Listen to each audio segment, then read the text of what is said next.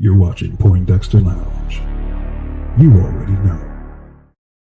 You're watching Poindexter Lounge for the unity.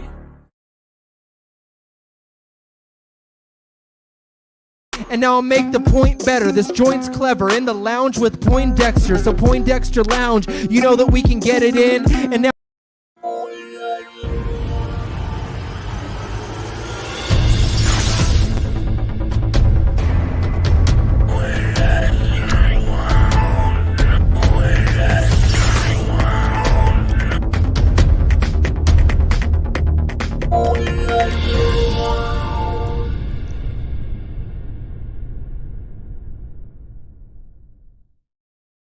what's up, nerd family? Welcome once again to the Poindexter Lounge. My name is Enosh, aka Enosh Fett, but you already know that. You know who I am. Maybe you don't know who I am. Maybe this is your first time to the lounge, and if this is your first time to the lounge, just know that the Poindexter Lounge is a place for nerds. It's a place where you and me and my crew can get together and talk about all the things that we love, things like TV shows, movies, games, sci-fi, fantasy, comic books, superheroes, toys.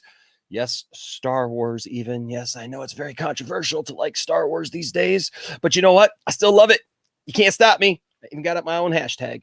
Hey, if those are things that get you excited in the morning, if those are things that get you out of bed watching 3 days worth of a virtual digital Justice Con and get you excited for things like Dave Bautista and Patrick Tatopoulos literally talking to the guy who designed the Batmobile, and talking to the guy, man, who is a 6-time world champion and a guardian of the galaxy and is going to be fighting zombies in Zack Snyder's Justice League. Then I don't know what to tell you. I don't know what to tell you because those things get me excited. But if those things do get you excited, if you are just as excited about those things as I am, then please hit that subscribe button as well as that notification bell so that you know when we put out videos, because folks, there's nothing but good times ahead. There's nothing but good things ahead. And we want you to be here and be a part of it. All right. So hit that subscribe button and we will we'll be very, very thankful and grateful to all of you who do and come along and watch with us.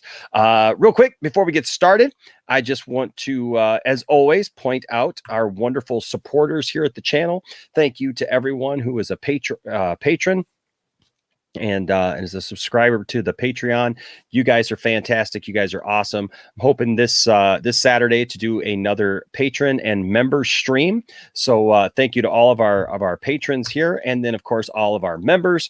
And if you've joined the membership and I haven't seen it in the last couple of days, I apologize, but I will get your name on this for sure.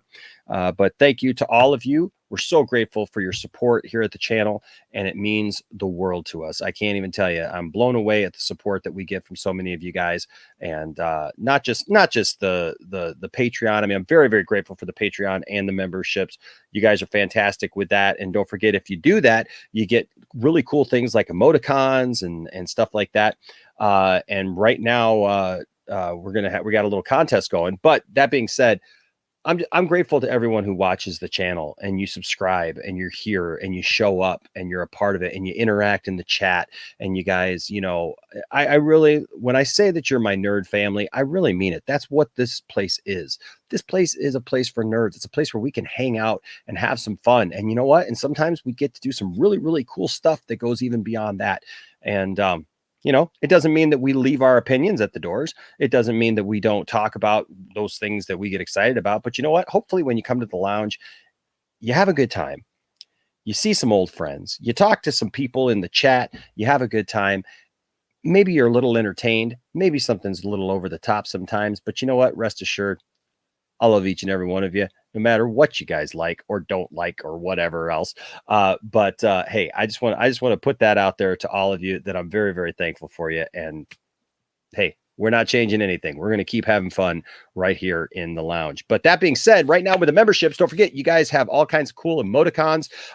There are different levels of the memberships of different things that you get, both with the Patreon and the Patreon and the memberships. But with the memberships, you get to use these cool emoticons. If you're a member of the channel, you know that you get to use these cool emoticons there in the chat, and those are always fun. Well, we have 2 more that we can add, and so I've opened it up. If you are an artist, or you're not even an artist, you just think you could put something funny together that you think would go along. If you've been in the chat long enough, and maybe you just think that you got something that's funny enough, hey, send it to me. It's just got to be square and under 1 megabyte. All right. And then we're going to go ahead and pick 2 to put in the in for the members to be able to use actual emoticons. All right. So you can send those to poindexterlounge@gmail.com.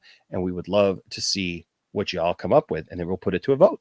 All right. And then hopefully we can save some of those for later. So as we get more emoticons to be able to be used, we can put those out there to everybody as well. I know one that Tiff is gunning for, because, you know, we already have That's Tiff-tastic one. But Dave Bautista, when I was interviewing him yesterday for Justice Con, he had a really funny thing.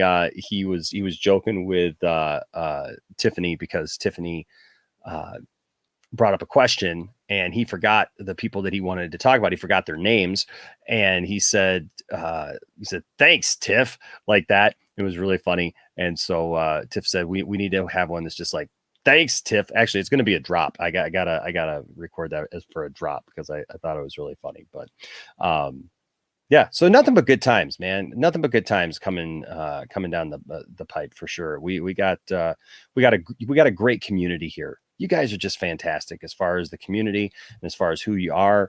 And so I'm very, very grateful for that tonight. Tonight, we got a good show planned for you.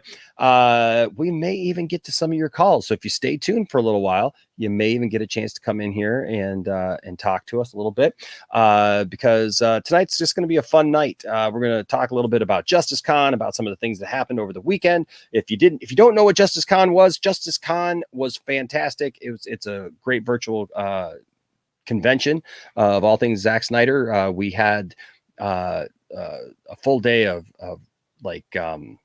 workshops on Friday, which was really cool. And then Saturday was Zack Snyder's Justice League Day, all kinds of great interviews for that. And then, of course, that day I interviewed Patrick Tatopoulos, who was the designer for that. And I got to even tell you some of the things that guy's worked on.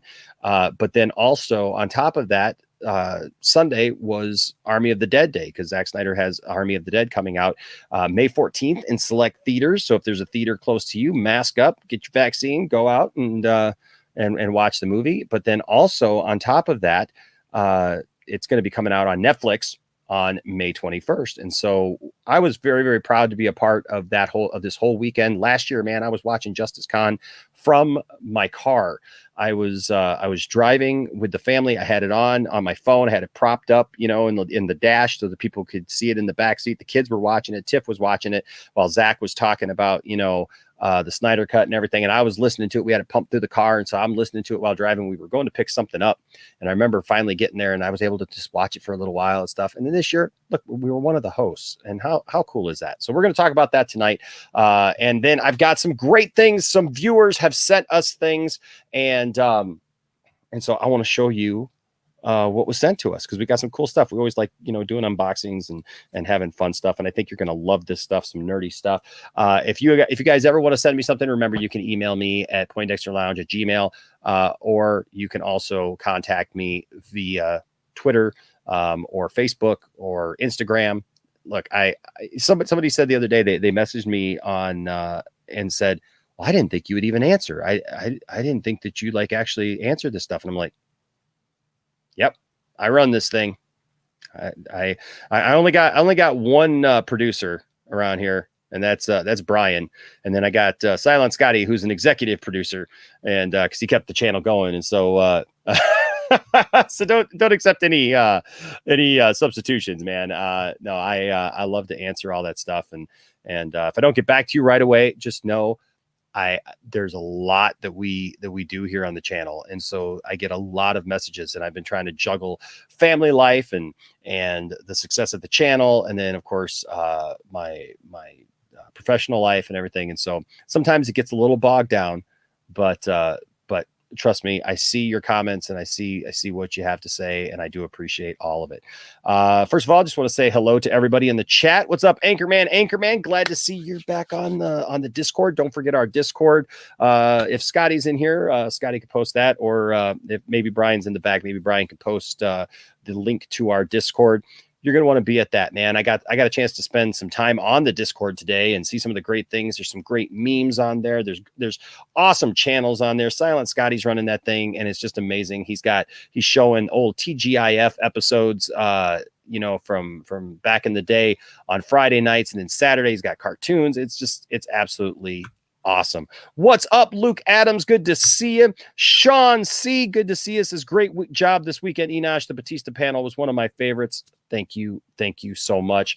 Oh, my Diaz. Hey, good to see you, man. You know what? Now that I got you on here, now when I'm thinking about it, I am going to. I can remember what your handle is.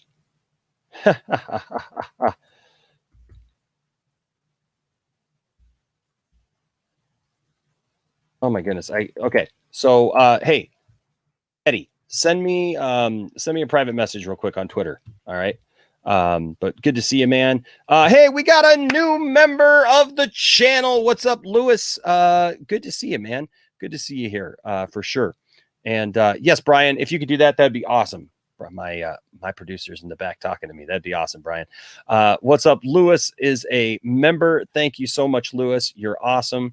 Good to see you. What's up, Noel? Good to see you. Anthony Beltray in the house. Ed N in the house. Brian Master of None is in the house. Cylon Scotty is in the house. I'm glad you're here, Scotty, because we're gonna show some stuff that you sent. You Do Suck is in here. It says, when is Justice Con happening?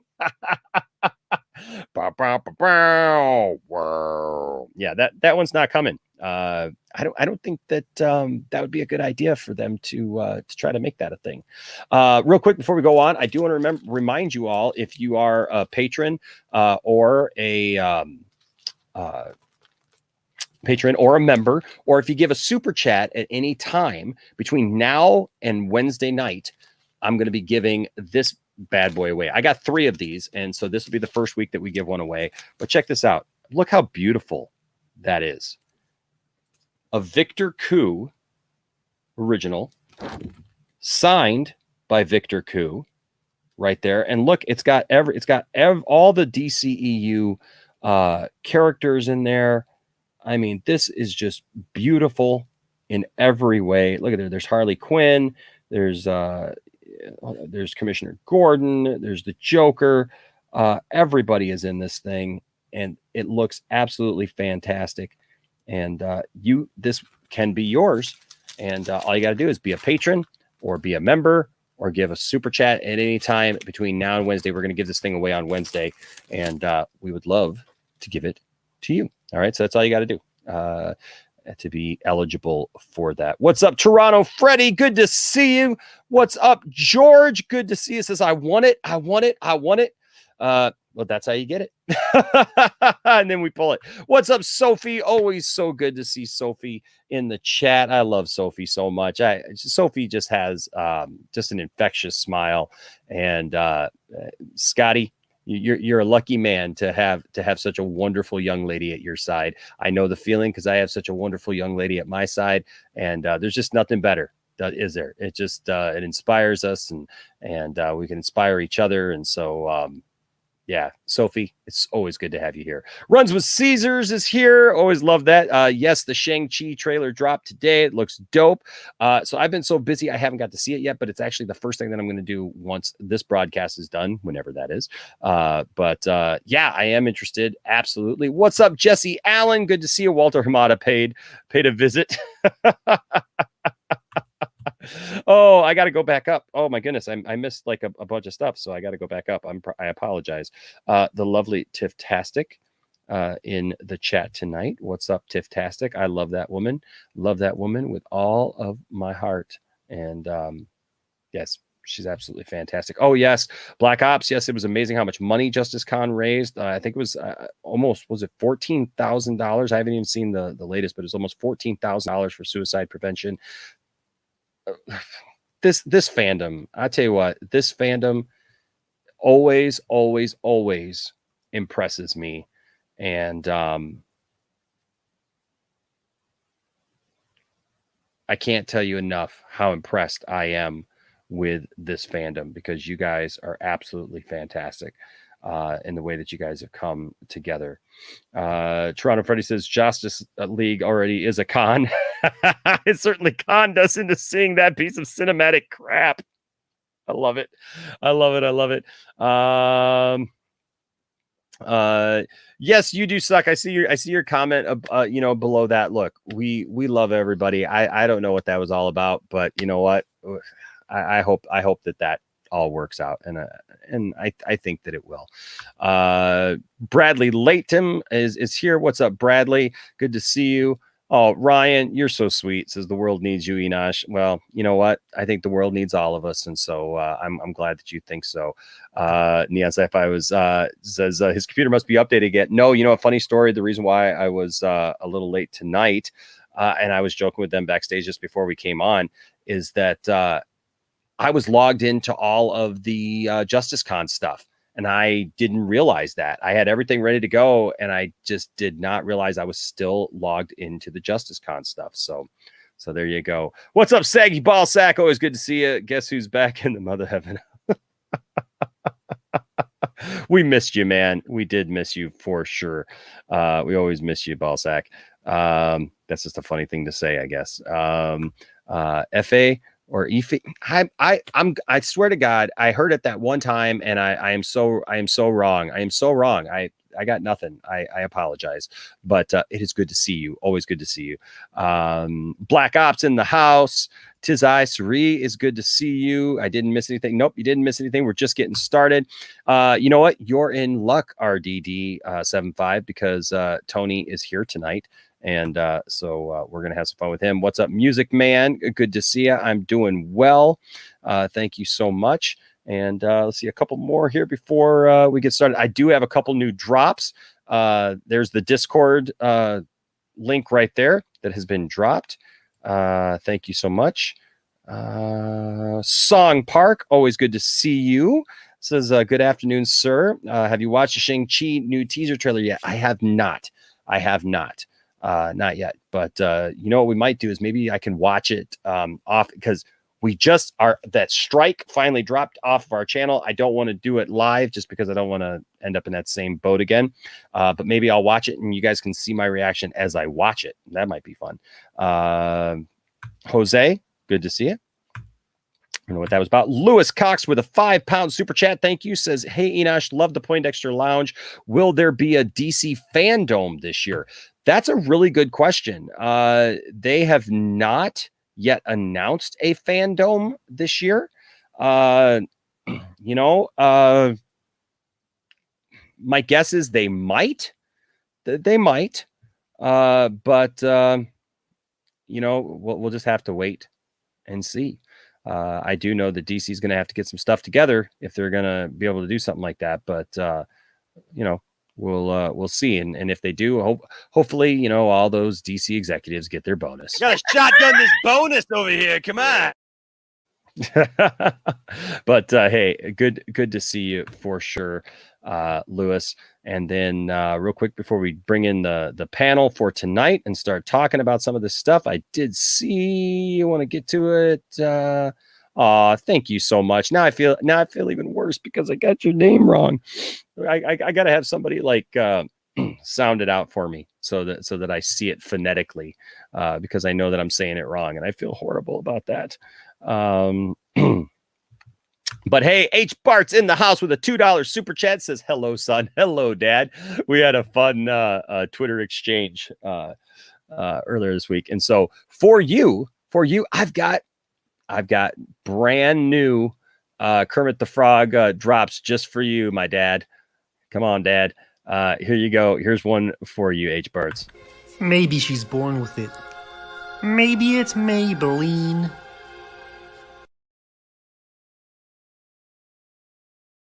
Oh, that's from Phantom Indie on TikTok. So shout out to them for some great stuff there. And so thank you for the $2 super chat, man. Really, really appreciate it. All right. So yes, we got a Michael Keaton confirmation. Finally got the confirmation after all that junk, man. It was making us wonder if it was going to happen or not. And but we got confirmation he is going to show up. So now if we could just get things going and get Cyborg back on that thing, it'd be really cool. What's up, Kenneth? Good to see you in the chat tonight. Good to see everyone here. We are going to go ahead and jump in and start, but it is always good to see all of you. And glad you like that one, H-Parts. I got a couple more. Yes, Tiff, you say bonus. Tiff always gets the bonus.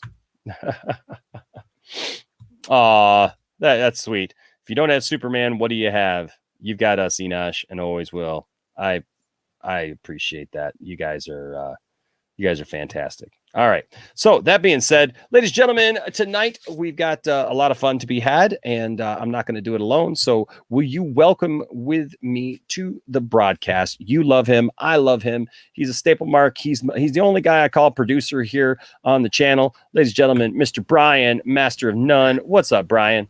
Not much, guys. How's everybody doing tonight? It's my first official day off since I started working again.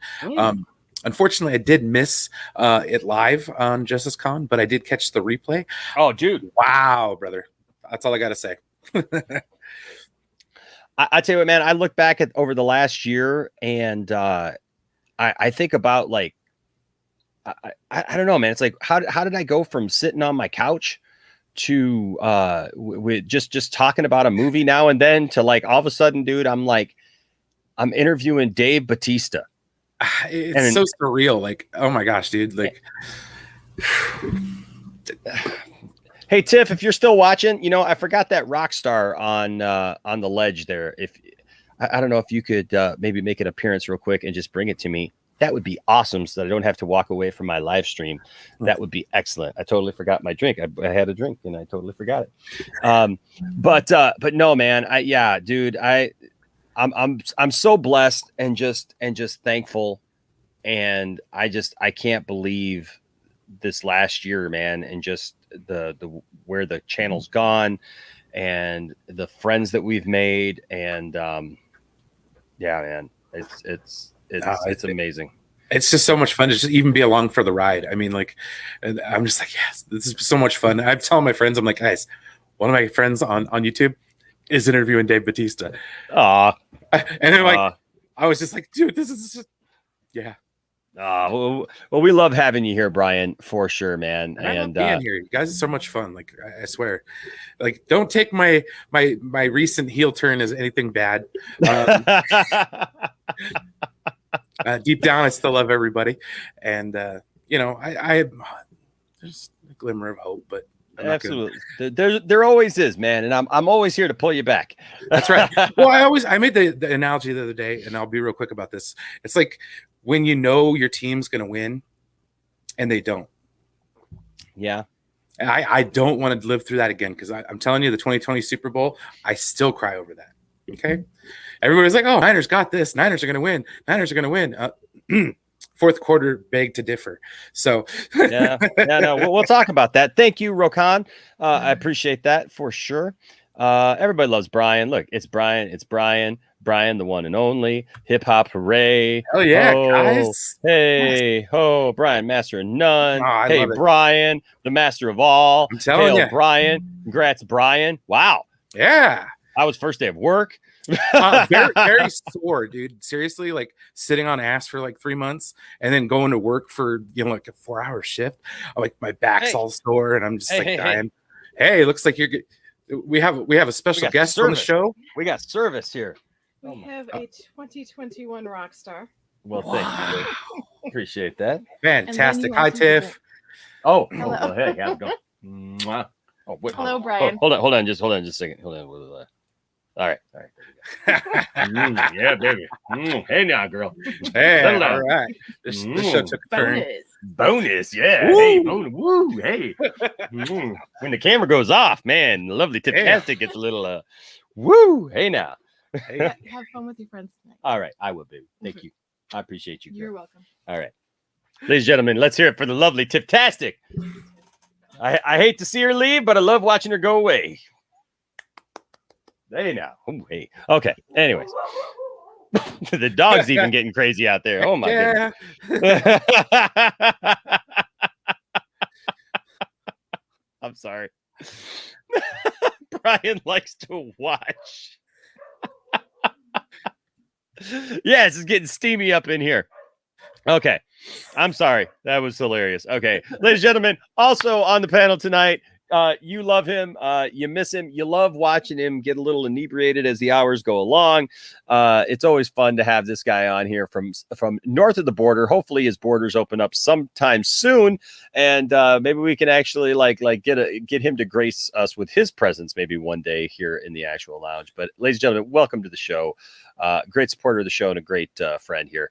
Of course, I'm talking about Tony, aka the drunk in Canadian. You could tell that he was drunk when he even typed that, because it's Tony, aka It's not And I the left in. it. I've seen it the whole time, and I've left it. There you go. There you go. Yeah. There you go. There you go. It And is then what it also, is. ladies and gentlemen, making his first appearance here on the Poindexter Lounge, because I thought that he had been on the Poindexter Lounge, but he hadn't. And a guy who started beef with me this last week, he said I was just too nice of a guy, just too. I can't remember what words he got me so upset. I can't even remember all the things that he said about me. He said I was just too nice, too respectful. I got some choice words for this guy. Ladies and gentlemen, we welcome Eddie Oh My Diaz. Good to see you, sir. Welcome What's to up, the Eddie? lounge. Nice to see you. How you doing? Are you I think you're muted, man. Can't hear you. Yep, you're muted. We can't hear you. Is your earbud on? Make sure. Oh, Uh-oh. Can you We hear got no us? sound. He can hear Can you us. hear us? He can hear us. Okay. This Can't hear is you. this is why we didn't have him on the show. Sorry, dude. You missed the cut. It's time to go. No, Oh. I'm just kidding. I'm kidding. No. can't do that to Eddie, man. Totally we won't- kidding. I don't have him. It doesn't show that he's muted, so it just it looks like there may be a computer issue or something. I don't know. It's weird. But yes, while we're waiting for him to do that, I just want to see a couple of this is awesome. We're so proud of you, Enosh. Oh, I didn't even see Tiff mention because for you, I will, my love. I love this woman. I tell you what, she's awesome. I love Tiff. Justice League AFSP donations come to $15,605 so far, and we went over the $750,000 mark this that's weekend. amazing. That's amazing. $750,000 that this fandom has raised for suicide prevention. Okay, we got him back. Let's see if that makes a difference. What's up, Eddie? Are you there? Oh my gosh, we still don't hear you. Damn it. Oh my gosh. What's going on, Eddie? I don't know what's going on, man. Oh, bummer. Well, Eddie's The more pretty you play silent. with the buttons, the less you sound. He's pretty quiet on most of the streams that I'm on with him anyway. So maybe it's just he's doing it on purpose. I don't know. We'll stick with you, Eddie. So if you could just get it figured out, man, we'll stick with you because we want to have you on. So real quick, Runs with Caesar says you deserve it, Enosh. We are proud of you, Enosh. Thank you so much, guys. Yeah, Black Ops says Tiff and Enosh, the power couple. Somebody literally commented, and this was a naysayer this week, and I had to laugh. Because people come in and make comments on old videos sometimes, and somebody made a comment on an old video saying that it looked like I was forcing my family to watch whatever movie it was. I think it was our Zack Snyder's Justice League trailer. Was it because you had the pins in their eyes? Was that the one that you were talking about? Yeah, that one where I had them tied to the Okay, chairs. yeah. I saw that video too, and I thought you were a little weird. Well, Just saying. But no, it's so funny because people come at me sometimes like hot or heavy because they don't like this or they don't like that. And I just said to them, I said, obviously you haven't been around the channel very often, have you? Because look, my wife is just as nerdy as I am. I mean, she's off doing her own streams. I got the boys doing their own streams. Like we have fun. This is us. Like, I'm sorry, but if you come to the lounge at any time, you're going to see that our whole house is filled with stuff. Did I hear something from Eddie? Nope, I don't think so. Not yet. No. Oh my goodness, Eddie! Did you check your mic? Here's your voice. Where are your words? Did you turn the mic on? Do you use your headphones usually? Okay, so that's huh. Well, it's not muted. We'll get to Eddie eventually. Oh, bummer, Yeah. man. That's all right, buddy.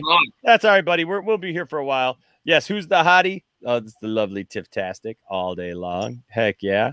It's getting steamy. I love it. I think they were talking about you, Brian. Don't let them lie to you. Okay. Mofo bonuses.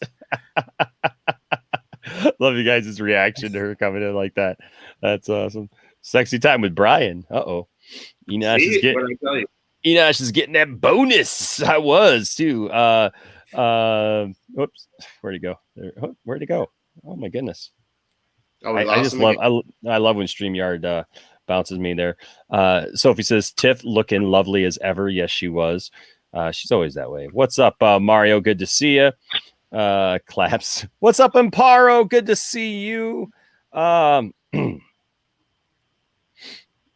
Cylon says that was amazing. I can already tell this will be a fun stream. Enosh after dark already.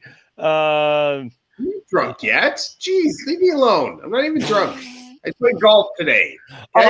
Salsa picante. Hey, no worries, Salsa. You're spicy. You'll get it going. COVID. Yes. It isn't the lounge without Tony. Look at there. Everybody. I had COVID. Well, good. I mean, not good, but like, I'm glad you're. How are you feeling? Are you? All right, well, I can't taste or smell anything still. Ah, shit. It's been 10 days and I can't taste. I could eat raw garlic on camera right now. Nothing. Can't have Tony without Hal Johnson. That's right. Oh, geez. That's my favorite Red Lantern right there, guys. Hal Johnson. All right. Eddie testing 1, 2. Hey, have you ever been in Canada? Do you know who Hal Johnson actually is? I have no idea. Is that like Tim Hortons' cousin? Yeah. No, Hal Johnson and Joanne McLeod, ask any Canadian, have this. It's called Body Beat. It's this thing from when we were kids. It's like getting out and doing things. Kind of like your guy before he became a chick. What was his name? Jenner. Yeah, Jenner. Yeah, same thing. Like this. Yeah. So I understand the Green Lantern. It's hilarious that. There you go. Yeah, I was probably going off one night about Hal Jordan. And I'm like, oh no, Hal Johnson all day. Well, we'll just have him put up note cards. Eddie, Eddie, your first time in the lounge will be very memorable if we can get this working. That's going to be. Can you hear me now? Yeah, I'll some hot sauce. I'll take my goodness, boys and girls. I have no taste or smell. Let's do this for charity. What do you guys want me to eat that I have in my house right now? An onion. It's spicy. I'll bite out of an onion, dude. Just do it. Spicy. Okay. I don't know. Some Carolina Reaper hot sauce. Get the super chats going. What will Tony eat next? Exactly. What's in his fridge? That's the question. It's like what's in his fridge? Eat that thing that's sitting there in the back, which I gotta say too. Real quick though, H Barts with a $5 super chat. Thank you, H Barts. Says Matt Jarbo was attacked this week by Jat. Yes, Jat Marbo, the evil version of Matt Jarbo. Matt actually fell over the weekend. No joke. No laugh. Matt fell. No. Oh man. Matt fell while delivering some food, and he fell down this dark hallway. Did he drop? What's that? How many pizzas did he drop? I don't know. I don't know, man, but no, he fell down some stairs and like busted his back, and now he's might have to have surgery. He posted. So our thoughts and prayers are with Matt. Matt, if you're watching, hey man, we love you, buddy, and we hope you get better. I mean, if you can join, we'd love to have you, but love you, Turbo. But we totally understand, man. So this is for you, H. Bartz, for your $5 super chat. Thank you, sir. Violence is never the answer. It's the solution.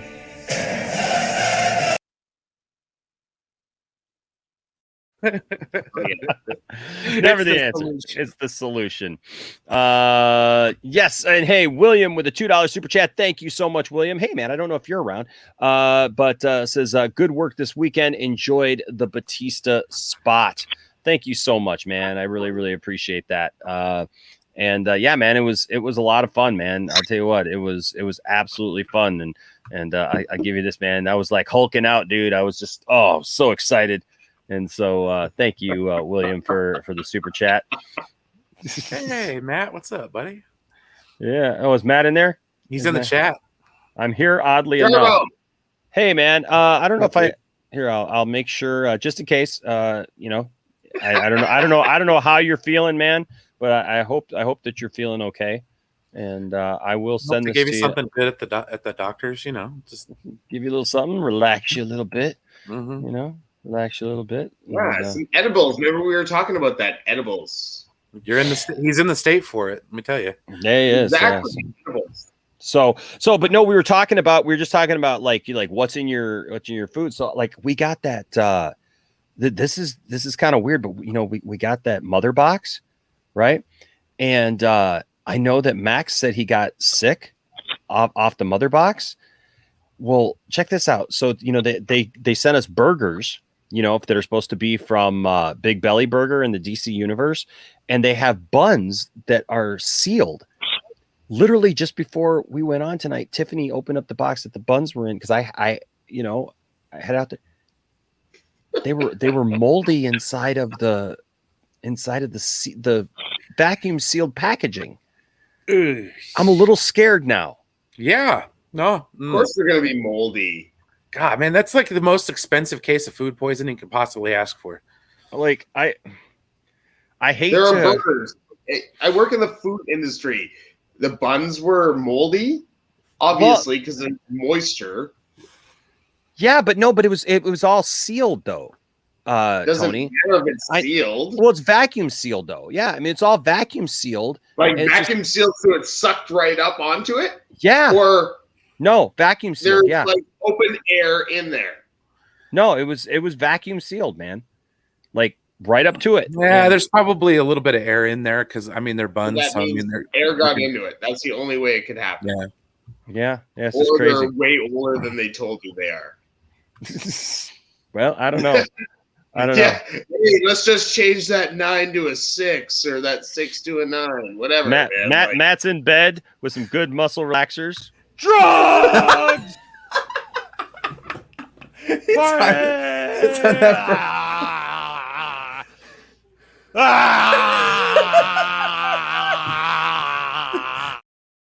Well, it's a good thing to be on muscle relaxers while you're listening to this, man. It's probably a real good trip. I mean, make the show even that much better. Relax and enjoy. So before we talk about the Bautista stream and the Patrick TATOPOULOS stream, I do want to show you guys some stuff because people sent me some stuff this week, and so I got it, and so I want to show you guys. Do a little bit of an unboxing, a little bit of friendly stuff. First of all, you all know Mark Benson's. Who's on the channel a lot. Who's a great supporter. He's always talking about Condor Man. If you're wondering who he is, but something like drugs. She's in there. She knows exactly what we're talking about. Oh yeah, heck yeah. But yeah, Matt says he can't join. But hey, Matt, we do hope that you get better, man, and I hope the best for you. And I hope to talk to you this week, man. I hope so. So, you know what? So Lewis says, will Saggy Melons? Whoops. Saggy Melons be on today? I sent her the invite. Brian, if you want to tell her the people are asking for her, that would be great. Tell her people are asking for her by name. We got. Hey, what's that? What's that? Is that your girl, Brian? No. She's just in a bunch of. I was No, wondering. he's just my producer. He's helping me out, sending out a couple of links, man. Yeah. We won't be eating that. No, we won't be eating that, guys. No. Not going to be doing. Yeah, oxidization is tricky. I know, but now it just makes you scared, like, for the rest of the stuff. You know what I mean? Like it just. Oh, I just can't imagine if I had paid what was it, $150? If I had paid $150 for that box, I'd be pretty ticked, to be quite honest with you. Yeah. It makes me wonder if Walter Hamada hand packed all of them. It was a Hamada burger. That's what it was. A Hamada burger. Exactly. So, I don't know. It's crazy. But anyways, no. So here we go. So Mark has Benson's, which is it's an online retail outlet, and so he's just a great guy, and so he sent me this right here, this Batman from Batman Dark Knight's Death Metal. And That's so look at him, man. He's got that big scythe. Now I feel like I got to get the motorcycle that he comes with, because he comes with a motorcycle that looks like it's just like a giant, like, bones, and like it looks almost like a giant rat or something. It's got like a giant rat on the front of it. Oh, heck yeah. So they got a toy of that. So I had kind of passed that up, but man, now that I have this is absolutely fantastic. And so thank you, Mark. You're absolutely great. And we're going to have Mark on at some point, but he's in England, so it's a little hard to try to make that happen sometimes. But Mark, thank you so much, man, for this Batman. This is awesome. And I'm very, very happy to have it, and proud to have you as a supporter of the channel. Love you, man. All right. Also, Mr. Cylon Scotty sent me a bunch of stuff this weekend, and I've shared with you guys when I had my computer troubles. I had my computer absolutely melt down a couple of months ago, and Cylon single-handedly saved the channel. I mean, the computer I'm using right now, he sent me a new hard drive for, and helped me get all that installed. He's got me a backup computer that just came, so we're good for that, or for remote broadcast. So we're all set there. And then we're gonna have a super duper powerful computer here pretty soon. And Cylon, thank you, man. Cylon does so much for the channel, guys. He like I said, he runs a Discord and has just done so many fabulous things. And so, but I gotta say a few things, because the other day I was telling Tiffany I would really like to get this set of books, which is a Star Wars from a certain point of view. 40 the audiobook is awesome. Is it? It's got like a bunch of different actors reading each one of the chapters. Oh, really? Yes, that's cool. So amazing. Like Neil Patrick Harris does a chapter. I think Will Wheaton does a chapter. Like it's amazing. Like the audiobook for that is just over the top. I want to get the one for Empire Strikes Back. Oh my gosh. Yes, I think Hamada's trying to give all of us Snyder fans, food poisoning or something.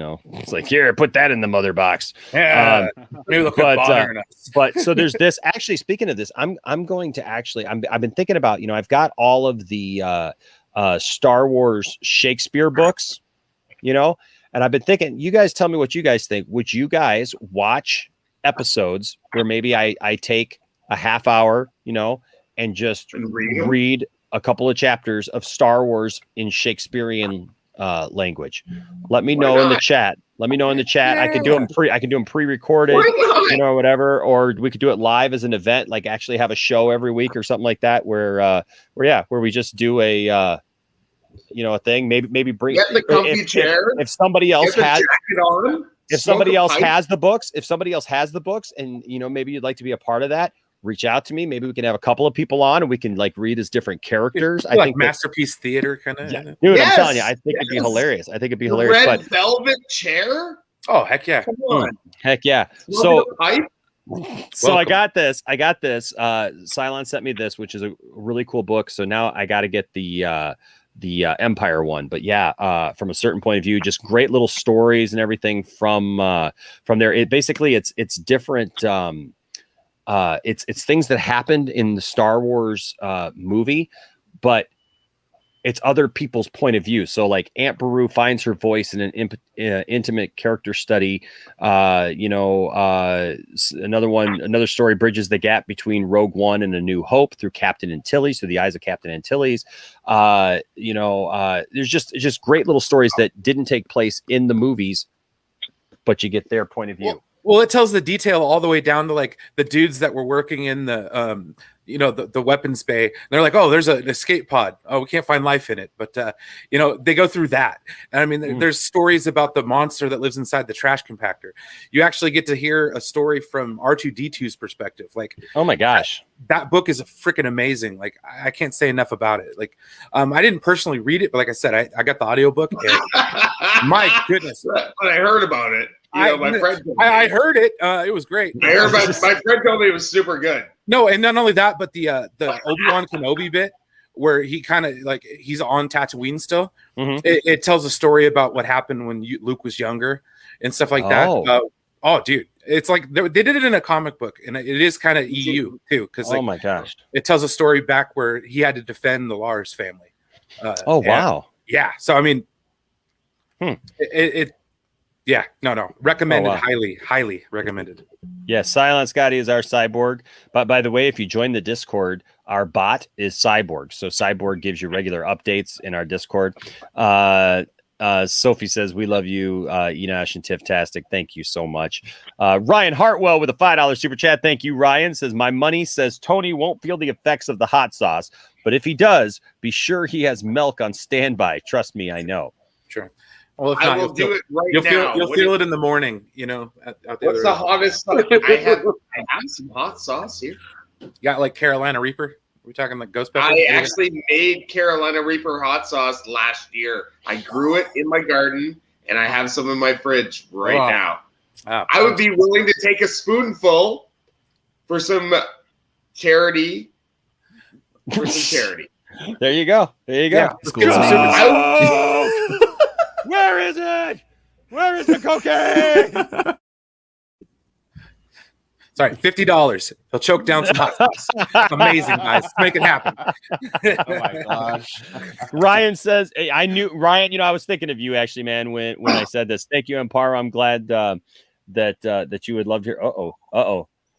So you guys are liking the Shakespeare idea. I dig this.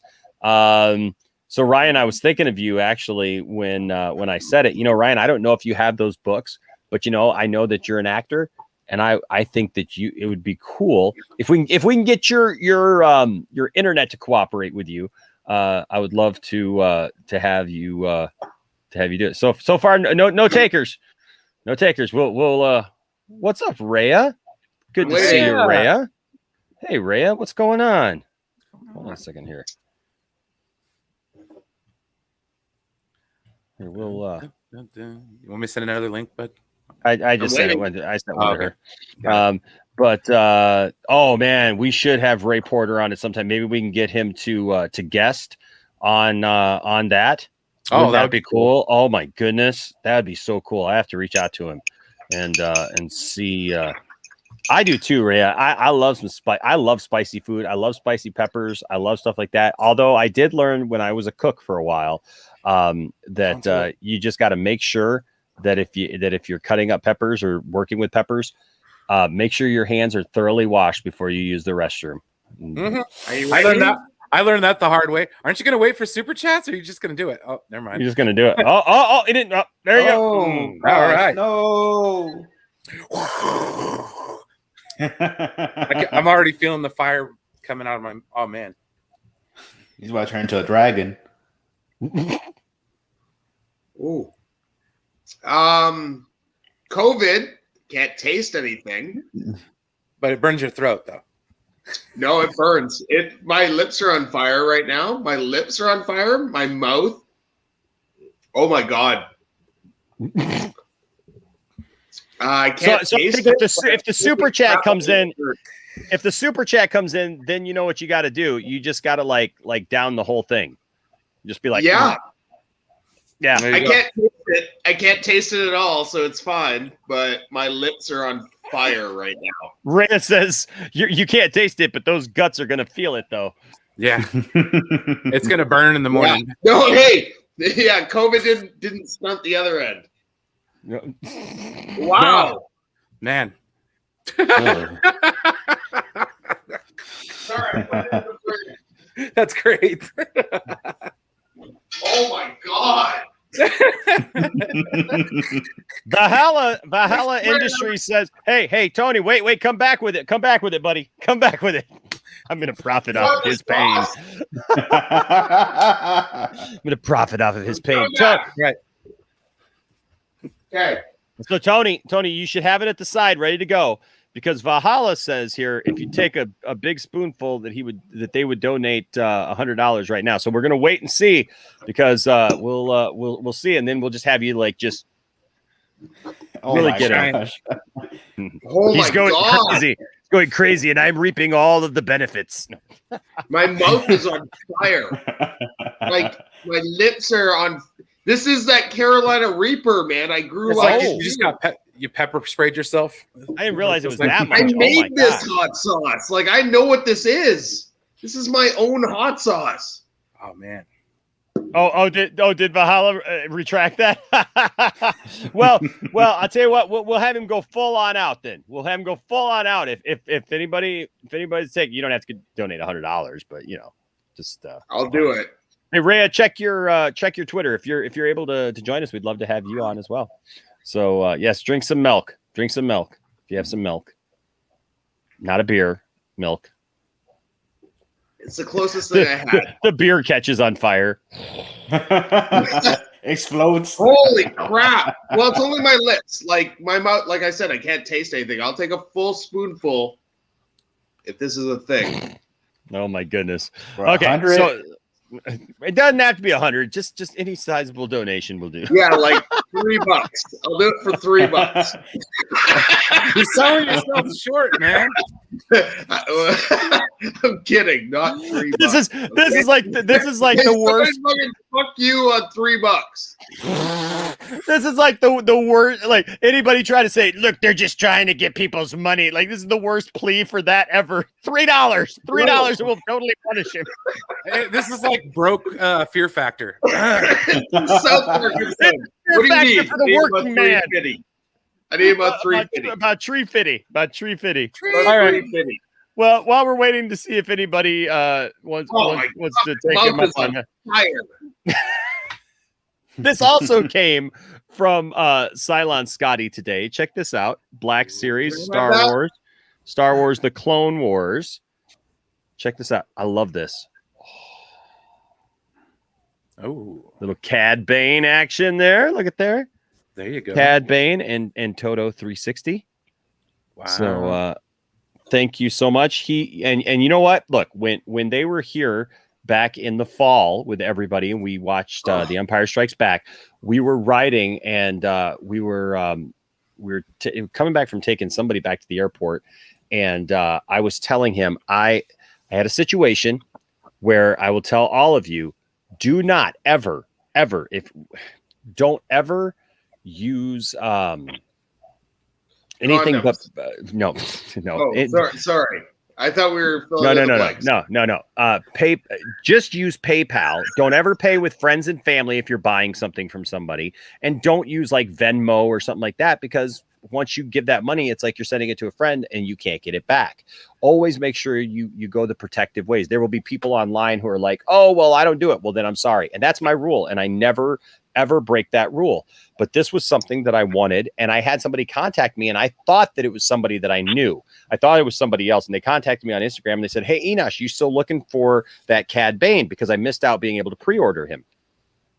And said, hey, are you still looking for that Cad Bane? And I said, yeah, absolutely. And they said, hey, I got an extra one. Would you want it? And I said, yeah. And so they were going to sell it to me at cost. And I thought I knew the person, and they're like, hey, can you do it Venmo? I don't take PayPal. And I went, no. And I hadn't used Venmo, and Tiffany had Venmo. And I broke my own rule, and I messed up. So I lost that. I'm not eating any more of this. I'm sorry. I'm not eating any more of this. Unless someone gives you a lot of money, I can't eat any more of this. I'm on fire. I'll keep it here. If they give you money, I'll fucking eat a bunch, but no, I can't eat anymore. Oh my gosh. As he I'm licks looking the at myself in the thing going, fuck, what is it like I'm on fire? Well, people can pool together and really stick it to you. You know, speaking of what we're talking about now, like we do have a PayPal. People could pool together. We could be like, hey, if we hit a certain dollar amount on the PayPal, he'll eat the whole thing. I want my hoodie then. I want my hoodie. Your hoodie's on the way, by the way, sir. Your hoodie's on the way. It is. It shipped 2 days ago.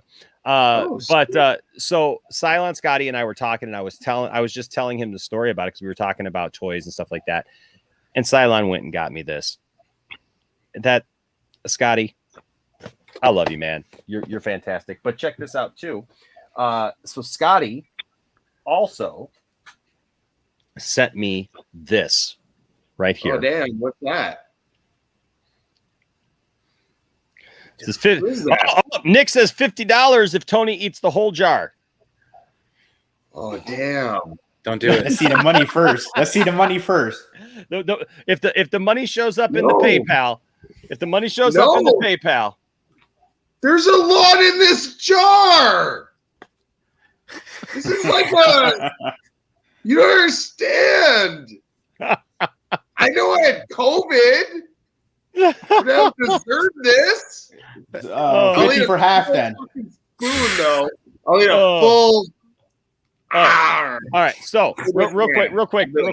This guy up here, this guy, I'll do it. Not for this guy though. This guy. Yeah, it's understandable. It's understandable. Yeah. Yes. Okay. So real quick. So we can move on from this, and I can bring in our next guest. But Silent Scotty sent me this. So this is the Death of Superman bagged, Superman number 75, and then the Adventure, or is it Adventures of Superman? I think it's Adventures of Superman number 500. But check this out. It is signed by some of my favorite people right here. You got Dan Jurgens there. You got Bog. You got Breeding. You got Grummet and Jerry Ordway. And sent it to me in a frame with a certificate of authenticity, the whole 9 yards, folks. Scotty's an amazing friend. And check this out. Not only that, but sent us an extra bagged Death of Superman to be able to give away at some point. That. I don't have one. Send it to us to be able to give one away here on the channel. So how awesome is that? So I want one. I don't have one. Scotty is fantastic. All right. Moving right along. Hey, ladies and gentlemen, will you please welcome to the lounge, also making her first appearance here at the lounge, Miss Rhea. How are you, Rhea? Hey, welcome. Hey, how are y'all doing? We can hear her. We can hear her. Yay. Take notes, Eddie. Yes. Yeah. Okay. I apologize for that. Otherwise, they make you eat hot sauce. So, it's so weird. Like 99% of the time, your audio is like extra crispy and on point, and then as soon as you debut on the lounge, it just explodes. It was the nerves. That's why my computer was nervous. Computers can sense your fear. I'm convinced of it. Yeah, it's like a Justice League parademon. Yeah. Man of Martin with a $5 super chat. Thank you, Man of Martin. Says, got a super Star Wars nerd friend. What's the title of the book again? From a certain point of view. Yes. There's a couple of these, and I'll show it to you because there's one. I don't think they've done one for Return of the Jedi yet, have they? Not yet. Not yet. So they got Star Wars, and it's just Star Wars from a certain point of view, and then they've got Empire Strikes Back from a certain point of view. And like I said, they're just awesome little side stories. The Fandom Menace lost their freaking minds because they didn't like that some of them were about things. They're like, why are they making that? But we don't care. But yeah, it turns the cannon on its head. I think there's some stories about women in here. Oh no! Yeah, strong you female think characters. maybe? There might be some stories about minorities or something. There might be some stories about minorities in here in Star Wars. No, they're white guys people with of other tans. sexual orientations. White guys with tans. Yes, they actually confirmed that that there are people like normal people in the Star Wars universe, just like in our universe? I don't know. And I don't even know that because I haven't even read it, but I heard people complaining, because that's what they do. And It must be true. It must be true. Yes, Daniel, I did get scammed. I got scammed, but it's only like the second time I've ever gotten scammed. And so, you know what? We learned our lesson, and that's why I try to plan and make sure I don't make that mistake again. And I try to pass off that information to all of you. Yes. How'd you get scammed? I just told you. You were in pain. You were in too much pain, weren't you? When that Star Wars action figure, scam that way. Okay, sorry. I thought it was something else. Sorry. No. Yes, and I was in a lot of pain. My mouth is on fire still. You know what I don't get though? It's like I frequent eBay auctions a lot, especially like for collectibles that I missed out on retail for sure. Yes. And it's always weird to me when I do, win an auction or I buy an item and either the person doesn't reply to my messages or they're late fulfilling it and the deadline passes. And I'm like, dude, what are you doing? I can get this money back. Why are you trying to scam people on eBay, which is like super consumer friendly? So it just baffles me that, folks still trying to scam on websites that you can, dispute and get your money back fairly quickly. Yeah, well, and that's and that's the protection that's there, right? So if you do it on eBay with through PayPal or whatever, or through their systems, you have that ability to fall back on. That if somebody screws you over, you can get your money back. But yeah, not when you do the whole Venmo or especially I do some auctions sometimes off of Facebook, because I'm part of different toy groups and stuff, and so half the time they're people that I've gotten to know over the last couple of years now and stuff, and that's cool. I mean that's kind of how that's how I met my friend Bruce, that I have all these fun action figures that he's made me over the last couple of years and stuff, and that's how I met him, because he's an eBay seller. And so that's fine. But, so now that I know Bruce, if I buy something from him, I got no problem doing that because I know Bruce now. But don't send money to people that you don't know on the internet, because no matter how much they tell you they're good people, it's just not worth it. It's not worth the risk. But hey, Tiffany, not really. Tiffany, no. hashtag those are just boys without penises. That's funny. So anyways, so we got two new people in the room tonight. Now I know Eddie came in first, but Eddie messed up this opportunity to go first. And so we're going to let Rhea tell us a little bit about her first. Rhea, tell everybody at home a little bit about you. About your first, Rhea. Okay. Yeah. I'll go next. Like Enosh said, my name's Rhea. I'm kind of a new person in the community as far as watching streams and engaging in chats and live chats and stuff. And I have to give a big shout out to my girl Saggy / future wife, of course, future internet wife, Saggy Millens, who was a big inspiration for me to put myself out there on camera and speak instead of just engaging in live chats. So I'm kind of still discovering this platform and potentially maybe creating a channel depending on what type of content I want to create. So this is a big huge discovery of a new world for me, and I'm really enjoying it so far. The communities that I've been engaging with have been super friendly, awesome, and welcoming, and not everyone agrees, and that's okay. Everyone is still cool with each other, and I'm just baffled because this is the internet, and I never imagined such a a thing could exist. It's a conundrum, but it's an exciting encouraging conundrum. There you go. Hey, all right. And Eddie, first of all, Toronto Freddy says, Tony, eat the rest of the jar for the comedic. I feel like we're back in high school. I feel like we're at a party and we're just like, Tony. Yeah, right? He's getting it ready for the keg stand. Exactly. Eddie, why don't you tell us a little bit about you and your channel, sir? Yeah, my name's Eddie. Some people might know me as Oh My Ideas. Some of the people here actually in the chat recognize me instantly, so that's good. But yeah, I've been a follower of your channel and others. I've been in other streams, and it's just fun to be around people that you can just talk to and all that. I know. For you, I don't know why you thought you. I guess you just imagined myself in your channel already. So I was kind of salty. I was like, wait, I haven't even been here yet, so I don't know. But yeah, I'm glad to be here now. But what happened earlier with those technical difficulties, I was kind of, it's the nerves, I guess. I don't know what the hell was going on, but yes, I'm grateful to be here. And that's all I can say. Thank you for letting me on here. Oh man, it's good. It's always I always love bringing new people on and meeting new people. Tiftastic here says, "I love that journey for you, Rhea."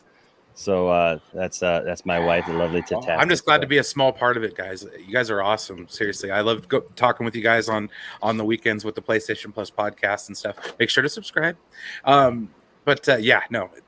These guys are amazing. So Enosh made me. I already heard this.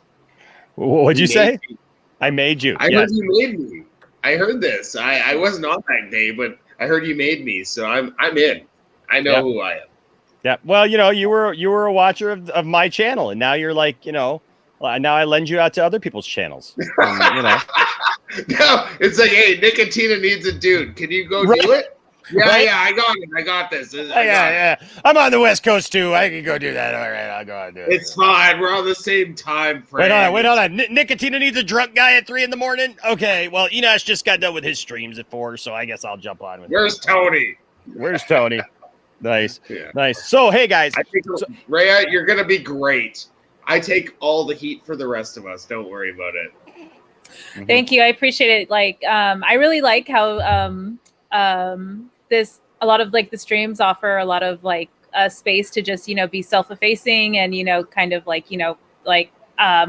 at some of the ridiculousness that some of the community can offer, for a good conversation. So that was also sort of intimidating for me too. I'm like, oh, there's so many people who can either like you or hate you, but then it's y'all are also able to kind of step back and not take yourself so seriously, which is something that I really appreciate as well, because sometimes I get caught up in the reading things for what they are instead of stepping back and just saying this is kind of ridiculous. You see how this is could be kind of not taken as seriously as it as some folks do take it. So yeah, I don't know if that makes sense, but yeah. No, it makes total sense. It makes total sense, because that's what I try to tell people all the time. It's like, I don't take myself so serious. There are times where I can be very serious, and I do what I got to do, and I get the job done. And then there are times that I go on another channel and I act a fool and just have fun and be silly. And, and I mean, I went on with the Nerd Queens and my lovely wife as Jolene the other day. And I don't know if you all caught that, but I was Jolene here to steal your man, because I was on a stream with nothing but ladies, and I figured, I'll put my wig on, I'll have some fun. I've worn a pink onesie, I wore the onesie from. That wasn't for us, though. Okay, don't ever say that was for us. The lengths you go to get on the Nerd Queens. It was not for us. Okay, should have kept that to yourself. No, I think it's great. I honestly want to get one myself. Do they make them in? You want them coming in behind you wearing it though? I'm just saying.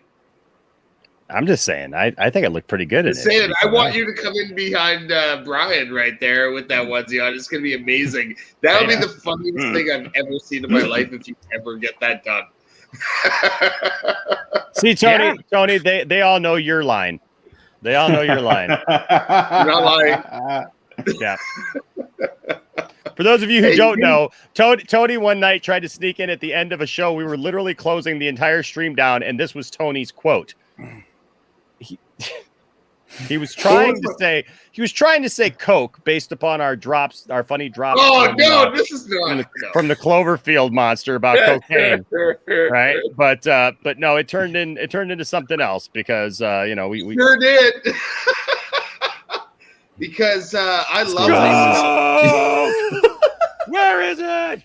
Where is the cocaine? Yeah. Good. That was fun times. That was fun times. Oh, but you were bringing sexy back in that onesie, dude. Don't let. And don't I was Tony. sober. That was the best thing. Well, there you go. There you go. Scotty says, "Don't try to explain that conversation. You had to be there." Yeah, you really had to be just. Yeah, we can't talk about that. Oh, thank you, Rush. Thank you, Rush. I appreciate it. So, hey guys, so this weekend, a little something happened. Bad day. Yeah, I loved the look on Tiff's face too when I snuck up behind her, because I totally snuck up behind her during that. She didn't know that I was even there, and it was good times. It was good times for sure. So this little thing happened this weekend. Justice Con. Did you guys get a chance to check out Justice Con? On the a few bits, yeah. A little bit of it. Yeah. What were some of your favorite parts of Justice Con? For me, the Joe Manganiello interview. That was super cute, especially when he pulled out his little doggo, his little pupper at the end. Yeah, too precious. That someone needs to make me a GIF of that immediately so I can just drop it. Like how you drop. Yeah, that'll be one of my drops on my channel for sure. There you go. Nice. I enjoyed a lot of the segments with Zack Snyder were really good. Really enlightening. I especially this has nothing. There's no ass kissing involved here, but no, seriously, the Bautista panel was one of the highlights. Same thing with the Nerd Queens, talking to all the females from the movie. Tig Notaro, I love her on Star Trek Discovery. So like, I was like, oh, I didn't even know she was in this movie. Right on, like. So yeah, no, it was really good. Just a bummer. I started working that weekend, so I couldn't catch any of it. But yeah. Well, the great thing is it's all still there, and yes. And so guys, if you weren't able to catch everything, I mean, there's so many panels. I mean, you had Harry Lennox, who was in Man of Steel and Zack Snyder's Justice League. I mean, he plays Martian Manhunter. His Scott did such a great job with him. Like you said, there's a couple panels there with Zack Snyder, like you said, Joe Manganiello, like that was a great one. I mean, Ray Fisher, Ray Porter, all the thing, yeah, all the ladies, man, from Army of the Dead was absolutely fire. Army of the Dead Day was super cool, actually. Like, you know, like I've shared before, like I'm not a real big zombie guy, but I have a buddy who's a huge zombie fan, and he even messaged me tonight, and he says, man, I want to watch Zack Snyder's Army of the Dead with you. He's like, because Dawn of the Dead is one of my favorite movies. And so it was just a great day. And man, Jay Oliva was great.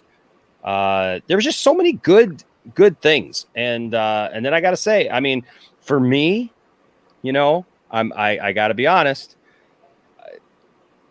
I mean, come on. I had this guy and got to talk to this guy. That was just too cool. That was just too cool. Yeah. Love Dave Bautista. He came up with the best crop, like out of developmental into the WWE. Like, oh my gosh, like. And you know what I loved about that most of all is you know, when he came in to the stream, he had told us right before he came in, he had his second COVID shot and he was just feeling a little blah, you know, but man, he perked right up. Oh yeah. He perked right up. And I tell you what, you know, Tiffany and I talked about this is that I really love just having good conversations with people. And, you know, it's like, if you do any kind of research on Bautista, he loves his family so much. He's made so many sacrifices for his family and done everything that he's done to try to elevate his life, not just for himself, but for his family. And man, you could see, like, once I started talking about his family and he saw that it really wasn't just going to be one of these, you know, typical interviews, because these guys, you know, you got to remember, these people get interviewed by so many different people, right? And and all these industry people, they're always asking the exact same questions. You know, maybe they try to maybe do it in a little different way, but like I get it, man. When I was playing with John Schlitt from the band Petra, I mean, here this guy is a multi-Grammy Award winner. You know, I mean, the guy has toured the entire world, whatever. And we were playing somewhere in the Midwest, and like we hit like 5 different radio stations that day. And like, you know, he's going in, getting interviewed, and we're listening to these people, like they all think that they've got some new question, you know, and like I'm not saying that I asked necessarily any new questions, but you could see him perk up when I got him to talk about stuff that was important to him. Mm-hmm. And well, I thought that was really cool. That's why I enjoy your interviews. I mean, you did the same thing with Ray Fisher and stuff like that. It wasn't necessarily asking strictly about what happened in the movie, or, you know, I kind of got the feeling he wasn't really into talking too much about his wrestling career, which, you know, that's fine. I mean, it's like a chapter that, you know, in a book that he's closed. So that's really groovy. Like, good on the man. Like, I love the fact that he thought of himself as a bad actor, so he practiced and grounded, you know, and learned. And, you know, we have Drax. I mean, like, god dang. Yeah. So. Yeah. Well, you know, too, like he did talk about his wrestling career, though. But I mean, because he even talked about the fact that there's nothing like WrestleMania. Oh yeah, yeah. You know, I can only imagine being in front of that many people. Like, no way. I think that's like one of the big ones, like being on that big stage. I know we all know it's fake and it is what it is, but you know what?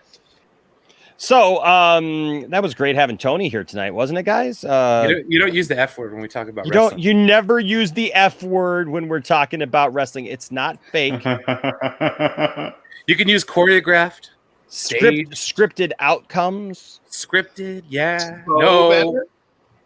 No, you know what we need is Dr. Who's the guy that slapped the reporter for calling it fake?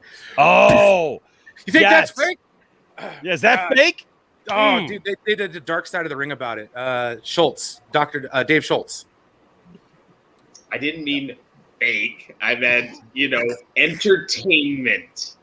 Yes. I would even take dinner theater. Like, like medieval times. You don't watch a movie and walk out going, yeah, like that wasn't even really Superman or Batman. It was so fake. They were like, totally there's like pretending. Henry Cavill's an actor. He shot 9 bullets and that gun has 6, but he shot 9. Yeah, like that. Aquaman really wasn't breathing underwater, man. That's all fake. No, they were talking in Aquaman underwater, dude. Bubbles coming out of their mouth and everything, bro. I want my money back. Exactly. Exactly. But yeah, no, man. It was just so cool hearing from him and just hearing his heart, you know, about his career, and like you said, how he got into acting, you know. And I'll tell you something that, yeah, Daniel, you're absolutely right. I was really shocked about this, and this actually made a lot more sense to me now of why he was so adamant a couple of years ago about when Disney let James Gunn go. You know, because Bautista actually led that by telling Disney that if they did not bring him back, that they could recast Drax. That's a huge thing to say, especially now that we know that he was broke after he left WWE, and that it was literally getting that job. He wanted that job so much, being in the first Guardians of the Galaxy movie, and that it changed his life, that it really gave him his life back. It put him back on another course, and set him back up to where he could provide for his family again and have a career. And I'll tell you what, it really made a whole lot more sense now. His loyalty, you know, to the people who've helped him. And so impressive. I was completely impressed with his thing. And then it was funny because you guys don't see this, but, you know, we got the little private chat here. And so while I'm talking to him, when he started bringing up like Star Wars toys, I'm like, oh heck yeah, we're in a good place right now. Yes, sealed Ewok Village. I was like, yes, all right. This man. He starts talking about his sealed Ewok Village, and it was funny because I had Cole from the Nerd Queens, and I had Wonder Meg in the back, and they both posted in the private chat. They're like, "Stay on topic, Enosh. Stay on topic." Like with little heart emoji, like they're like, "Stay on topic, Enosh. You got this." They should have said, "Stay on target." Like, right? Yeah, exactly. The trench run. You're like, oh, damn it. Oh man, but it was so funny because man, I just wanted to talk to him about that, and he's like, "You can come over and look at my box." Yep. Hey, Tiffany says that should be a drop. Right, right. Double entendre. Yeah, a little bit, a little bit, a little bit. But yeah, dude, that's what I was saying. I will totally take you up on that. I will come over to Dave Bautista's house just to look at a box that has an Ewoks village in it, man. Just to meet the man in person. I don't care if I go to his house or not. Like, hey, dude, what's up? Right. Hang out, watch a ball game. Oh my God, what you eating now? He's still eating the pepper sauce. No, he had to have some bread. He had to eat chicken. I was going to say, he had to eat some bread to take away the stank. Yeah, I had to take something out of my mouth. I still can't taste chicken. It doesn't really matter anyway. Well, it just tastes like chicken, so there you go. This is one of our favorite jokes. It's like, it's innuendo. No, it's in your endo. It's in your endo. In your endo. I was like, why did I just get put in the screen? What the hell? I'm eating chicken. Because you're eating on the stream. That's why. Right. I'm trying to be discreet about it, but It's thank dinner. you. No, we're gonna blow you up. You're eating. It's dinner theater now. It's Brian's dinner theater. I need my theater glasses. Now I got to ask you guys. So obviously, Bautista, one of the bigger names who were there. Are you guys looking forward to Army of the Dead? Yeah. Yeah, I wasn't It was a before, but night. I'm definitely gonna go get Netflix as soon as I can. So yeah, no, I'm definitely looking forward to it. I do feel like a little bad about, all of the I guess like the notice going towards, like continuing the Snyderverse and not so much like the new film that we're getting. Like I could be wrong. Maybe it's just like my perception, but like sometimes when I'm trying to learn more about, Army of the Dead through, folks who talk about Zack Snyder on the regular, it kind of like goes back to the ongoing, discussion to continue the Snyderverse. And as much as I do appreciate that, I would love to kind of like engage with folks who are, hyping up the movie and kind of dissecting the trailers and, talking about, all the things that we're learning about the movie and hyping it up a little bit more. So that's just like my 2 cents as far as like what I'm seeing and what I would hope to see more of as we get closer to the release of the movie. Yeah.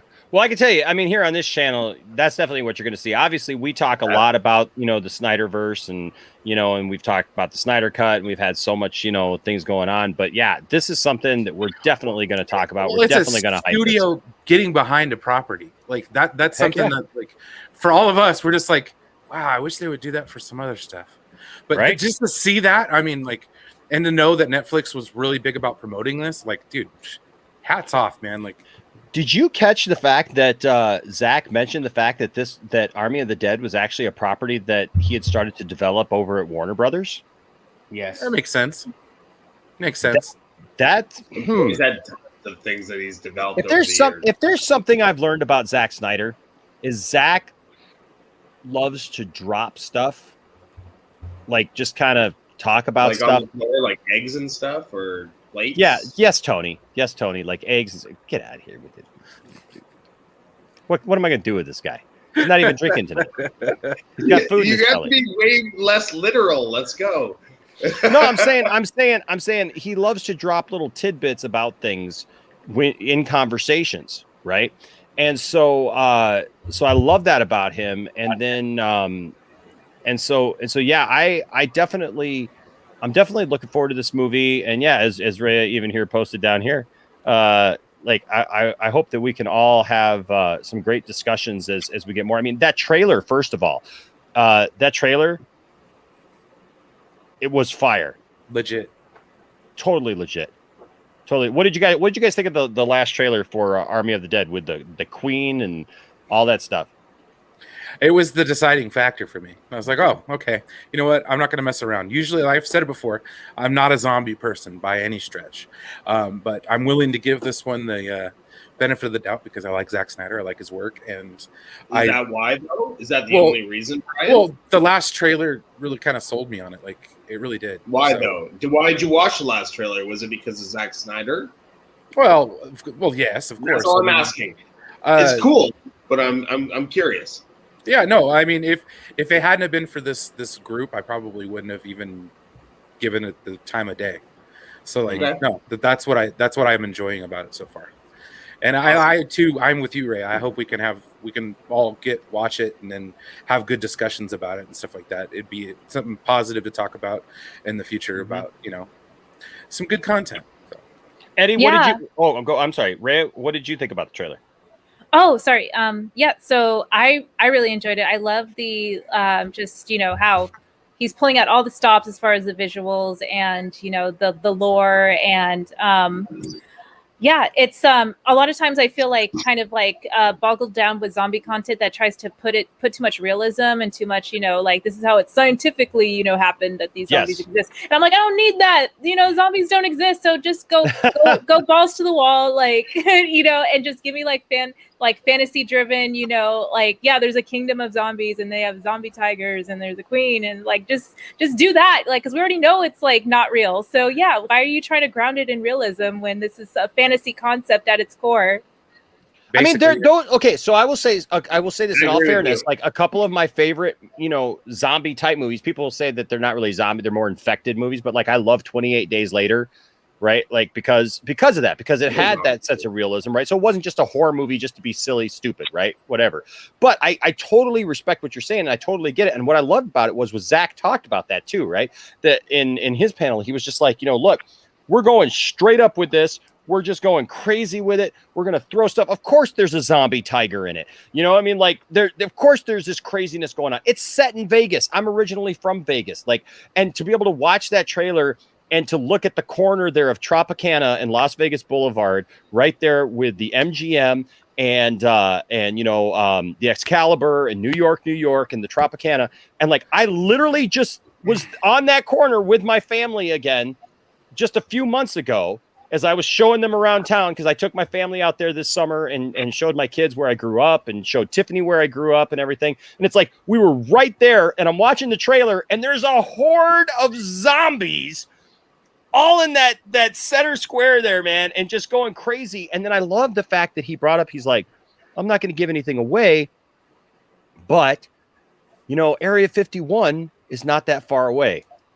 He's like, and there would be reasons why there would be this kind of outbreak, right? And that like the whole city is quarantined and it's walled off, and he talked about that here, it's quarantined. The city of Las Vegas is quarantined,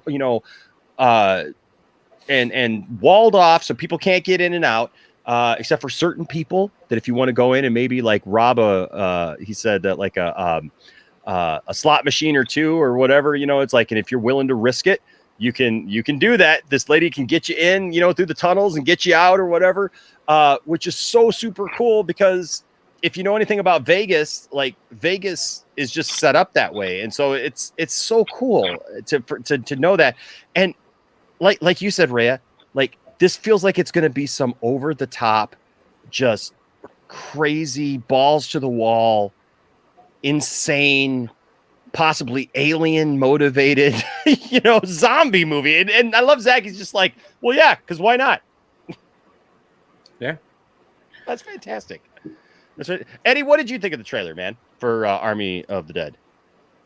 Yeah, I like the trailer, and I trust Zack with zombies because I love Dawn of the Dead, and that was before I knew it was Zack Snyder back when I watched it when it came out. Yeah, it looked good. The visuals, every Zack Snyder movie, the visuals always look good. So I don't have to worry about that. But just seeing the hordes of zombies, that surprised me so much. And the fact that they're like different zombies than the ones from Dawn of the Dead. They're smarter, quicker. They have emotions. Zombies with emotions is just something that's interesting, because maybe they might. I don't want to say it could be good guys. I'm just saying that probably there's more to their character. That's great to see. But yeah. Just getting I'm into zombies sometimes, but yeah, just supporting Zack with that movie is good enough, I think. But I'm on board. I'll definitely talk about it on my channel when I get the time to. Now, Tony, have you gotten to see the trailer for it yet? I have not. They don't have those things called trailers up there in Canada, do they? They do, but I just had like a lot of COVID and I didn't do a whole lot. No, I hear you, man. I hear you. Well, I will tell you, that's your homework. That's your homework, is that you need to watch the trailer for Army of the Dead, because that's true. I'm not a zombie guy, but I'm in. you know, Neither am I'll I. watch. Neither am I. And honestly, look. Last week, like I said, we watched Dawn of the Dead, because honestly, only because it was Zack Snyder. I've seen Dawn of the Dead. So I watched it only because, and I loved it. I thought it was great. I loved the character development in it. I loved the characters in it. I loved the zombie action mixed with the people who were a part of it. And plus it took me back a little ways seeing some of the people who were like in that movie. You know, it was really cool to see some of the actors and everything in that movie. It was great. But Cup of Malik brings up the fact like of what Bautista said. He's like, Bautista went on and on about how much he's just like enthralled with the ending of this movie, and even said a little something, didn't say who, but said a certain actor who's at the end of this movie. And then we all kind of joked and said, you know, hashtag that ending. He's like, we're going to have to, and I love this. Can I just say this? I don't think that I'm not going to try to follow up and make this happen, but said like, we'll be talking more this year with like the other projects that he's got coming out and like talking about that ending. And I said, we got to talk about that ending, man. When the movie comes out, maybe we'll be able to get Bautista actually here on the Poindexter Lounge. I think that'd be cool because epic. That'd be so cool. I mean, it was great to be a part of, you know, Justice Con and everything, but it'd be super cool to have him here and be able to talk to him afterwards because he's so excited about it. Pick his brain and then find out, you know, once we've all seen it, like actually get the thing. That's what I think was better about this Justice Con as opposed to the last one. We actually got to see the Snyder Cut, so we actually got to hear from the folks that made it, you know what I mean? And we were able to talk, they were able to talk spoilers, and they were able to, you know, talk about what they were thinking and feeling when they did what certain things. So man, just so much good times, man. So much good times. Very, very cool. Ryan with a $5 super chat says, I would love to participate in Star Wars Shakespeare. Just send me the link, script, and time of date, and I'll see what I can do. All right, man. Yes. Dude, I will totally get you in there. I will do a drunken reading at noon every day. At noon. A long time ago in a galaxy. I'll do it in an accent, too. I'll do it in an accent. Far away. A long time ago in a galaxy. Far away. Far away. There was a galaxy. There was a galaxy, though. There was a galaxy. But don't you already have an accent because you're from Canada? Yes. Space. Oh, Space. That's funny. Space. That's pretty good. A long time ago, eh? Do I have an accent? No. This is a story about Luke Skywalker. It's about time that I tell you the story here, eh? About Luke. I think his name is Luke Skywalker. Eh? Yeah, no. Hey, you know what, Tony? You know what you'd be happy to know is I've been watching a lot of Kids in the Hall lately. Oh man, how good! How many? That show was these are the awesome. Daves I know. I know. These are the Daves I know. These are the Daves I know. I know. These are the Daves I know. These are the Daves I know. I know. I just watched that a couple of days ago, man. I love. And they have all their moms. All their moms come out. Yes. If you guys don't know what Kids in the Hall was, Kids in the Hall was a sketch comedy show that was actually produced by Lorne Michaels, who produces Saturday Night Live. But it was some Canadian guys, and actually, I mean, Dave. Speaking of Daves, Dave Foley has gone on to do a lot of things. Mark McKinney was on. He was on SNL. He was on SNL for a while, and then News Radio. Obviously. News Radio. Love that show. Joe Rogan. Dave Foley. Phil Hartman was in that show, man. I know, man. So there's a lot of good things there, and that show is really fun. And I'll tell you what, that show was early '90s, right? Yeah, late '80s, early '90s. Late '80s, early '90s, and that show pushed the envelope for a lot of stuff. Yes, like every first single of all, one of them played a female character at some point in time. They all played the gay Canadian. Yeah. Well, I'm trying to think of his name right now. Yeah, it's missing me, but he did the segment. And they were so funny. Like, but the gay segment when he did we won't say because you can't even say that today. But I mean, and he is gay, so I mean, like, he can say whatever he wants to say, but I'm not going to say that. No, I tell you what, man, it was interesting because they really did push the comedy envelope, and that was on broadcast TV. That was on CBS late at night. That was like it came on at like midnight on CBS, and some of the jokes, like, we had SCTV too.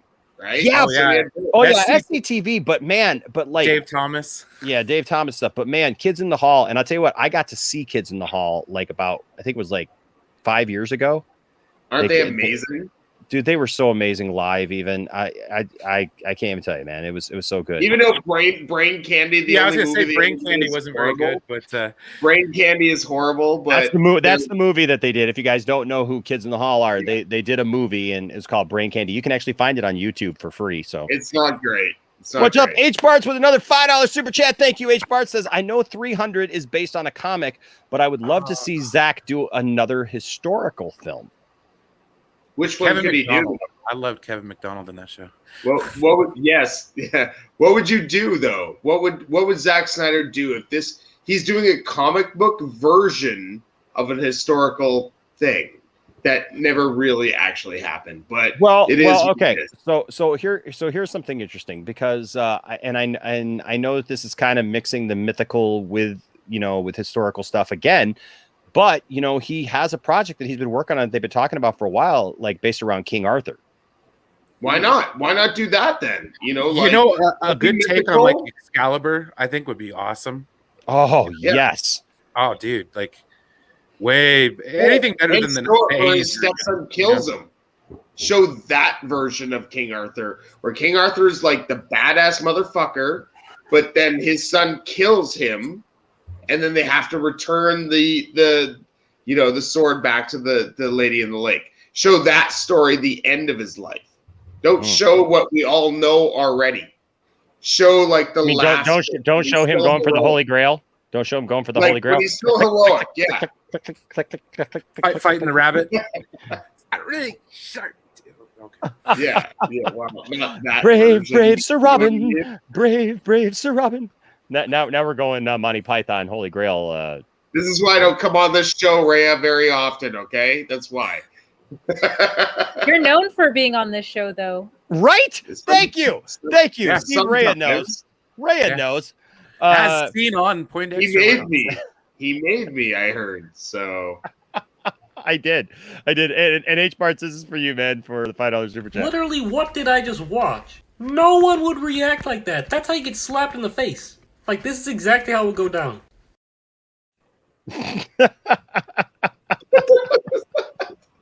Okay. Exactly. Kermit Unchained, baby. The chat says Zack is actually working on an Alexander the Great script. Ooh. Interesting. That would be interesting. I could see that. Because Alexander was meh, And he went full on through so many different communities and took elephants over the mountains, and they said he couldn't do it, and he did it. Okay, that is a cool thing about him as a history guy, as I am. He literally took elephants over the mountains. So amazing. You don't think he did? Alexander the Great. I just know the Iron Maiden song. That's all. It's just funny hearing you talking about elephants going over mountains. That's all. Lewis over in the UK says, yeah, well, it is time for bed for me. So have a good day, Enosh, Brian, Tony, Eddie, Rhea, and love you all, and love you, Rhea. So there you go. Good night. Good night, Lewis. As the girl, you get 2 loves? What the hell is that? Screw you. Yeah, that's not fair. Screw the dude that just said that. Give me 2 loves. Send me hearts. What the hell is... See, Eddie knows what I'm talking about. He knows what I'm spread talking the love. about. Just thinking of Doors songs. Love me 2 times, girl. Yeah. Love me twice today. Yeah. Give it to me twice, baby. Love me 2 times. Give me one more time, as Brittany once said. Oh my gosh. But no, there was also this that came out of our talk with Bautista, and that was, so we talked about Star Wars toys, and we talked about his unboxed, or excuse me, not unboxed, his boxed Ewok village that he says that he's scared to open because he doesn't want to open it because it's still sealed and everything. And so we talked about that. And as soon as we got off, like just a little while later, Batista tweeted at us. And here it was right here. His tweet said, hashtag JusticeCon 2021, Poindexter Lounge. Behold, I love it. I love it. Behold this. I'm telling you what, guys, you want to talk about a geek moment for me, like a nerd out moment for me. That's it right there, man. When Batista tweets you some Ewoks in an Ewok village and says, behold, that is just, love It's it. Dude with too much money right there. Oh my gosh. No, I tell you what, man. Yeah, we all want it. We all want it. The Ewok village right there. Like, I tell you what, that was a total geek out moment for me. I mean, a guy that I've watched in wrestling, a guy that I've watched in movies and everything, tweeting at you about his Ewok village. Oh. I don't know, man. Daniel says, hey, Enosh, I have a question for Tony. Is he an actor? He looks like one of those, one I've seen in a movie, or just a cool drunk person. LOL. The answer is yes. Yes. Thanks, Freya. Yes. It's always yes. No, we often joke that he looks like Ray Liotta, but he's not Ray Liotta. He's not Ray Liotta. He's just a guy who doesn't know the meaning of sunscreen. That's true. Yeah. He wears sunglasses out in the sun and has appeared many times now with those lines. The only the beginning of the year, because at the end of the year I'm fully tanned and I don't get this anymore. So, do we? Have you been on the broadcast that much? I was gonna say he's cool. Like, oh dang it, my brain just. Oh, hey, hello there, Mr. H. Bartz. You got that hot sauce handy there, buddy? Oh, what? Yes. About time. It's about time. You have to do it. Oh my God. Look at that. You didn't ask me to eat anything either. I didn't have to eat anything. Oh my gosh. I was looking for John Cena, and I was looking for this clip, and I was like, Bartz. Oh my gosh, H. Bartz. Dude, does that mean that I didn't eat anything?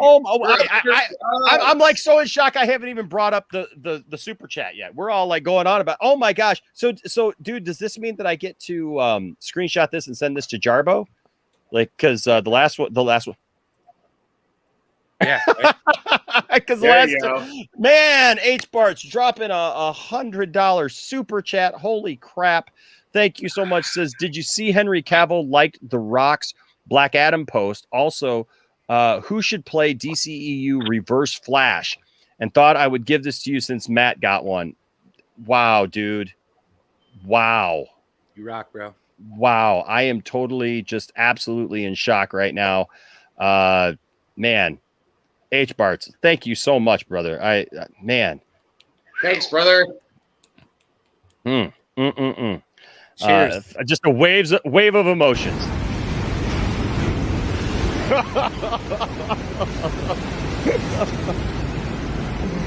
Oh, brother.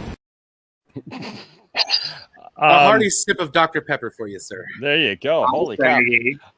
So I did not see that. Now I gotta go find that, because that's cool that Henry Cavill liked The Rock posting about Black Adam, because there's been all kinds of rumor that The Rock has been going to bat for the Snyderverse, and we all know that The Rock has wanted to take on Henry Cavill's Superman in a movie. He's been very vocal about that the last few years. So I'd love to see that. As far as Reverse Flash, it's really hard for me to pick out somebody else to play Reverse Flash, given the fact that what's his name on the show The Flash, like, even though the quality of the CW show The Flash has gone up and down, what's his name? Tiffany would know if she's in the chat. Tom Cavanaugh. Tom Cavanaugh. Yeah, Tom Cavanaugh. Oh my gosh, he is so good as the Flash.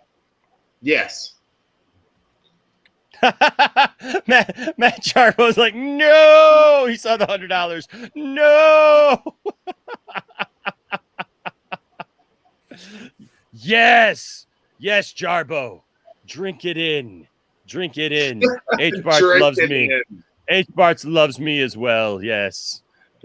Plus, I'm closer to him. I can deliver his food, and I didn't mess up my back. So there you go, H. Bartz. So if you got something you're looking to get to eat, man, like I'll drive it over to you. He's in Michigan, so we're in the same state. So, While I think about this, while I ponder this, anybody else have any thoughts about Reverse Flash in the DCEU? I don't know who they would cast, but I am looking for at least a reference to him if he's not going to show up in the movie at all. Because I know what he did to, we didn't get that line in Justice League for no reason about Barry's mother. Obviously, we know who's behind it, but we just had to wait and see. Yeah, Dr. Fong should be good. Man. Mm-hmm. I'm trying to think of who I think could like really pull that off, because I just see Tom Cavanaugh now every time I literally think of Reverse Flash, because he's so creepy as that character. H Parts, I'd be very interested to see who you would think could play that. Oh, you know who would be a really good Reverse Flash is what's his name who played Magneto? Fassbender? Yes, Fassbender. That's what Amparo says. Oh, really? I missed that. Yeah. I missed that. It's a little ways down, but okay. Yeah, no, I can get behind that. I love Michael Fassbender. I love him as Magneto. Would love to see him come back as Magneto, but yeah. Yeah, no, I could Fassbender's great. I could definitely see Fassbender as that role.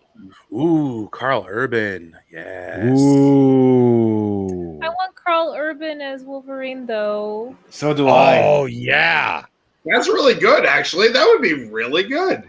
Yeah. Yeah. I take it back. Ray, you got it. Yeah, no, I'm in. I never even thought about that. Well, because everybody's like, oh, no one but Hugh Jackman can play Wolverine. It's like, well, let's face it. He's not getting long in the tooth. You know what I mean? Yeah. And he's gonna take him so long to get in shape for that shit too. Like he was one of the Knights of Rohan, dude. Like, come on, Dr. McCoy. Man, he's getting old, man. Like his Dr. McCoy. His Dr. McCoy was spot on, dead on. I love that. Was one of my yes, I agree. It was the highlight of those movies. Was Dr. McCoy. Agreed, hands down. Well, and I love Chris Pine, but like, no. Save that thought there for just a second. Star Trek, because I got something to talk to you about Star Trek here in just a second. H Parts. So here's another one for you. Like I said, man, if you need anything, you just let me know. I think I'm going to eat a taco. A taco. I think I'm going to eat this taco. This taco. Benson's with a 2-pound super chat. Thank you, Benson's. Says 2021 is the year of Poindexter Lounge. Is it? Yes, it is. Oh, woo. Heck yeah, it is. Heck yeah, it is. We finished off last year very, very strong. Hey, man, I don't know if you saw Mark, but I started off the show by talking about your gift to the channel. Thank you so much, man. This is this right here is Mark from Benson's. Go visit him. And go get some stuff, man. Go get some stuff from Benson's, because he's got a great online store for sure. So thank you so much, Mark. Appreciate you, man. Oh my goodness. Yes. Look at H Parts. Holy cow, man. Dropping the heat. Look at H Parts. Holy cow. Hold on just a second. Hold on just a second. I gotta give I'm going to give Benson's this, since he said this. I know I started the show off with it, but we'll do this just because of what he said. And now I'll make the point better. This joint's clever. In the lounge with Poindexter. So Poindexter Lounge, you know that we can get it in. And now I'm headed up like I'm Led Zeppelin. Love that. Oh my goodness. H Barts, holy cow, with another $50 super chat. H Barts, man, dude, you rock, man. You just rock. I can't put it any other way, man. Like we've laughed with H Barts, because H Barts has literally had his bank call him, or get a hold of him twice in the last couple of weeks, and try to shut off his debit card because of the super chats he's dropped on me and Matt Jarbo and suspicious charges. Yeah, right. How did this Poindexter Lounge and Matt Jarbo? Well, Poindexter Lounge, we know he's on the up and up. But how did Matt Jarbo get your credit card? No, reached out and touched my heart. That's what he did. Oh my gosh, it was just a big fat. It's around a bonus. It was a big fat bonus. Oh my goodness. H Barts, thank you so much, man, for the $50 super chat. It says Will Ferrell as Reverse Flash. Just kidding. Can you imagine Will Ferrell coming in? Everybody love everybody. Like I'm just imagining Will Ferrell having an argument with what's his name's Flash. Just be like, you do not disrespect me like that. You do not treat me like that. I am the Reverse Flash. I am Dr. Zoom. You do not treat me like that. You do not act that way to me. Do you know who I am? I am the Reverse Flash. But he says this is what happens when Matt does not stream. My real choice for Reverse Flash. Oh, this is what happens when Matt does not stream. Thanks, man. He says my first choice for Reverse Flash, I think, is Matthew McConaughey. All right. That'd be interesting, though. That's a low. That'd be cool if you did. That's a low key choice. You know who I could see Matthew McConaughey as a little bit is, and maybe it's just because of that blonde surface. And he might be a little old now, but what's his name? Not Blue Beetle, but guy from the future. Yeah, the Booster Tick. Booster Gold. Yes, Booster Gold. Oh, I was like the Tick. One of those I was guys. gonna say Cable. Oh, wrong franchise. No. Booster Gold. Back when in his heyday, he would have made a really good Booster Gold. I think. What do you guys think? I think he'd make an interesting, like, I don't know. If I was in the MCU, I think he would be an interesting Gambit at his age for sure. I think he'd be a really interesting Gambit. Wow, that would be a good one. Yeah. I can see it. Michael Fassbender already in the chat says, I would love to play Reverse Flash. And I would love to see it. I swear one day I'm going to figure out who it is who keeps doing these because, like, I swear we just bring up somebody and they just show up in our chat. I'll tell you what, like, I'm telling you, man, I'm just reading something. No.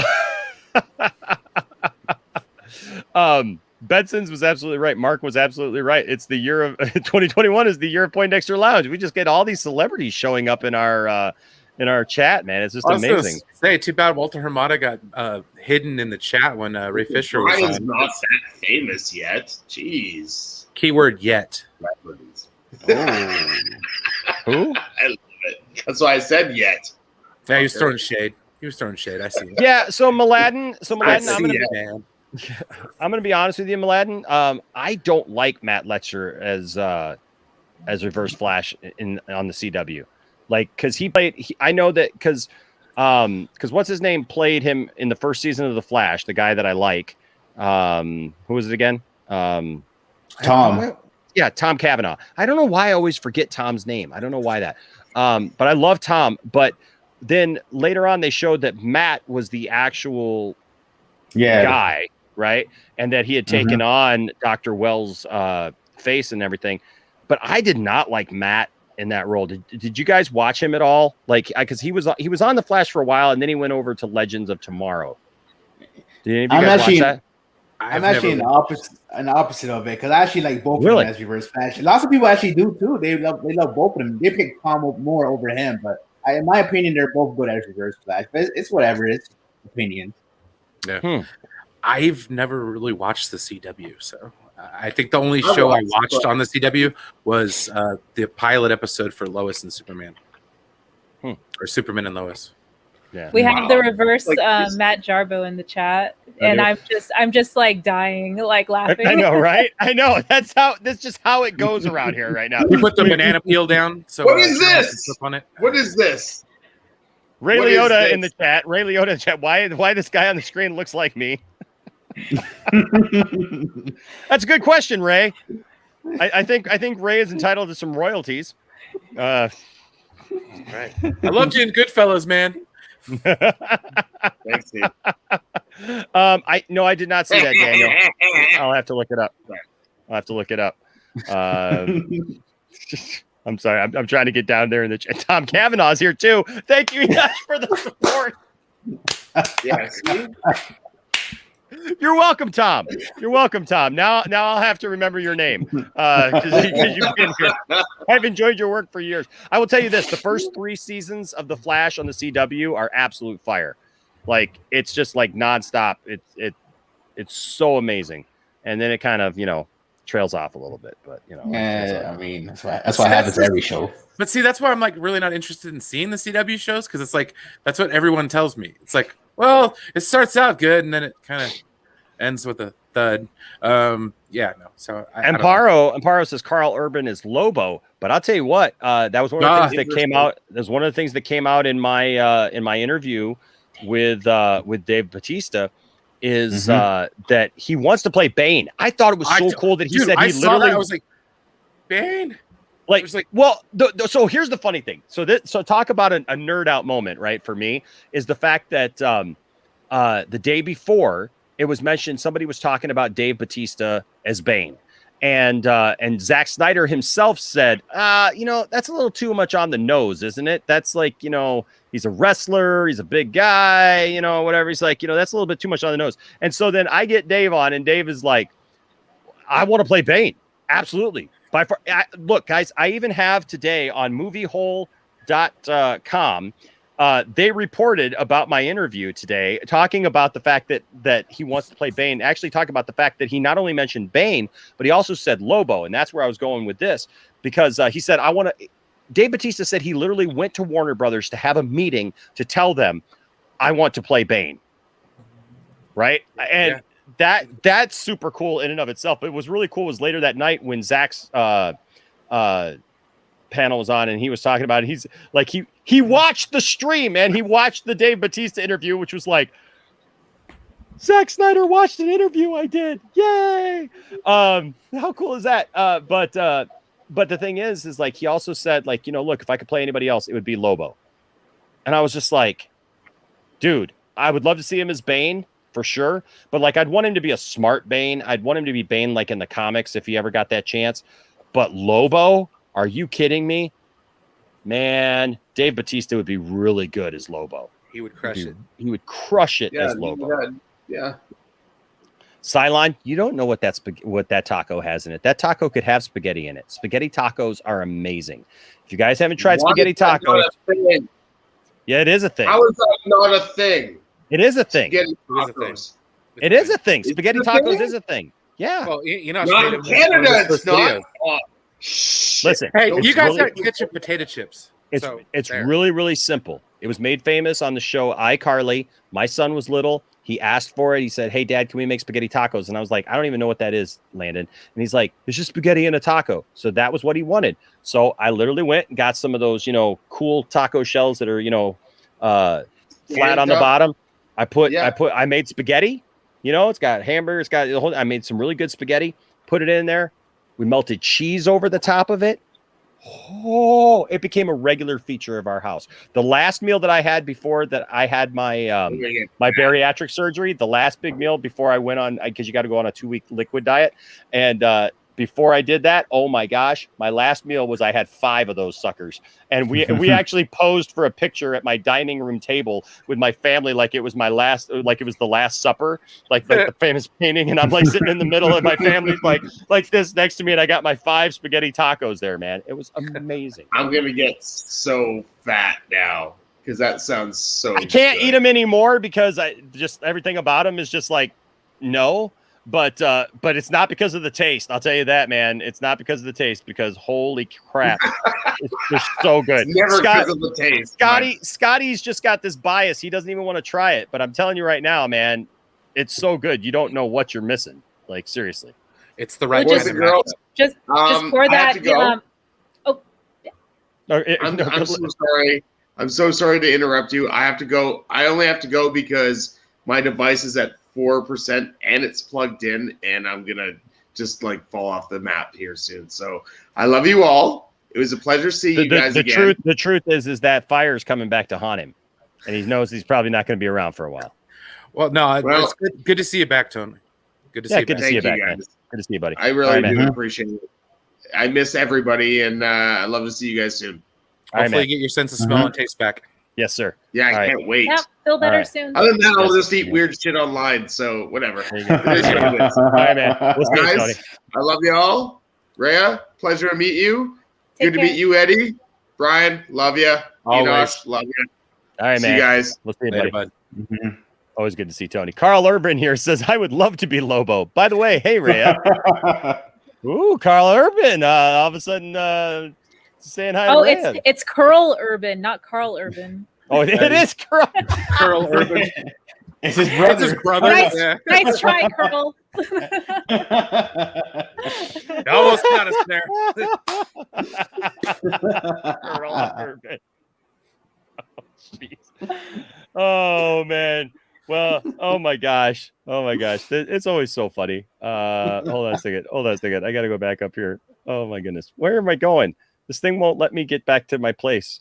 I hate it. I hate StreamYard sometimes when it does this. We did have a $10 from HBarts. Yeah, Josh Gad, you can't play anything as far as no, please no. Josh, you can get out of here. No, I don't want to see him that. Nobody wants to see you play anything, Josh. It won't make sense when we're older. Trust us. Trust me, Josh. Nobody wants to see any of that, man. We just go off into the distance.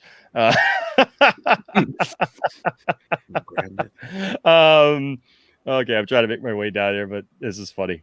A lot of great comments. Jat Marbo, of course, is here. I am the enemy of Matt. Yes, always good to see Jat. Looks like RJ's here. Hey, buddy. Yeah, what's up, RJ? What's up, RJ? Andrew Garfield is here. Says hello, mate. Hey. I hear you're going to be in the. I hear you're going to be in the new Spider-Man movie. Welcome back. Can we get a confirmation on that one? Yeah, yes, no. What's up, Fatma? Good to see you, Fatma. Can we just take a moment and talk about Fatma? Did an absolutely fabulous job at Justice Con. Mm-hmm. Fatma, absolutely excellent job. Love Fatma. Andrew Garfield says, awesome channel, my man. Thank you. Appreciate it. I'm glad you enjoy it. What's up, Barcy? Good to see you, Barcy B. Always good to see you in here. What's up, Geek Studio? Always good to see you up here too, my friend. Barcy says hi to Rhea. Hey, Barcy. Yes. Man, everybody. Hey, William's here. Shoot. Good times. Everybody. Show's just getting started. Shit. Uh-oh. 2 hours in and we're just getting started. Yep. It's usually how it is around here. Yeah. Real quick. We got a $10 super chat from H-Barts. Thank you, H-Barts. Says Shang-Chi is going to be great. I love Hong Kong films. Also, I think your mother box bread was moldy because Hamada or Josh packed it. If the DCEU ever does Zoom, he should have the black CW suit. Ooh, well, yeah. So that'd be Zoom. So that's an interesting combination that they did there because Dr. Zoom was actually Reverse Flash, but yet he's Reverse Flash as well. And then they had Black Flash. They combined a bunch of stuff on the show, but man, I got that Zoom action figure. Oh my gosh. That is one of the coolest things. And for a TV show, they did absolutely awesome with that. Yeah, and then Shang-Chi is going to be great, though. I checked that trailer out earlier today. Yeah, that was great. Yep. By the way, this is for so for H-Barts, for that $10, we'll give you this. When I'm peeing in a toilet, I don't pee directly into the water. I pee on the curved part of the bowl beside the water because I figure it splashes less. But when you're peeing that close to the edge, the sporadic tiny offshoots of pee become a greater threat. I'm not sure if the accumulation of these offshoots is greater than the potential splashback from peeing mid-bowl. It's possible that I'm thinking about this too much, but it's also possible that I'm not thinking about this enough. It's possible. It is possible. It's possible. Andrew Garfield says never had spaghetti tacos and then said fish and chips are the best. But then Toby Maguire here jumps in and says Andrew Garfield sucked a Spider-Man. Damn. Wow. It's getting hot up in here. But you know what? Talking about getting hot up in here. Ladies and gentlemen, I know you were all asking for Saggy, and unfortunately Saggy could not join us tonight. But I hear one of her good friends is here and new to the channel also. She has a little thing for me from the one stream that I was on with her, and I don't know how Tiff-tastic feels about that. I think she tried to wait until Tiff-tastic went to sleep before she was going to come in, but we'll see how this goes. All right, But ladies and gentlemen, we welcome to the channel Sassy Sasha. Oh my gosh. Yeah. Sasha in the building. What up, girl? Hello. How is everyone today? Yes. Yes. Hello. What's going on, Sasha? Good to see you. Oh, good. Thank you for having me, you handsome devil. Yes. I don't know who this is. Who is this? Brian almost got caught in 4K. Hey, Brian. Yeah. Yes, yes. Where did Brian go? Like all of a sudden, Brian turned his camera off. What the horny police are after him? What? He almost got caught. Yeah. No, that's not good. No. Everybody, Eddie likes that one. He likes that one. Ray doesn't know what to think. Ray's like, I don't. What did I get myself into? This is my first and last attempt to be on the Poindexter Lounge. And Sassy's like, how can I join? Yeah. Yes.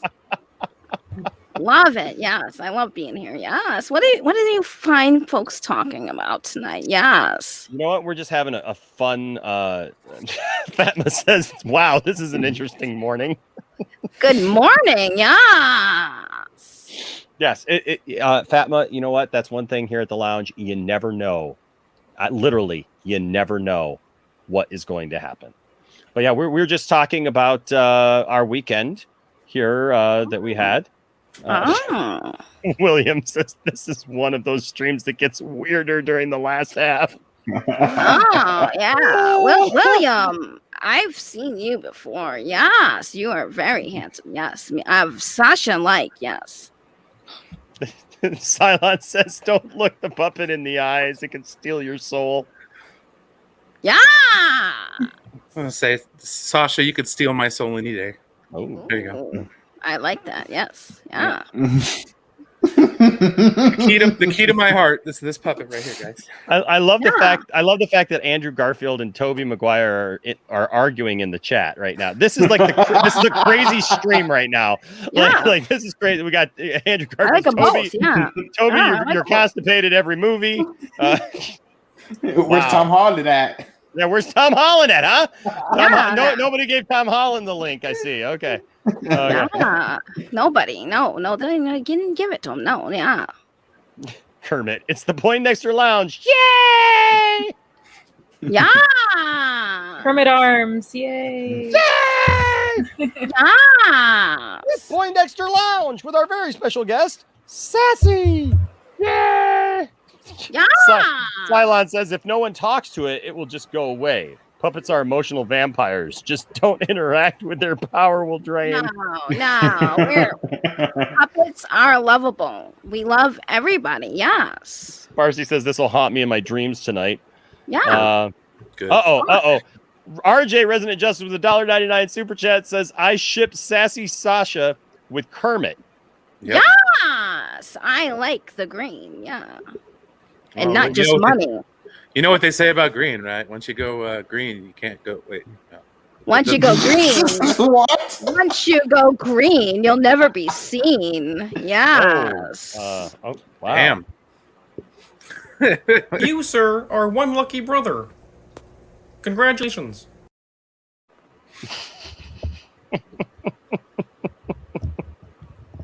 How to do a hair flip. Yes. A hair flip. Hair flip. Okay. Yes. Andrew's still going off. Toby, mate, you was trash. Oh no. There's Hold on. listen. I'm sorry. Yep. This is just the acting police is here. The acting police is this saggy. Sorry to say, but you kind of suck in being Sasha. Man, that's BS. No. Yeah. Uh-oh. I mean, are you I can't do it. This is the Enosh show. I can't do it. It's too dirty. I want to say it. Enosh, can I say it?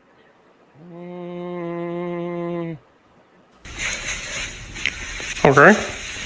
Wow, nice job. Bravo. You'll never know how good I suck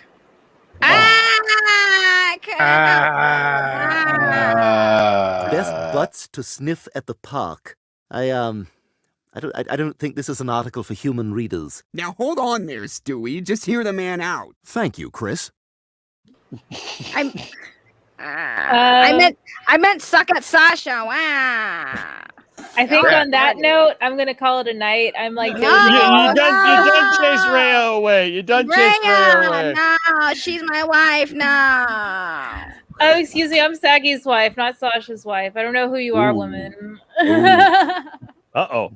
Tom Holland just showed up. It's a party now. Toby, don't worry. Andrew is just jealous. His sequel sucked. So there you go. Ask and you shall receive. But hey, Rhea, it is so good to have you on here. It doesn't usually get this crazy, but you know what? It's just a weird night. We haven't streamed in like almost a week, and so we come back and everything just happens. It's just crazy. But so good to have you. Rhea, will you tell everybody where they can find you?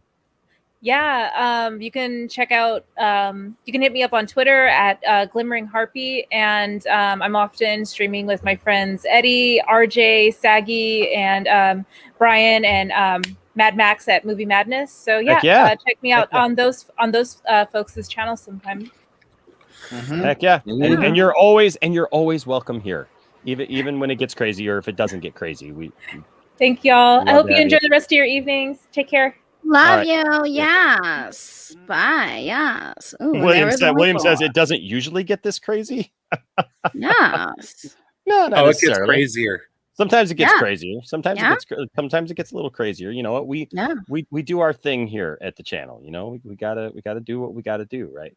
But that being said, we were talking about Dave Bautista, and obviously that panel was really cool. But you know which one I was really surprised? I'm not surprised, but I was really excited about how it turned out.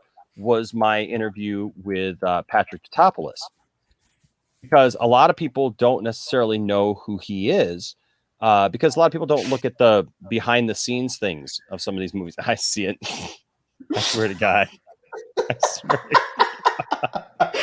Damn, I mean, lots of people like watching your channels. I know, man. Like, oh my gosh, it's just getting crazy up in here. By the way, hi, Luke. Good to see you, man. I'm just trying to stay caught up with everybody here. That's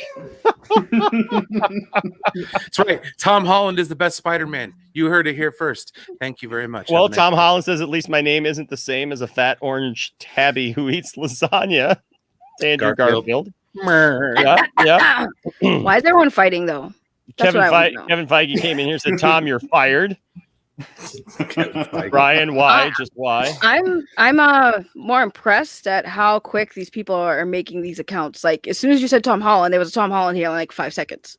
I mean, can we get all the Snyderverse haters though? Can we get Joss Whedon and watch him on? Yeah, can we just get whoever's doing this has them just on like they're just on backup. What I want to know is like how they like, are these just like all these different accounts that they have to sign into now?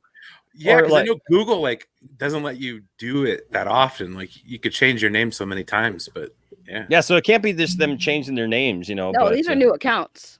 Yeah, 100%. Impressive. Yeah. I got tired of the Sasha voice, so I'm using my real voice. Plus, I apparently suck at it, so I got a butt hurt. So back to normal voice. Yes. Enosh went full afro. Enosh went full afro one show. It can get weird real quick. Yes. Yeah, that's true. You did. I did. And you know what? I took a shower earlier tonight, so my hair is actually. I don't know if I got the brush in here. Wow, chicka wow wow, chicka wow wow. I don't have the brush in here, so I can't brush it out. Yes, the puppet is dropping the act because doing the Sasha voice is too much sometimes. Okay, I'm just gonna Robert Downey Jr. Well, Saggy, we love having just you, anyways. We love it. And now I'm a puppet, so deal with it. Yeah, this is my life now. This is my life. I you. was told as soon as this puppet came in, everyone asked if they need to commit me, and I said yes. Speak to the puppet. I don't exist anymore. I'm a puppet now. That's right. I go to work. The customers talk to the puppet. Yes. God, that'd be funny. This is life for me now. You guys think I'm joking? This is life. Robert Downey Jr. just chimed in. Says Tom Holland, go to bed, kid. Go to bed, kid. What the heck? Bob Iger's here. Bob Iger's here. Welcome, Bob. You just lost your job, Kevin. You just lost your job, Kevin. Oh my God. What is happening? Kevin What the heck Feige is happening tonight? Kevin Feige is talking to Barcy in the chat. Says, "Hey, Barcy, interested in being our Spider Woman?" Now, if we could just my get God. Mike Zero in the chat, that would just make, Oh, it would no. make my night. No. Nah, you done went too far. Arad is in the. Andrew Garfield will never be Spider-Man again. Stop asking Sony. What the heck? Oh my God. Yes. Barcy says, "Bruh, bruh." Breh. Breh. Breh. Breh. Tom says, "Robert, I thought I tucked you in already. Get off your cellular." Whoever's doing this is really funny. I gotta say, it is. Andrew says, "Avi, I thought you were fired." There's Mike Zero right there. Ah, yes. God, how the heck? Look, and whoever's doing this, you got to show up for 2 cents on nonsense on Thursday nights. How did they do that so quick? Mike Zero, I'm here. So is Rob Boner. Listen. They either have these characters on deck and ready to go, because there's no way. There's no way they're making these. Well, because fast. everybody knows because Mike Zero is an oracle of hot garbage news, and so like it just comes to him in a dream, and there's no way. Obviously, it was told to him that he should be. Ralph Boner is here. What the? There is no way. Yes, also, release the boner cut. Yes. Also, want to promote my latest endeavor. Release the boner cut. You don't want to cut your boner. I'm just saying. What the heck is happening in the stream tonight? I thought me coming on as a puppet was weird, but Jesus, my God. It gets interesting here after the 2 o'clock hour. Let me just say, Ryan Hartwell with a $5 super chat. Miss Forrest comes in. My mom always said the Poindexter Lounge was like a box of chocolates. You never know what you're gonna get. Amen. It's a Monday, people. I know, it's great, isn't it? Like, what the heck? It's a Monday. This is like Friday, Saturday night stuff. What is happening? Huh. Eddie, who invited you here? How did you even get here? Well, I just like sneaking into streams. It's just how it is. I need a grift, so this is a sneak grift. This is his clout chasing. Yeah, he's got it. This is for Ryan. Oh, you want to hear a joke? Oh, I got a joke for you. Huh. Ready? What does a frog call when his car breaks down? A tow truck. You get it? A tow truck? Here, right? Funny? Here. Laugh. Here. Yeah, I know, right? Funny. Really funny. Yeah. Oh my God. Yeah.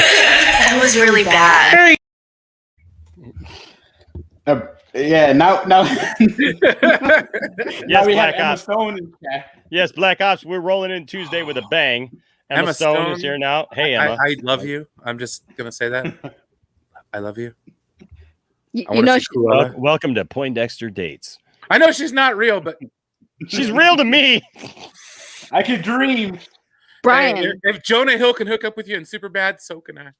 Brian. Yes. She's not real, but you know who is real?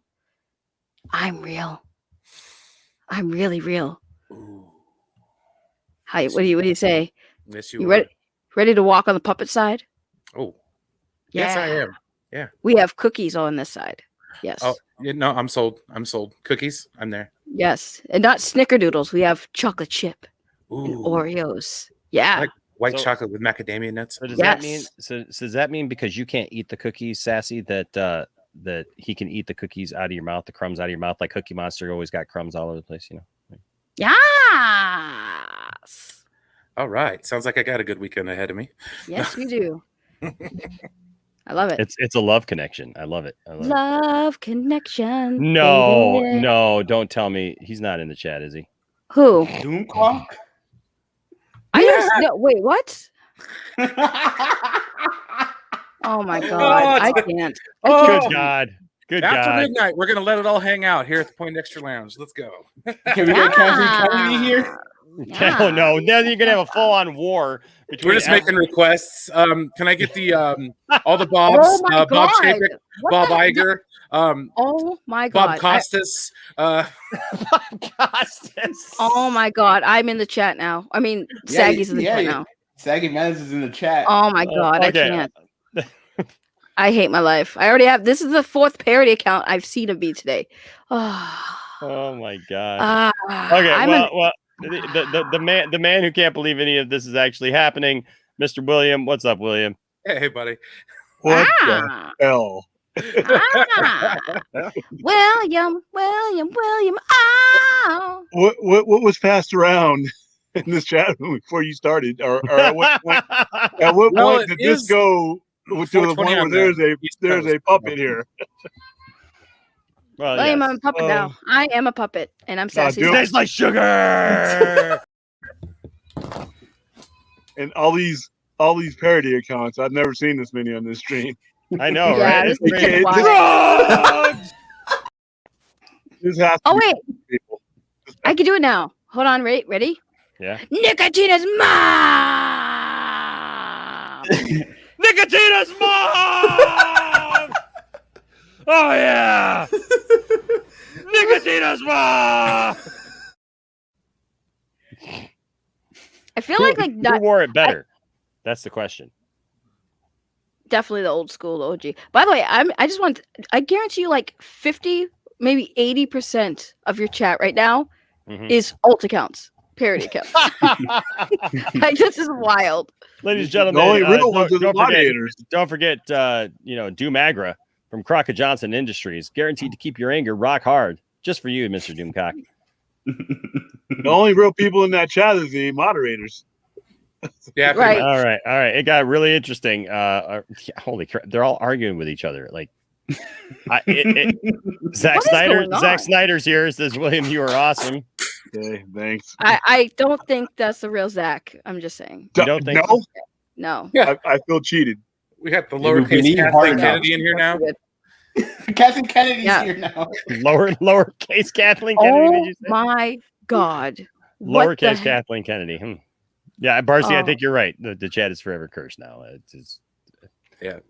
I don't even. What is this chat? We let the trolls take over. The stream got weird because the puppet's here. The chat's going crazy right now. William is here. Hi, William. How are you? I'm doing fine. Good. You're looking. You're That being looking said- pretty yummy. Yeah. That being said, this guy right here was absolutely fabulous. I loved interviewing Patrick Tatopoulos. For those of you who don't know, he was the designer on Man of Steel, Batman v Superman, and Justice League. And did you guys get a chance to see that panel? Not yet. I worked all the way through. I didn't even get a chance to see yours live like I wanted to.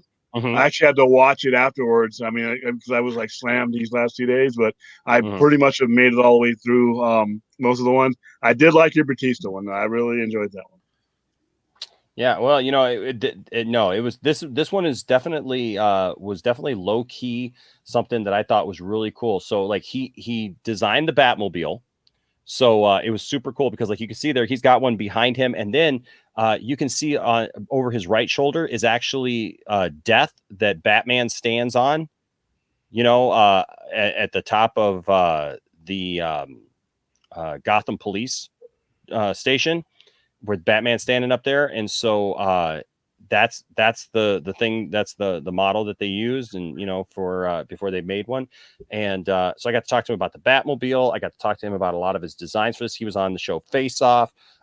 He was just so inviting and so wonderful. And let me just I didn't get to read off his his filmography, obviously, when I was doing this, but check out what this guy's worked on. Starting in 1991, he's worked on The Doors, Showdown in Little Tokyo, Bram Stoker's Dracula, Super Mario Brothers, Stargate, Space Above and Beyond, Seven, Jade, Lawnmower Man 2 Beyond Cyberspace, Independence Day, Spawn, Dark City, Godzilla 1998. He actually designed Godzilla for Godzilla 1998. And he was talking about that, like about how like when you design something like that, like people have their opinions and everything, but he went to like the creators of Godzilla, to the people who to do that, and and they loved it, and so he's like you got to do with that's what you got to go with. It was just awesome. He's Stigmata, Stuart Little, Supernova, Pitch Black, Battlefield Earth, Special Unit 2, Final Fantasy: The Spirits Within, Saint Sinner, They, Underworld, Van Helsing, The Chronicles of Riddick,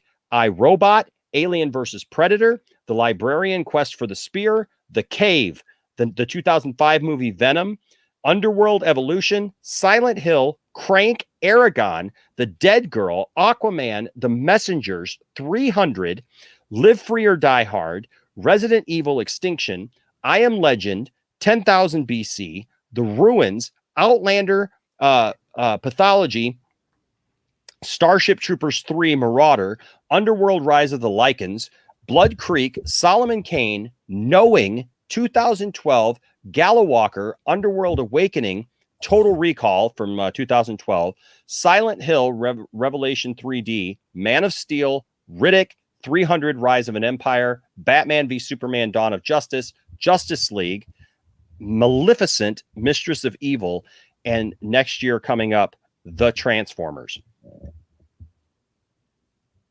The guy He designed all the Kryptonian stuff. Is all the Kryptonian pods and the technology? Was that him? Or yeah. No, that's what they did. That's what he does. He designs all that stuff, man, and him and his team. And I just, dude. Wait, is that the real Patrick in the chat, or is that another fake account? That'll be. I was gonna say, Barcy. I mean, if you want, just start timing them out, like.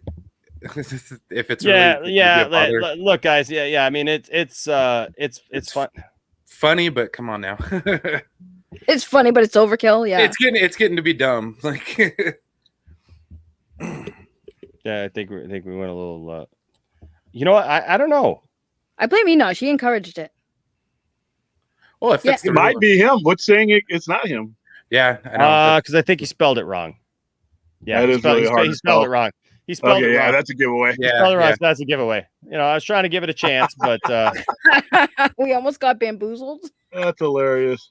Yeah, but you know what? Patrick was super great. I don't want to take away from that because Patrick was super great and was just really nice and it was really great interviewing him.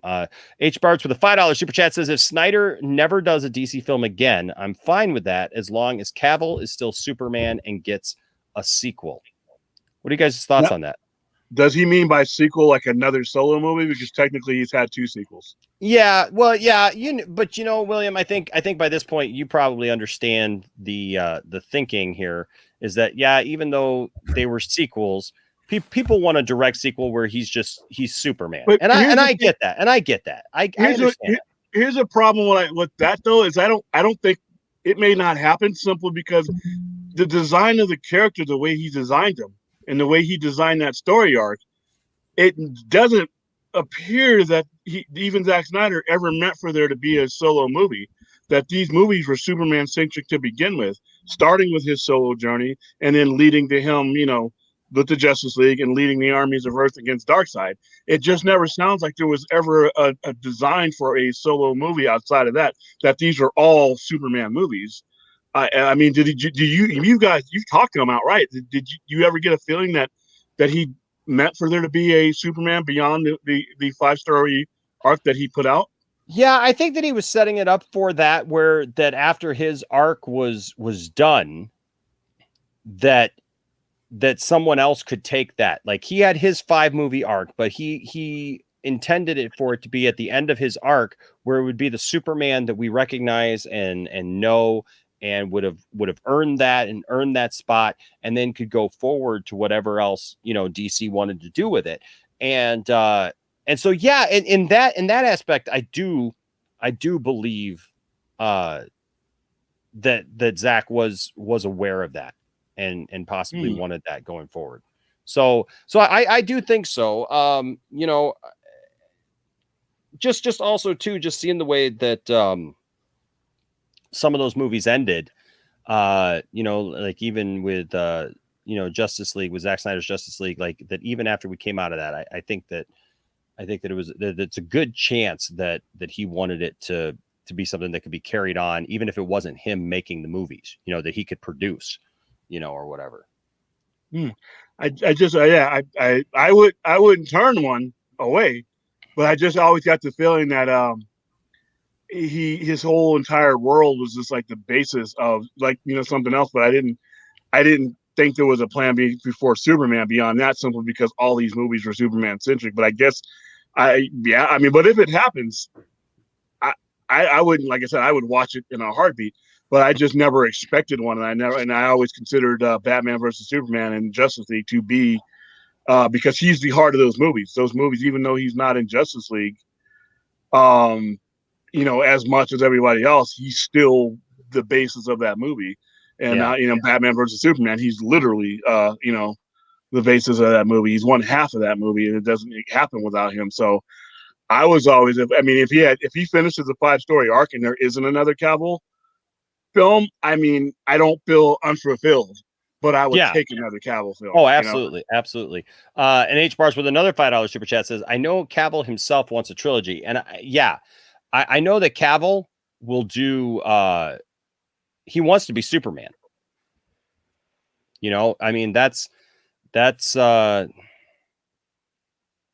you know, I know that he wants to do more Superman. So, you know, I think he's signed to do other stuff. I think I think that connection between Danny Garcia and The Rock and that whole leverage that she has, I really think that he's going to do something with HBO Max. I don't know if you'll see a sequel, but some type of show or some type of something major, because I just when he was on that stream, when he announced the Snyder Cut and Henry Cavill's there, I'm like, wow. I mean, she doesn't just seem like a person who, you know, just gives you one of her top stars and lets them be out there without already having something in place. Yeah. And not just cameos either, but, you know, I could be wrong, but I go ahead. No, I was just a couple things I got to do real quick. So this is for H Barts for this $5 for his last two super chats.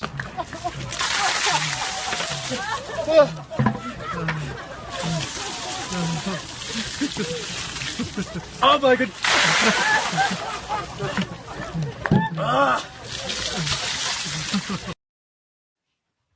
Was that during the ALS challenge? Yeah, that was during that. But I got to bring it home because oh my gosh, holy crap. Let me find his comment here because I lost it then, and I apologize. But thank you, H Barts. I really appreciate you, man. So Dravwalker, Luke, did something, and Dravwalker has started doing this because you know, I know that there's a way to do it, and I got to figure out the way to do it where if you give to the PayPal, your comment still comes up or whatever. I know that there's a way to do it. I think it's through Streamlabs or something like that, and I have to look into that because oh my gosh, because I appreciate obviously all the super chats and everything, but Luke started giving directly to the PayPal just because we do get more of that, and I'm very, very grateful for that, and that's fantastic. But man, not to be outdone, Dravwalker with $100 basically super chat himself. Oh my gosh, holy cow, that's a record tonight that we got two $100 super chats. Wow, fantastic. So thank you, Dravwalker, you are awesome. And he has a comment here that says, hey Enosh, sorry I missed your interviews, but I'll definitely check it out later. That's awesome. He worked on all of that, meaning what I just talked about, Tatopoulos and all the things that he worked on. He says, Dark City, makers of the Crow movie, and Luke is a big Crow fan, says he's done so much. He's so underrated. He should be a household name. I agree with that. With all the stuff that he's done and all the things that he's designed, Tatopoulos should definitely be a household name. And that's why I really liked my interview with him, because I really felt like we brought a lot of that out and really expressed that for people to be able to learn something about him. He says, sorry I'm late. Much love and respect to you, sir. Tip of the cap. Cavill was born to play Superman. You only saw one portion of my figurines. Luke was actually here last week on a stream. Oh, we got somebody's echoing. Anyways, he was on a stream and he showed us just some of his action figures and stuff. And oh my gosh, so very, very cool. So thank you so much, Luke, from the bottom of my heart. Man, you and H Barts just humble me in so many ways, and I'm just so thankful for you guys Can't tell you enough. And everyone who gives, like, look, you guys will see. I get just as excited about a $1.99 super chat as I do anything, because you know what? I can't believe that people actually that you guys are that generous and that you support the channel. So thank you so much, Luke. I appreciate it. And for sure. But I will say this about that comment. What was it? The part that I was gonna comment on. The saggy puppet is gone. Yeah, the puppet is gone. I think her arm probably got tired. But yeah, check out that interview. Check out that interview, man, because I'll tell you what, Tatopoulos was absolutely fantastic, and he was excited and he was happy. And you know what I love to see? I love to see people who are excited about the work that they do. Yeah. You know, you could tell that they're doing something that they love. When they have a joy to them. And Patrick definitely had that when we talked. He just had a joy to him, and was so excited. This whole show compared to last Justice Con, it was a different feel. This was way more informative about as far as like information full. Last one I felt like it was a celebration of the fact that the Snyder Cut was coming. I mean, we were in a different reality of no longer having to fight for it type of deal. And we basically got to hear about, all those people. But this time around, you got to hear a lot of in-depth stuff. There was just a lot of information. I mean, I love Dave Bautista's interview, how he approaches things, how he felt about things, how he feels about himself and his acting career. Yes. That person, I'm going to listen to that one too, but that just sounds like it's about an hour or so full of information. And it's just, you learn a little bit more about this one. This one was, like I said, this I found out stuff I didn't know leaving the panels I was able to watch.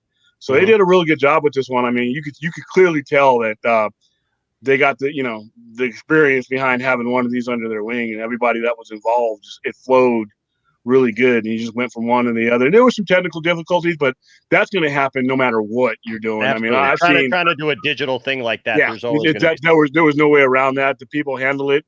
They had an infrastructure behind the people that were doing the interviews. So when something went wrong, you had one of the girls that was there. And it was very well done. I mean, like I said, they outdid themselves from the last time. And the last one was cool, but the last one seemed like more of a celebration. This one was more of like, we're moving beyond just having seen Zack Snyder's Justice League and starting to dig into the careers of the people who are in it or in some of these future movies, like Army of the Dead.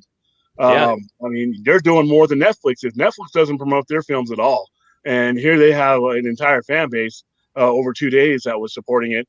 I learned a lot about some of the stuff that they're going to do with Army of the Dead. I'm excited. I'm more excited about Army of the Dead than I was just by seeing the trailer. So they did a real good job there. Hearing Zack Snyder talk about that exclusively at points in time, it was weird because this entire last 3 years, every time we've heard him, it's been about, Justice League, and which was great. But it was cool to hear about these other things. The panel, one of my favorite was the women panel they had with Tig Notaro and all those other people on it. That one was really good, and I thought that was different. So I enjoyed the weekend. Like I said, I haven't watched every panel yet because I've been slammed, but and I got a chance to watch none of it live, which sucked. That was a difference between last year and this year. But the ones I watched, I mean, it's you just get locked in. So they did a great job. And I let them know that personally. Yeah, absolutely, man. And that was one of the great things I thought about it was, because last year the Nerd Queens and Wonder Meg did the whole thing themselves, and like they didn't plan for it to be this big deal.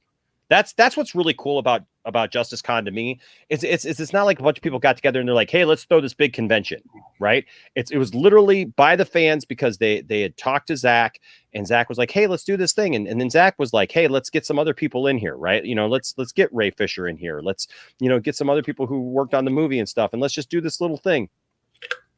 And it blew up because of the fans, because so many people watched it and were a part of it and like loved it. And they loved the experience of it, And so with this year, what I thought that they did that was really, really smart was they didn't try to take the whole thing upon themselves and do every panel. They farmed it out to people that they trusted, that they could take different things and different people. And like, even for me, like look, it just meant so much that they asked me to be one of the hosts and one of the moderators. And what I think is great is some of this stuff is just synergy, right?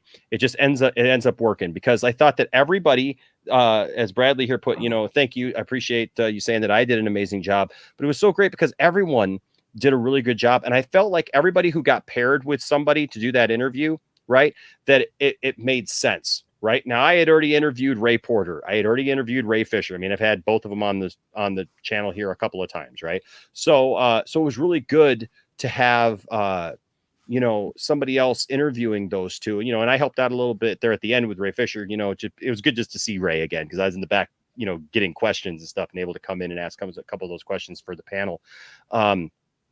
But it's just good to see those guys again, because now at this point, it's like these are guys now that I've gotten to know and everything. And so there's just kind of that synergy there. So when we showed up backstage before we went live, Ray's like, "Oh, hey, Enosh," and it was just like, my gosh, this is so cool. But what was cool is like everybody had a thing. So like Scott McClellan, for example, when he interviewed Harry Lennox, like Scott's a teacher. Harry had been a teacher.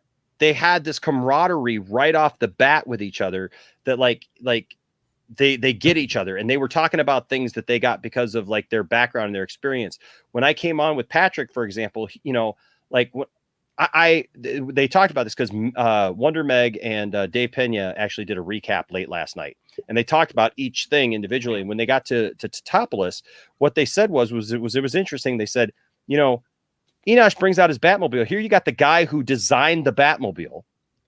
Enosh brings out his Batmobile. You can see there. Look, it puts a smile on his face right away. He was totally right there. He's got his own Batmobile right behind him. But then also, like, I had a picture of myself having gone out to the Warner Brothers lot just a couple of years ago with the actual car. So I had actually seen the car physically. I knew what it looked like. I understood what that was. And they didn't even know that. Like Wonder Meg and the Nerd Queens didn't know that, but they picked me to do this because Zack had said, "Hey, can we get Patrick in there?" And they're like, "Yeah." And they were trying to figure out who would be a good person. They're like, "Well, you know what? He's got these toys, he's got these things. Like, let's put them together." And they didn't know that I had a picture with the Batmobile, or whatever. And I thought it was funny because Patrick, the first time I talked to him, and I told him that I had gone out there, he's like, "Did you get to drive it?" And I said, "Well, no, I was just a guy who showed up." He's like, "Well, if we do Justice League 2 and 3, he's like, we'll have to have you come out and drive the thing." Yeah. Sign me up. I'm like, don't twist your arm. What world am I living in where I'm having this conversation right now? Like, and like, who knows, if anything ever comes out of that. But, I mean, like, now I'm even rooting more, to be quite honest with you. You're like, yeah, no, I'm at my spot in the movie. Yeah, right. Because he starts talking about stuff that had to do with the car that we didn't even see. He's like, there's still stuff that the Batmobile does that you haven't even seen yet. He says, because when they designed it, when you look at it there, it's got those big back wheels, right? It's got all that stuff. And he says those were actual tractor tires that they shaved down and like designed and stuff specifically for that. But when they did it, like, we didn't see until Justice League, where the whole thing props up and becomes an off-road vehicle, right? We didn't even get to see that. And he's like, there's so many more things that the Batmobile does. And he's talking about how when they designed this one, they wanted to design it as not as if Bruce Wayne is like having somebody else do all of his R&D and his tech and everything. But this is a Batmobile that Bruce Wayne actually works on, that he actually does the repairs on. That's why some panels are different colors than others. And that this is something that like he helped put together, and he's working. That's why he's working on the Flying Fox there, in Justice League, because he has these, things. He's not just paying somebody else to do it. And, Alfred working on something. Yeah, well, and Alfred does it too. But that's thing is like it showed them working together, right? And so what I thought was really cool was that there was that synergy, and then of course, everybody knows that I do my little wrestling bits here, on the channel and everything, and have fun with that.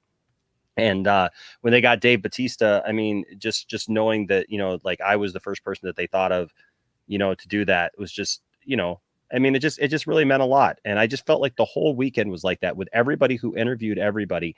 It just went really, really well and smooth. And like, you would never know. Here's another cool thing, a little behind the scenes thing real quick. But first of all, Dravwalker says, I'd rather go through PayPal because we don't have a Cash App in Australia. And I wanted the coin to go to a great channel. Thank you, Luke. I appreciate you, man. And appreciate that. And speaking of that, H-Barts with another $10 super chat. Wow, it says, I watched a video where Cavill said he wants to fight Brainiac and he wants to explore Superman and Lois's relationship more and have him do more reporting. I would like to see more of his Clark Kent. Yeah, absolutely. in the Mild city. mannered reporter. Yeah, absolutely. That'd be really cool. Mm-hmm. Yeah, for HBO sure. Max. I know, man. HBO Max, here we come. You're not getting it on Warner Brothers. Forget about it. No. You're not getting it on Warner Brothers. So hashtag and restore the Snyderverse. Yeah, HBO Max. Tag them and start tagging that Casey Boys too. Because if it happens, it's going to be his decision. Yeah. He's the content manager, so he's the one that is going to go to Jason Keeler and say, you know what, we need to have these major IPs on this channel. You know, we got them on CW, we got them on the big screen, but we need to have these major IPs on this network. You know, while we still have these guys, while Cavill's still at 37, 38. Yeah. I mean, he's got another 10, 15 years if they're going to do it. They just need to go that route, and I just wonder at what's going to be the point where either they make a decision of one way or another, because they hear this fandom out here, but they're continuing to go in a different direction on the big screen. So if and I keep hearing, you know, people, you know, not to give up and all that, but how do you tell a fan to keep supporting things that are being handled by people who pretty much have ignored you on the one hand, but you don't know what the decision-making process is on the other hand as far as HBO Max goes? I mean, I wish at some point they would come out and say something or give some type of indicator of where they're at. I don't care about what Warner Brothers Film Proper has to say, to be honest with you. They're going on a different path, but I really would want to hear from the actual Warner Media side, Casey Boys, those people. You know, we've heard nothing from them in regards to any of this, not numbers, not direction, not tone. You know, I've heard a bunch of stuff, half of which from Warner Brothers is never going to happen. You know, how many movies for every 5 movies that are going to happen, there's 10 that they canceled. Yep. So, but I haven't heard anything from the HBO Max side of things, and that's really just something would, I think, give people a general direction, and it would help all these other movies coming out. I mean, you know, like I said, Suicide Squad, all right, great. You know, it would be a great olive branch if they did say something, though. Like, yeah. I don't like being in I the agree. holding pattern. Like, it really does suck. Like, Well, you only have so much time in a holding pattern before people. The worst thing you want Warner Brothers got to him. any of your franchise or name brands. Warner Brothers got to him. Is They apathy. froze him up. Yeah, got to. Did I freeze? Yeah, you froze up for a second. Yeah, you froze up for a second. Yeah. No, the worst thing you want to have is apathy. Yeah. You know, and then just the fact that the next things you do is just people just stop caring.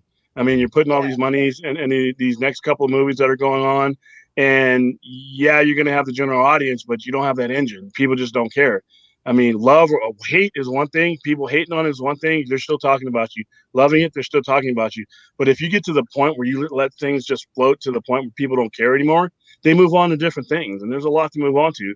So I really think that HBO Max and Warner Media really need to do something, even if it's just tomorrow morning, Jason Keeler or somebody says they just hashtag restore the Snyderverse or something on their own. But William, they won't ever do anything because they still have money.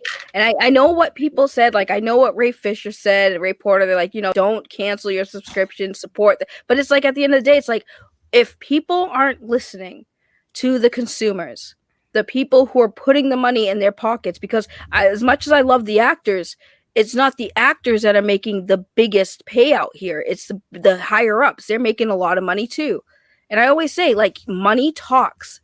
So I get, like, I like I said, I understand what Ray Fisher and them said, like, please don't do that. Please don't do that. But it's like, but if the fans want something so bad and they know that people have been done dirty, you got to take the money out of their pockets and be like, listen, I agree, but also I and this is all I'm asking people to consider is because I agree with that. I absolutely agree with that. That's how we usually speak. You speak with your money, with your wallet and what you give to these companies. But we're also very, very fresh. Right. I know it seems like a long time to us because we've known that the Snyder Cut was coming. We fought for the Snyder Cut for 3 years, and then we spent almost a year waiting for the Snyder Cut after we knew that it was a thing. The difference here is that we're basically starting with a whole new concept. If they're going to go to HBO Max with the Snyderverse, it's not going to be something that they can even announce right away, because they have to make sure that they can do it with the people involved. I mean, look at because it's not going to be something that comes next year. It's not going to be like the Snyder Cut where they're going to be like, hey, 2022, it's coming. Look at Gal Gadot. It's a T. We heard her from her herself. Gal Gadot, is pregnant right now, right? So it's not like they're gonna go, hey, we're gonna greenlight this thing, and she's gonna go film this thing with a new Justice League thing or whatever. Like, we're gonna have to wait a while. And as much as I know that we want to hear that it's coming, all that stuff has to be negotiated. And you got to think about this. Zack Snyder knew that the Snyder Cut was coming in November of 2019. Nothing was announced until May of 2020. That's my Star Trek check. I thought that was Brian trying to get a word in. Here's the thing. Let Brian. I think Brian had something real quick. I will say, this is like my point of contention. I agree with Saggy. The only way to really get him is to hit him in the wallet. My thing is I'm starting to lose interest. It's like, no, you need to say something. Like, I understand we're not going to get anything for the next few years, but if you wait that long for an announcement. But see, they don't. But if they don't even know what they can give you yet, based upon who's going to be available, that's what I'm saying. That's why I'm saying trust the people. That doesn't matter, though. But did they already say that they weren't going to do anything anymore? That it was over? That was Warner Brothers. That's Warner Brothers. Now it's different. Can I just real quick, because this is a great discussion. I love the discussion, but I want to honor this too. So I will say this, H. Bart's about your comment here is I definitely want to see more of him reporting, and I definitely want to see him fight Brainiac. That's definitely something that needs to happen. I want to see more. Like it's a massive thing, and so I want to see his thing. And then H. Barts with a $10 super chat. Thank you. Another $10 super chat says, ask the question. You think Grant Gustin will cameo in Flash movie? Also, even though WB said Zack Snyder's Justice League is not canon, Patty Jenkins said Wonder Woman 84 is canon with Zack's world. Same thing that Jason said with Aquaman. Yes, I do believe Grant Gustin will cameo in the Flash because I believe that they will pay off that scene that they did on Crisis on Infinite Earths where Ezra shows up. Ezra shows up on the show, The Flash, and I think that we'll see the other side of that, and where that comes in. So I absolutely believe that. And look, here's the thing: the great thing about all these movies and all this stuff in the multiverse and all these things, and this is why I'm not against the multiverse, is because it doesn't matter that one little thing is out of canon here or out of canon there, or seemed like this or didn't seem like this at the time. Because you know what? It's a multiverse. So you literally, one little thing can happen and change the trajectory of where something happens. So you can go from Mira's parents being dead to alive, or vice versa, or whatever. Like all the little inconsistencies or whatever can all be smoothed out later. And then H Barts with another $5 super chat. Thank you. And you know what? I'm just thinking about this, H Barts. Maybe you can let me know in the chat somewhere. Is it H Barts 100? Or is it HB Arts 100? I had heard Matt call you H Barts the first time that I saw you when I was on Matt's stream, and I've been looking at your thing here for a while. Is it HB Arts? Have I been saying this wrong the whole time because of Matt Jarbo? just let me know. If it's H Barts, that's great. But if it's HB Arts, I want to get it right. Plus I'll know something that Matt doesn't know. Says if with a $5 super chat says if the Snyderverse does happen, it might not happen till 2025 or later. And okay. You're right. And so this brings us now back into where we were talking. I just wanted to bring it back around because I mean, you know, $25 in super chats there. So I wanted to make sure that we weren't putting them off. And all I will say going back in that situation again is just that they have to figure out what they're going to do, what story they're going to tell, what stories they're going to tell. Okay, so we were right. It is Bart's. So I just wanted to make sure because I was looking at it, I was thinking, well, maybe it's HB Arts, like maybe like whatever you do for a living is, like, or you got the arts thing or whatever. Matt Jarbo still here going, maybe I got it wrong. I don't know, but no, thank you for chiming in because I want to make sure that I get that. So okay, so we did get that right. Awesome. But yeah, so what I was saying is that it's to me I understand wanting this announcement, but to me also I think that they were waiting for the Snyder cut to come out to even put some of those, maybe even talk about having some of those things, because if the Snyder cut comes out and doesn't do as well as they want it to, or doesn't do what they think that it should, then all of that is pointless. They're not going to announce it anytime before that, and they're not going to spend a lot of time trying to put it together on a property that they're not sure about, because they were already unsure before. And I think that going into the Snyder cut, they wanted to wait until the Snyder cut was released. It's out there. How did it do? I think that's why we haven't heard anything about the numbers. I think that's why we haven't heard anything about why or when how well it actually did or didn't do or whatever. There's all these rumors. And of course we've gotten the numbers third party, but what I'm saying, and I will turn it back over to you guys to have this discussion. I just wanted to put out what I was thinking is that for that to happen, I believe that the Snyder cut happens. Then you got to figure out a bunch of stuff. One of the biggest things, honestly, that I think still has to be worked out between Zack and whoever they're talking to over there is how they're going to take care of Zack. Okay. Because you notice Zack has been talking about that a lot. He talked a lot about that with Netflix. Look, Netflix showed up for Justice Con. Okay. Netflix literally had a rep in the backstage area of my interview with Dave Bautista.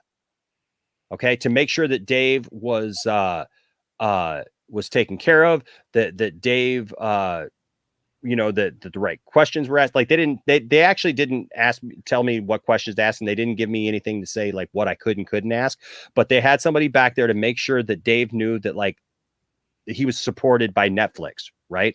Same thing. We all had this Netflix rep there. And I got to say, like, this also goes to show you how great these people really are, because you know what, there was all kinds of technical difficulties with Dave before we went on, his mic and everything. And he had a guy sitting up there. Like, if you guys didn't notice, like, he wasn't just in front of an iPad or whatever. Dave had a guy. He changed positions. Yeah. Dave had a guy there who was doing the film thing for him and also had a mic for him, and it wasn't working. And so like, that was why we started a little late. People were joking that it's just because it was me, but no, it was, and I start my streams a little later, but no, they were making sure. And you know what? And Dave was totally chill the entire time and just complimentary to the guy, that works for him there. So like all that stuff. But like I said, I think that anything going forward, like they got to make sure Zack is protected, because I would gladly say no to any more of this stuff if Zack is going to have to worry at all about having to go through more crap, because I want Zack protected that way. I want all of that stuff understood, that Zack is protected, that Zack is not going to have to be harassed anymore, that like they don't do one movie and maybe it doesn't do like what they think it will or whatever. And then the next thing you know, they're like, well, we're going to shut the whole thing down again. Right. That it's like, this is what we're going to do. We put the plan together with the people who need to be a part of it. And then we move forward. We announce it together. We do it together. If it's to be done. I mean, does that make sense? That's it makes sense, but it cannot be that elongated. And the problem, like I said, you only have a certain window of opportunity to keep the attention before people just gradually move on to other things. Now, there is a lot that they can do without making a major announcement, without putting a lot of details. You can do a lot with 30-second teasers. You can do a lot. There's a lot you can put out without giving the bones away of what you're actually doing. You just got to let people know that there is something coming, that there is a bridge from where we're at to where we're going. Otherwise, if there's no way for me to get to the other side, I'm going to turn around and go somewhere else. Yeah. So, and I understand that there's a lot of things that can be involved. Some of these people that we're all familiar with may not be involved going forward simply because contractual obligations, but you will still go forward, which is fine. I don't need to know those details, but what I do need to know, and it's all the stuff that's going on, I mean, it's all these doubts that you have for a certain section of Warner Brothers versus HBO Max, all this, you need to know that there is that there is a tomorrow. Even if it's just you giving me a symbol, a teaser, something cryptic, something, but nothing at all. Like I said, there's just too much going on in the world right now to divert the attention. Even right now, the core of Zack Snyder fans actually have something outside of DC Comics to get excited for with Army of Dead. Now, if you're HBO Max, you're the core. If these things keep coming outside of DC films, eventually they're going to follow him. So right now, you need to at least put something out there. Like I said, I don't need an announcement. I don't need to know the full-on layout, but I need to know that there is something coming and something soon just to keep my interest. Then you know what? We can talk for the next 2 or 3 weeks. What does that mean? What does that mean? And all of us can spend all of our time interpreting whatever the hell it is. And whatever it is, but we will be talking about something. Right now, the conversation has a risk of fading as other things come up and happen, and that's not good for business. No, and that's basically like where I'm coming from, because it's like you have to get that interest while it's at the peak, and I feel like they're just kind of on the downside and just letting it go. I mean, Blue Beetle is going to be amazing, so yeah, but who cares? Yeah, I don't disagree with you. I don't disagree with you. I mean, Blue Beetle's going to be amazing, William. How dare you? Blue Beetle being amazing is not going to move the dial where they want to move. Blue Beetle is gonna save DC. No, okay, William, it's gonna save it. Well, let's not go that far. Enosh, no, Blue Beetle's going to save the DC universe with a single standalone movie, and it's going to be amazing because Blue Beetle is the godly, the godly holy grail of DC. Okay, you do you, Boo, right? No, it's all about Blue Beetle, Enosh. A-list characters are going to move the dial. Then you go in and move to the B's and the C's. But if you're not doing anything with the A-listers, then why, even with Black Adam, if anybody but Dwayne Johnson was helming Black Adam, I would give a rat's ass about Black Adam coming out, right? Because not at all. But because Dwayne Johnson's handling it, that's why it would take. And I agree with that. It would take somebody like honestly, if it wasn't Dwayne Johnson, it would take somebody like immensely passionate and cool for anybody to be interested in Black Adam, because a lot of people don't know who Black Adam even is. But The Rock being attached to it has made people step up and like get to know who he is, right? So. You Snyder cultists and your negativity about how amazing Blue Beetle is very upsetting right now. And I understand why all these YouTube. So it was nice having Saggy on, wasn't it? I mean, Saggy's always a great person. It's too bad she was having some problems with her computer there. She messaged us in the private chat and said she might dip out, so we did. And Blue Beetle came and said, "I will save you." She didn't even know she was gone, I don't think. And then all the Holy Grail comes, and then the blue shines out. Bring the puppet back. Bring the puppet back. Amazing. It's gonna happen. Oh wait, what happened? What? What? You will be saved by Blue Beetle. Okay. When? Yeah, I don't need to be saved then. Yeah, I mean, get people something to talk about. I mean, this is a long time. Even if the movie's not coming out till 2023, 2024, so what? We've been talking about Snyder Cut for 3.5 years. You think we can't carry that conversation along? You giving me teasers? I got a teaser for the Pattinson movie. What, last year? That movie's not coming out for another 6-7 months? I mean, there's things you can do to just give people a sign that there is something to latch on to. And I think light at the end of the tunnel, Yeah. This silence is just not really good. And meanwhile, we're getting announcements for stuff I don't care about. Yeah. Right? From both Marvel and DC. I mean, I'm getting stuff that I'm like, okay, I'll go see it, but I'm not like, oh wow, I'm not gonna stand up out of my seat and go, okay, that's where I'm aiming my North Star at, No. I want the A-list players to be going in a different direction. The CW's not doing it for me. Yeah, they got great shows, but it's not at the level of what you can do on HBO Max. You're right. Show me a sign up in the sky showing Ben Affleck's bat symbol. You don't have to give me any other details. You can be cryptic. Be cryptic, because what being cryptic does? It allows us to discuss the other 90% of the conversation that you only gave us 10%. But you want to get nuts? Come on, let's get nuts. When we stop talking, that's when things start dying down and you start losing interest. And then you want to, a year from now, you want to, hey, we signed these contracts, we've done this, but I'm like, I've moved on. Yeah. I moved William, on. It'd be too little, too late, you know. I'm sorry. I know I said Blue Beetle, but I know I have the solution. I know what WB can do to save this. We need a Plastic Man standalone movie. Plastic Man will do it. He will do it, and it'll be amazing. Now, hold on. Don't. Please don't tell me this is going somewhere. This is going to scare me. No, listen. I like Plastic Man. I don't have a problem with Plastic Man, but Plastic Man is one of those things that like you have to have an established DC universe before you go to Plastic Man. Yeah, he cannot be the standard bearer. Why? And you Jim know what? Jim Carrey could play him. That's all you need. Jim Carrey, Plastic Man. It'll save and change the world. Silent Scotty, savior of the Poindexter Lounge, I think is bringing a lot of wisdom here. He says, look, Ray Porter said, give it time. I think that's sound advice and a realistic course of action. Be patient and let's see how the next steps unfold. But we literally just got the Snyder cut. Which is why you can't see there's patience and then there's strategy. You have to have some kind of marketing strategy, or we just got it. But once again, pretty soon you're going to be moving into phase 4 and everything else with Marvel shows. You're going to have Loki show. You're going to get lost in the conversation. Not that they need to be going at each other, but you have to be somewhere in the conversation sooner than later. Yeah. I understand that this might take time. I'm realistic about that. But what do you do in the interim? Where are you focused on?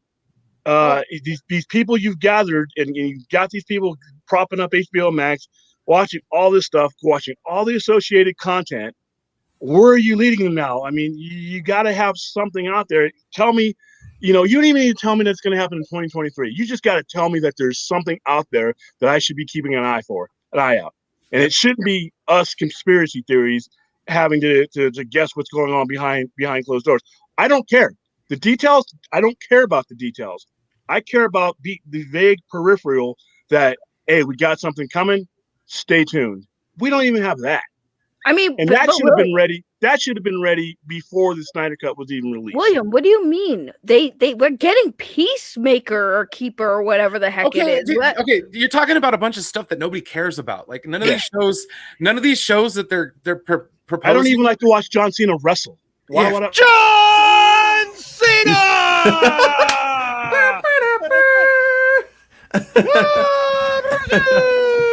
Why did you say that name? But Brian, they assured us that we're getting these things and there's more to come. They assured us. How could you be mad? They said we're getting Peacemaker. No, I'm not mad. I don't care. And it's like he said, apathy is the biggest killer of them all. Green like these things. But you have to care because they said so. But see, they didn't learn the thing from Birds of Prey. Yeah. There's a lesson to be learned in Birds of Prey.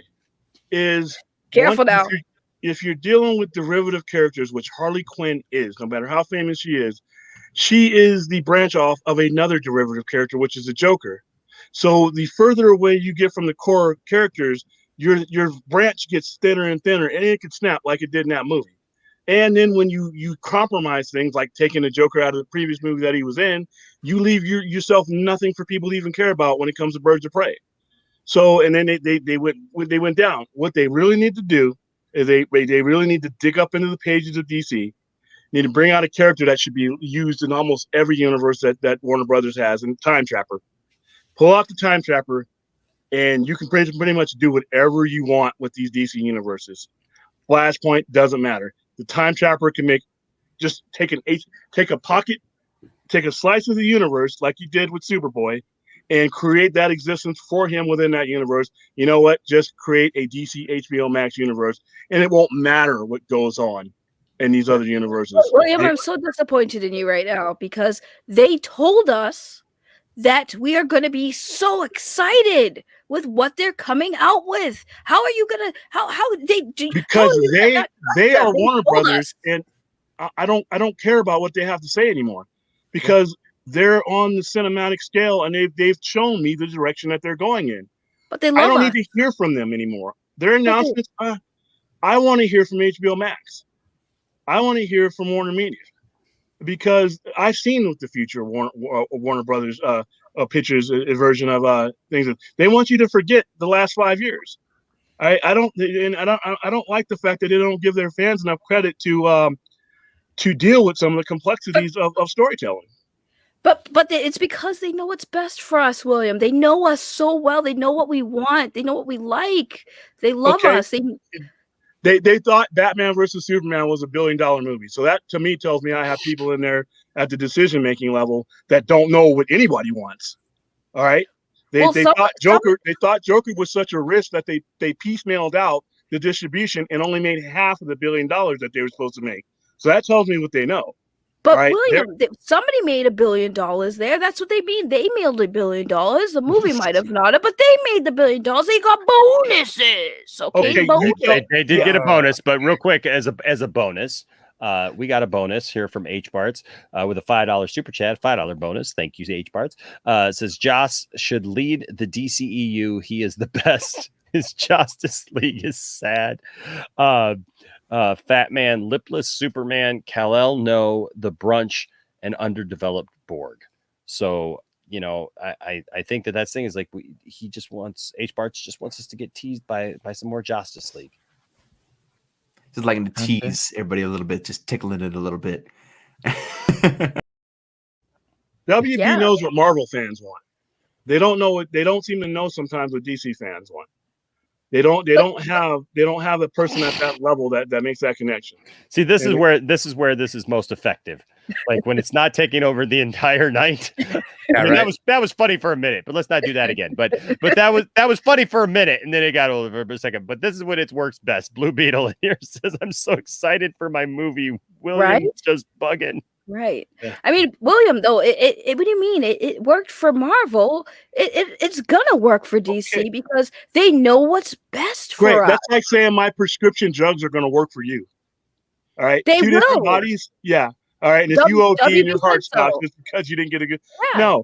WB said it would. Your drugs will work for me because WB said it. It's okay. Yeah. Okay. Great. All right. Marvel has a guy that's been part of their filmmaking since 2000. He knows those IPs, he knows those properties. I got people in that were great filmmakers somewhere else doing horror movies and everything else, but they don't seem to have that kind of understanding. So I don't, like I said, what's he say? We'll vehemently disagree with so let me pose this question to you, because this I think is a legitimate question. Obviously, as DC fans, we're used to, the Trinity, right? We want Superman, Batman, Wonder Woman. We want, the main members, right? But here's just a quick question for you. Marvel actually set up their universe by introducing first side characters that, yes, now are household names. That people like Iron Man, Thor, whatever, and people knew who they were. They knew of those characters, but they were not household names before the MCU. Iron Man was definitely not on anybody's radar. Like comic book fans were, liked Iron Man, and there had been great Iron Man stories, Demon in the Bottle, whatever. There had been great, solid Iron Man stories over the years. Thor was a fan favorite, as far as comics, whatever.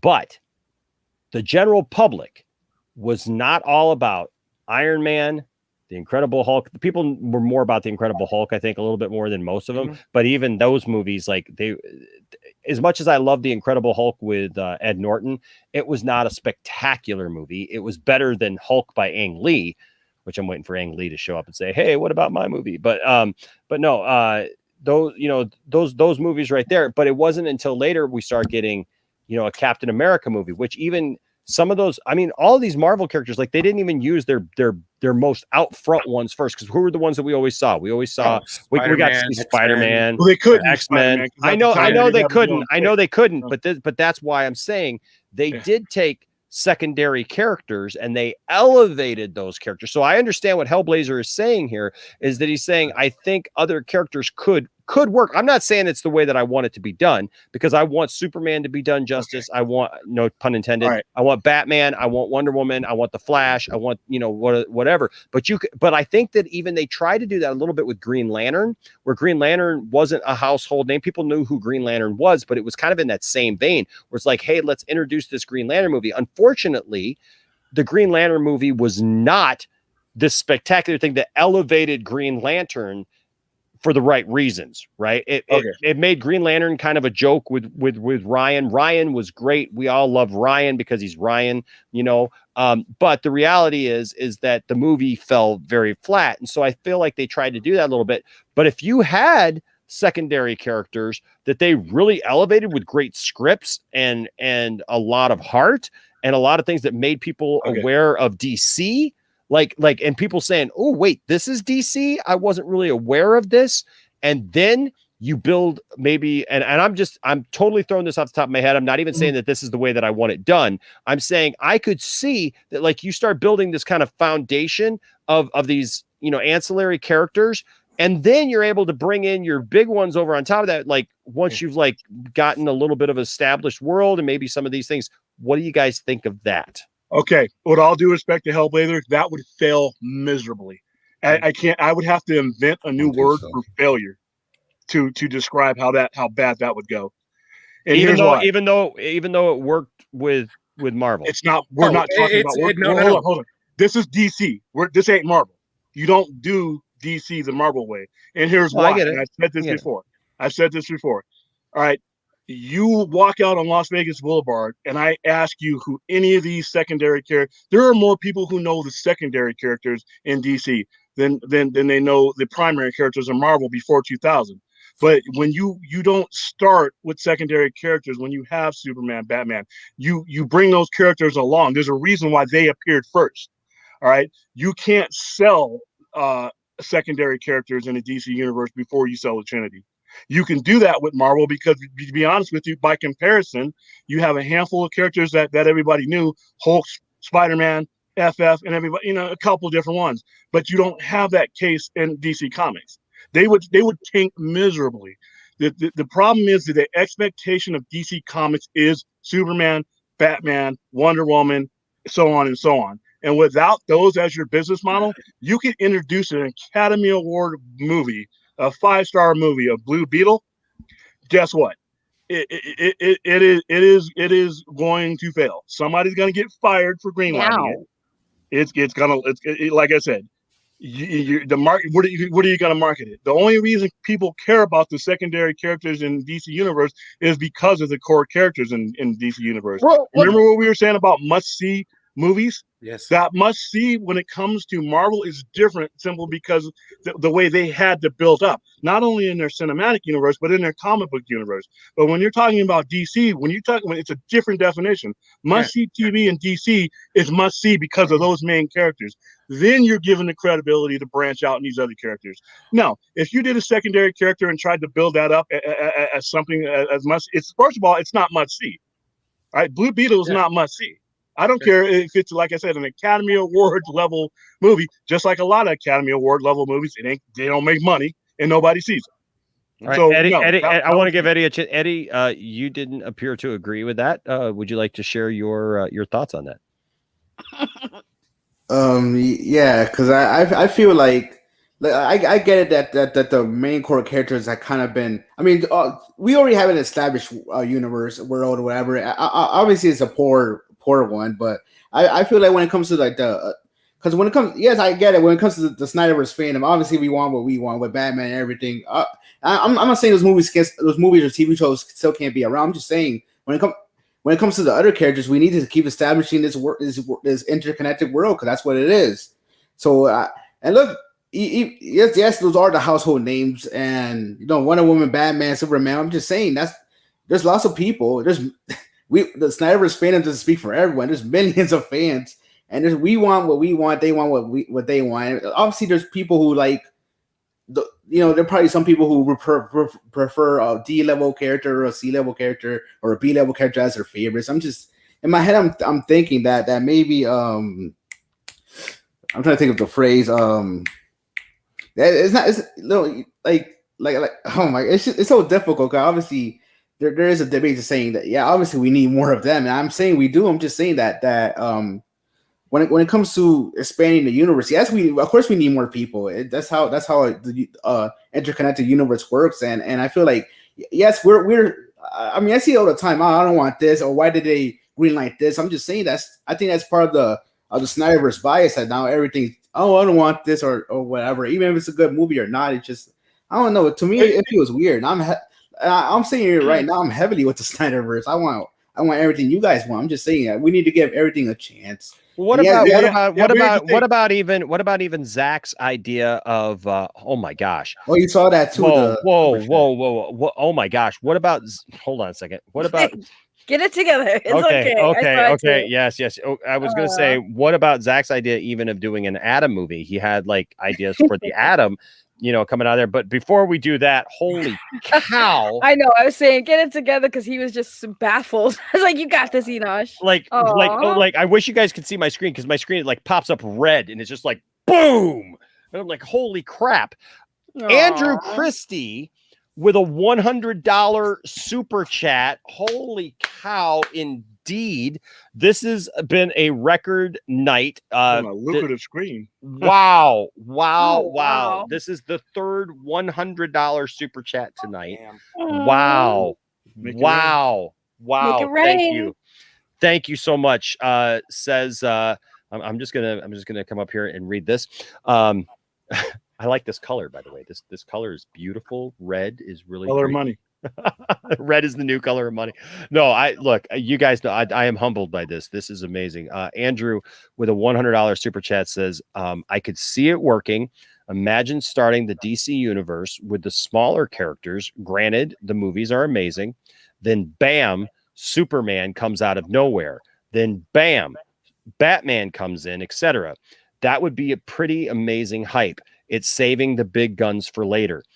And Andrew, I will tell you this. I'm not somebody who's been a big fan of doing this, but I think in restarting, like you can do that with the Snyderverse at this point because we've already seen those characters. But if you're going to restart the DC universe, we're really fresh off the heels of Superman, Batman, Wonder Woman. I think where it's kind of muddy right now is the multiverse. And what they're going to do with that, because they want to keep Gal Gadot, obviously, because they like her. They want to keep Jason Momoa because they like him. And his movie made $1 billion. So it's going to be weird how they muddy those waters. But if you were starting over, I'm not saying it's necessarily how I would do it, but I totally see your point on this. And honestly, I've not been someone who's come at this from there because I've always come at it from, and I understand what William is saying. I mean, and I agree with William to the most of the point is that that's usually how you do it. You come out with your heavy guns, but I could see it depends upon who, to me, the ancillary characters are that you start off with, right? That you start building a world with. And I don't know who those characters are necessarily. I don't know if that's a Blue Beetle. I don't know. Maybe if you start this story, maybe with a Blue Beetle and a Booster Gold, having Booster Gold come back in time. And I'm just saying, I understand it, but why did Booster Gold come back in time though? He came back in time to be this hero because he knows he has knowledge about those things. And so maybe you start off there. Maybe you start off with a Green Lantern like they tried to do before, but maybe with a better story. Not to say that they're the first heroes, but they're the first heroes that we're introduced to maybe in this world. I don't know. But maybe telling these stories in a different way. We've gotten movies, it seems like, and I'm just playing devil's advocate here, but we've gotten movies from DC that have always started off with, here are your heavy hitters, they're established, and then anything else that comes afterwards is that. And I mean, I get it. We haven't really had a DC universe till Zack Snyder, but even in the solo movies, Batman was there. So you could consider, well, Batman is the main character and then whatever else is added. But they reference Metropolis even in those old Batman movies. Even though they don't recognize, Gotham or anything like that in the old Christopher Reeve movies, Superman is the first, right? Obviously in that world, Superman was the first character. So I don't know that we've actually seen it done that way with DC. I think we've seen a failed kind of version of it with the CW, where the CW didn't have the rights to all of those characters. They couldn't just go out and use those big characters, so they tried to fill it in with characters like the Flash. But the first few seasons of the CW verse, I mean, starting with Arrow was immensely popular, and they put Arrow in that world. The Flash, the first 3 seasons of The Flash, like I said, were immensely popular. People loved that. And as they started building it out, it got a little crazy a little bit, I think, with Legends of Tomorrow, but there's some people who really love Legends of Tomorrow. My family really loves Legends of Tomorrow. I'm not a big Legends of Tomorrow guy, but there were some good things in there, and then it just like it gets way off the rails. But and I think that they've gone too far with a couple of the properties because they couldn't use Batman. So instead of bringing in a Batman or a Superman to be able to fill out that role, they started going down with Batwoman and they saved Supergirl from CW. But honestly, Supergirl just ticked me off in many ways, because even though they tried to say that Superman was established, they basically undid all that by basically taking away all of his villains and stuff and making them Supergirl villains and establishing them as like Supergirl villains instead. And even Lex Luthor now, like, it makes no sense. It kind of pisses me off as a Superman fan. You made him a jobber. They did, and I don't like that. And that's what I'm saying. That's where we see it being done wrong. But those first few seasons of Arrow and the Flash, where you didn't have all those other characters in there, like if you would have gotten to that point, and then but like somewhere off here, you say, well, these other characters exist, but we just didn't hear about them, or they just weren't part of that, or whatever. But then like maybe you bring those in later. Andrew, I can see what you're talking about there. And and honestly, I'll be honest with you, I have not been a fan of this idea for, forever. But there's part of me that now thinks that like it's possible that could work if it was done right. But that's an extreme what if, because I do agree with you, William, that you got that for the most part, you got to start off with your heavy hitters. But there's part of me though that wants to say that like if we did it right, it's quite possible that you could make it work. All right, and maybe what might have to be done like going forward, because you can't start off the next line of all this stuff with a Superman movie, can you? I mean, look, people are already pissed off that they're talking about doing a Superman movie without Henry Cavill. So if you're going to start off something new, how do you do a Superman movie? How do you do a Batman movie without pissing everybody off? Because the multiverse. That's why the multiverse was even created in the first But beyond that though. But I mean, if you're going to the next iteration of some of these characters though.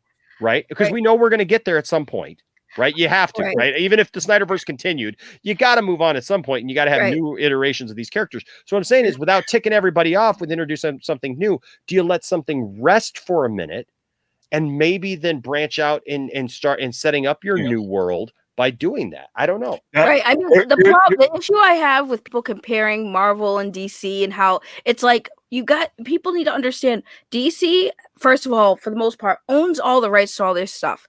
And when Marvel didn't have the rights to their most popular characters back in the 90s, what was their popular shows they had? They had Spider-Man, they had X-Men, popular shows. They weren't making money off it. They didn't own the rights. So when after all the years of seeing the same content, Spider-Man movies, X-Men movies, Fantastic Four movies, the ones they didn't have the rights for, and then they finally were like, we need to start making a movie, and they came out with Iron Man. Even with the Hulk, like you said, the Hulk was a popular character, but the movies weren't that great. So when they came out with Iron Man, they had to do something amazing. They had to do something that they had to make Iron Man a really awesome movie franchise so that they can establish their universe. And on top of that, I don't correct me if I'm wrong, but right now they don't have a multiverse going on, really.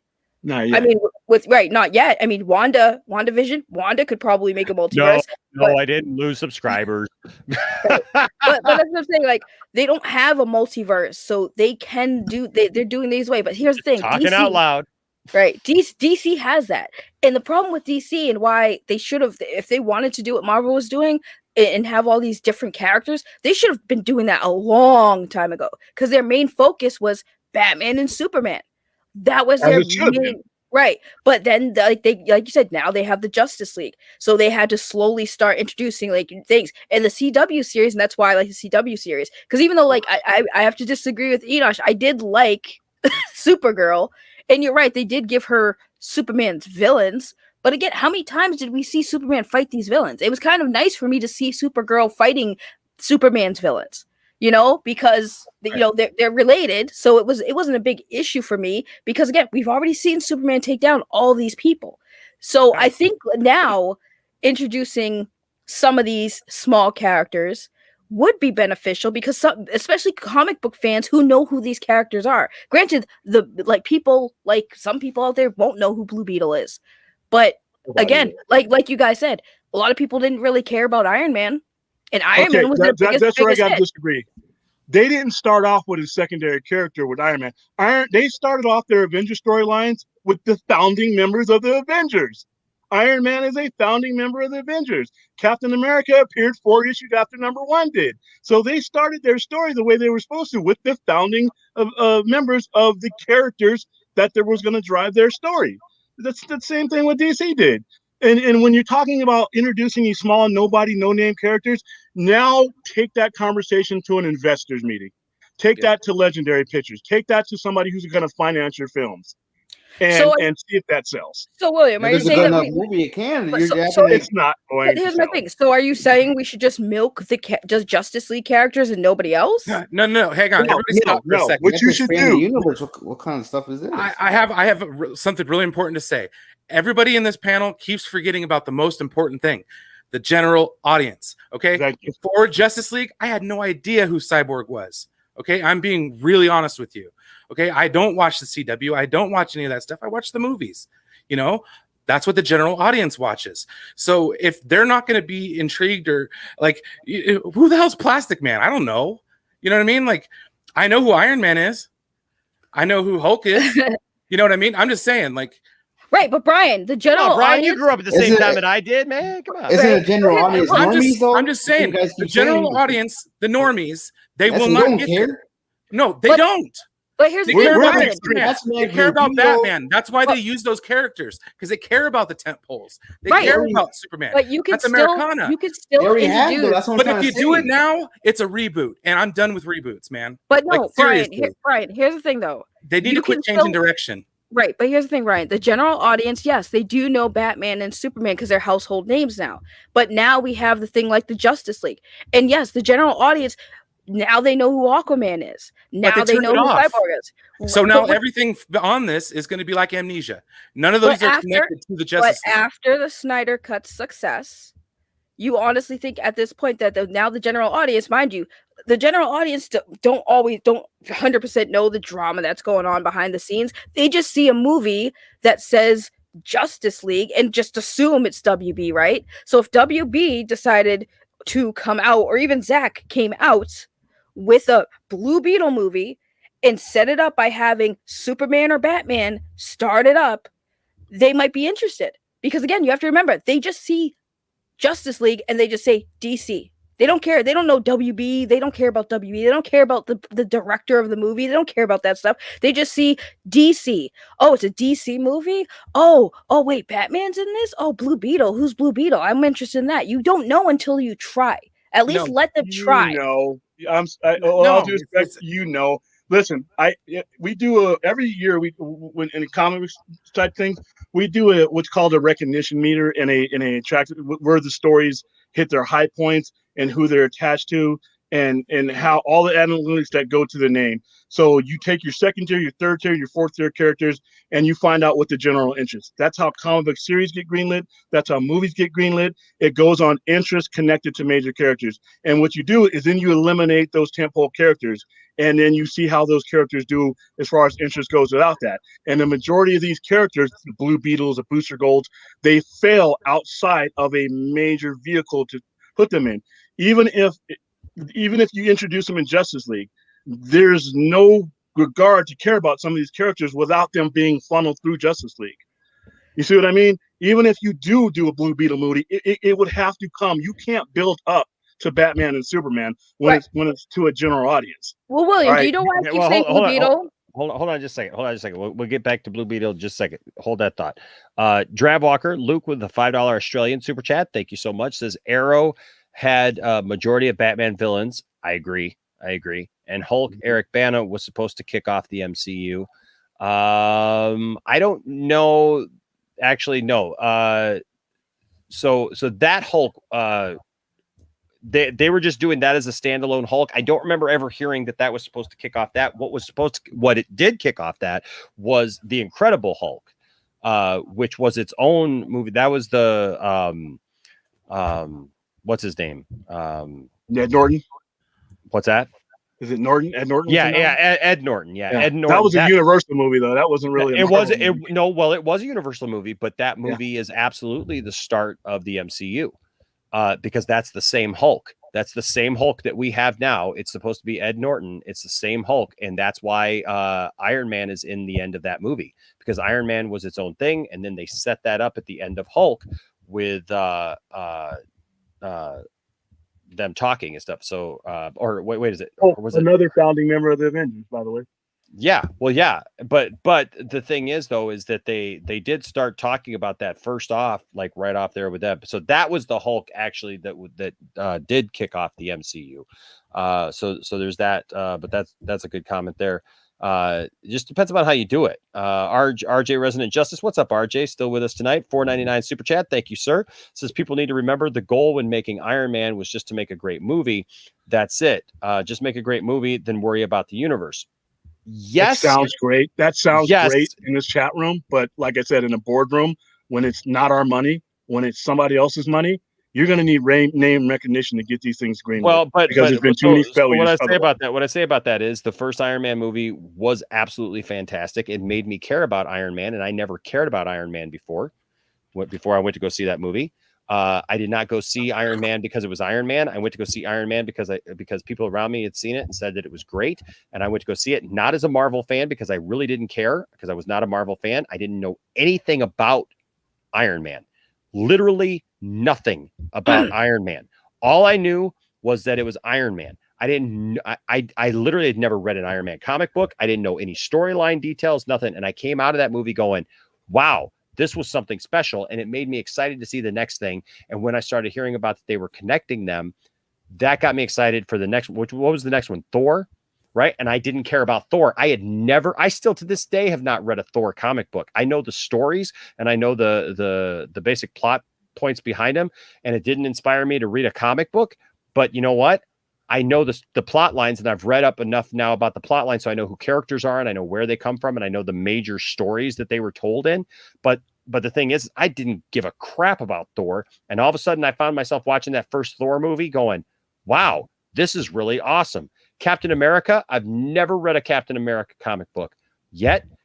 By that time, they had won me over because I had seen those first couple movies, and I was like, yeah, bring it to me. Even Incredible Hulk, where they tried to start it off with, didn't catch me in that kind of way. But that Iron Man movie and that Thor movie got me in the seats to see Captain America, which is one of the best movies in the entire MCU. That first Captain America movie, along with Winter Soldier.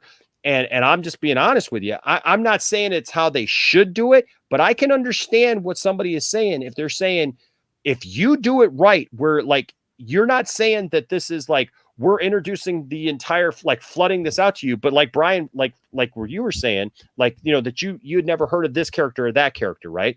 But if you heard people going to a movie that were big DC fans, for example, right, and your friends were coming up to you going, "Hey, you know what? We just saw this movie," and I don't want to use Blue Beetle because look, the majority of people are not Blue Beetle fans. Even DC fans are not necessarily Blue Beetle. I didn't know who he was until I watched him. I know who Blue Beetle is. Okay, so I want to take Blue Beetle kind of out of it because like at least like Marvel fans knew who Iron Man was, right? Iron Man fans are diehard. They know who Iron Man was. They know who I watched Thor the cartoon in the 90s. Right, exactly. So they know who those characters are. Okay, so but say for example, who was another member of the Super Friends or something like that that we watched when we were a kid, right? So like if Aquaman hadn't been that way, you know, hadn't done what they did right now, and they're like rebooting it or whatever, and I don't know, Aquaman, I think really Green Lantern, honestly, is one of the best characters that you can really start that out with, because he's a bigger character that people know of, but they don't know everything about Green Lantern. But for example, if you heard of a DC character that's a lower level DC character, but yet DC fans were coming to you going, man, we just saw this movie, and they put the time in that movie where it's an excellent movie, like Iron Man was an excellent movie with a great star and a great story behind it. And it was something that really caught people's attention, because at the end he goes, you know what? Heck, They totally turned the superhero thing on its ear, right? Because it was like, oh, secret identity, right? Here's another superhero movie with a secret identity guy, and I know 187 is loving this right now because I'm actually defending this whole thing for Marvel. But literally, they took it and spun it right around and hit the end. What does he say? He's like, screw it, I am Iron Man, and then the movie ends, and you're like, what? What is that next movie going to be? But it was grounded. It was really good. It was like something that really endured you. So that by the time you got to the end of Endgame, like people were going gaga because all of a sudden Tony Stark was the most beloved of like everybody, and he's sacrificing himself. So, I mean, we could all argue about like, should he have, what should have happened, when it should have happened, whatever. But the reality is for Marvel fans, like, and all those Marvel fans, all these people who are Marvel fans now, were not Marvel fans back at the beginning of this. They didn't know who they were Iron normies. Man, they didn't know who Iron Man was. They had no clue what any of his stories were. They didn't know where that movie was going. Yet that was an excellent movie that told an excellent story about a lower level superhero that got escalated. He's not a lower level superhero. Right, I was gonna say, where is this coming from? Iron Man is not a lower level by no means. By no means. To normies, he is. He's a founding Avenger. Okay, that's to normal people. But again, back to the normal thing, right? Back to the normal thing. So the normies, they had no idea what Iron Man was about. Okay, so what I'm saying is like, if you have a character that nobody knows about besides would they have done it with Hawkeye? Fans, could you launch them? What would have happened if you just tried to launch that with Hawkeye or You're right. And see, that's what I'm saying. I'm not telling you what the right character is for DC. Okay, I'm not telling you what that right character is, but I am saying this. I'm not saying that it's impossible to do what. To do a similar thing with the DCE universe. I don't know who that character is right now, William.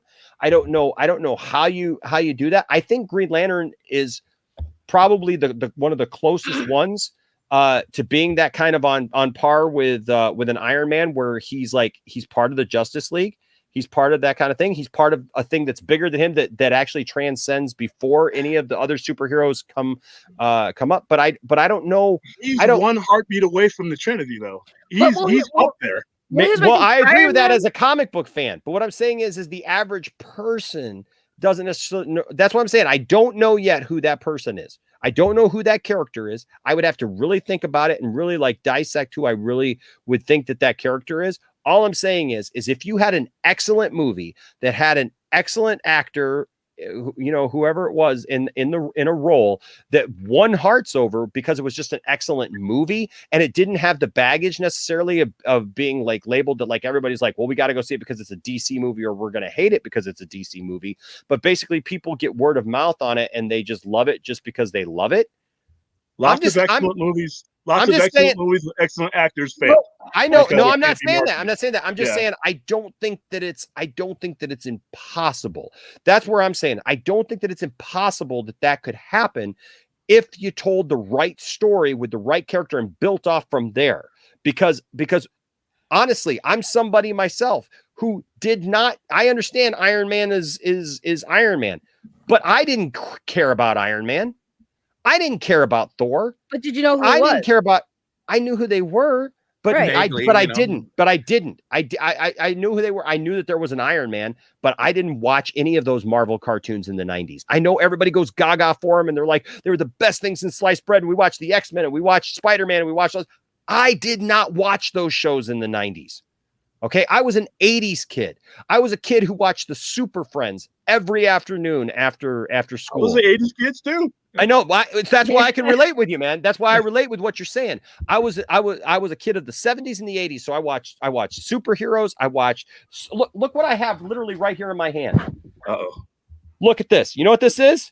This right here. Let me show you. Like literally, I have it right here at my. Look. I got Dark Side, right? I got old school Aquaman. I got the Flash, right? I got Green Arrow here, right? I got Wonder Woman. I got Steppenwolf. That's what Steppenwolf looked like when he was part of the Superpowers team. All right. I got Dr. Fate. Nobody knows anything about Dr. Fate. Dr. Fate's one. You tell a great Dr. Fate story? Maybe. I don't know. But look, I mean, I got Green Lantern. Like, I think Hawkman would probably be a little bit out there, but that is what it is. But I just feel like if you found the right character, I don't know who it is, and then later you bring in that universe and you got Superman. Here's his cape right here. His cape fell off. Fell off. He's fighting. But like you bring in the right character, and please put Brainiac in a Superman movie, for God's sake. We all want it. We all need it. Okay. But I'm just saying, I don't know who that character is. I'm just saying it's not impossible to do. RJ Residence put something in there that says nobody cared about Ant-Man and Wasp until, before they came into the MCU. But here's the thing. I wouldn't have cared about them if it hadn't been for the core storyline that they were bought into. Same thing with Captain Marvel. We've discussed the way that movie made $1 billion. Outside of those characters, that movie is not $1 billion movie, and it doesn't make $1 billion. Yeah. So you got to understand from if you want these things to be successful and continue, they have to have some type of marketability. And like I said, yeah, great movies, great actors. How many great movies with great actors fail because there's no way to market them? I mean, some of my favorite movies of all time have been box office bombs because there was no way to market them. And when you're DC, you do it the DC way with your DC tools. When you're Marvel, you do it that way. Marvel came out of bankruptcy in 2000. Remember? That's why they had to sell Spider-Man. That's why they had to sell Universal. So we're talking about a franchise that really we're starting from ground zero because they had to. Right? They couldn't start out with Spider-Man because they didn't own the rights. They can't make a solo Hulk movie anymore because Universal gets all the money if they do, because that's the way they hoard themselves out, they did what they needed to do to get their universe going. All right. And they did it with the founding members of one of their most famous franchises, right? Which by comparison is what DC do. Now, I'm not saying that a Blue Beetle or a Hawkman or some things can't come along, but when you're talking about DC Comics, the universe revolves around the Trinity. Those are the first superheroes ever created, and everything that DC has done on paper or anywhere else has branched off from them. Now, I'm not saying you shouldn't care about some of these derivative characters, but they're only there because of the main character that brought them in. Joker is only there because of the main character that he's attached to. Same thing with Harley Quinn, if you want to go to the third degree.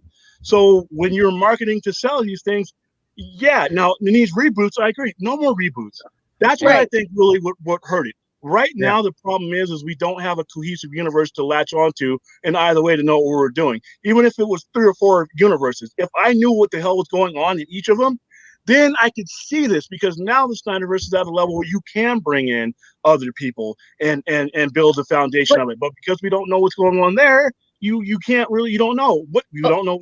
Go ahead. I'm sorry. Well, I was gonna say, that's what I was trying to say is like, I know because somebody earlier in the chat asked, well, I love how this conversation was Blue Beetle. But the reason why I say Blue Beetle, because like what Brian says, the general audience, I'm the general audience. I'm not a hardcore DC fan. I'm a Marvel fan. I don't know much about DC like you guys do, but you know who I do know?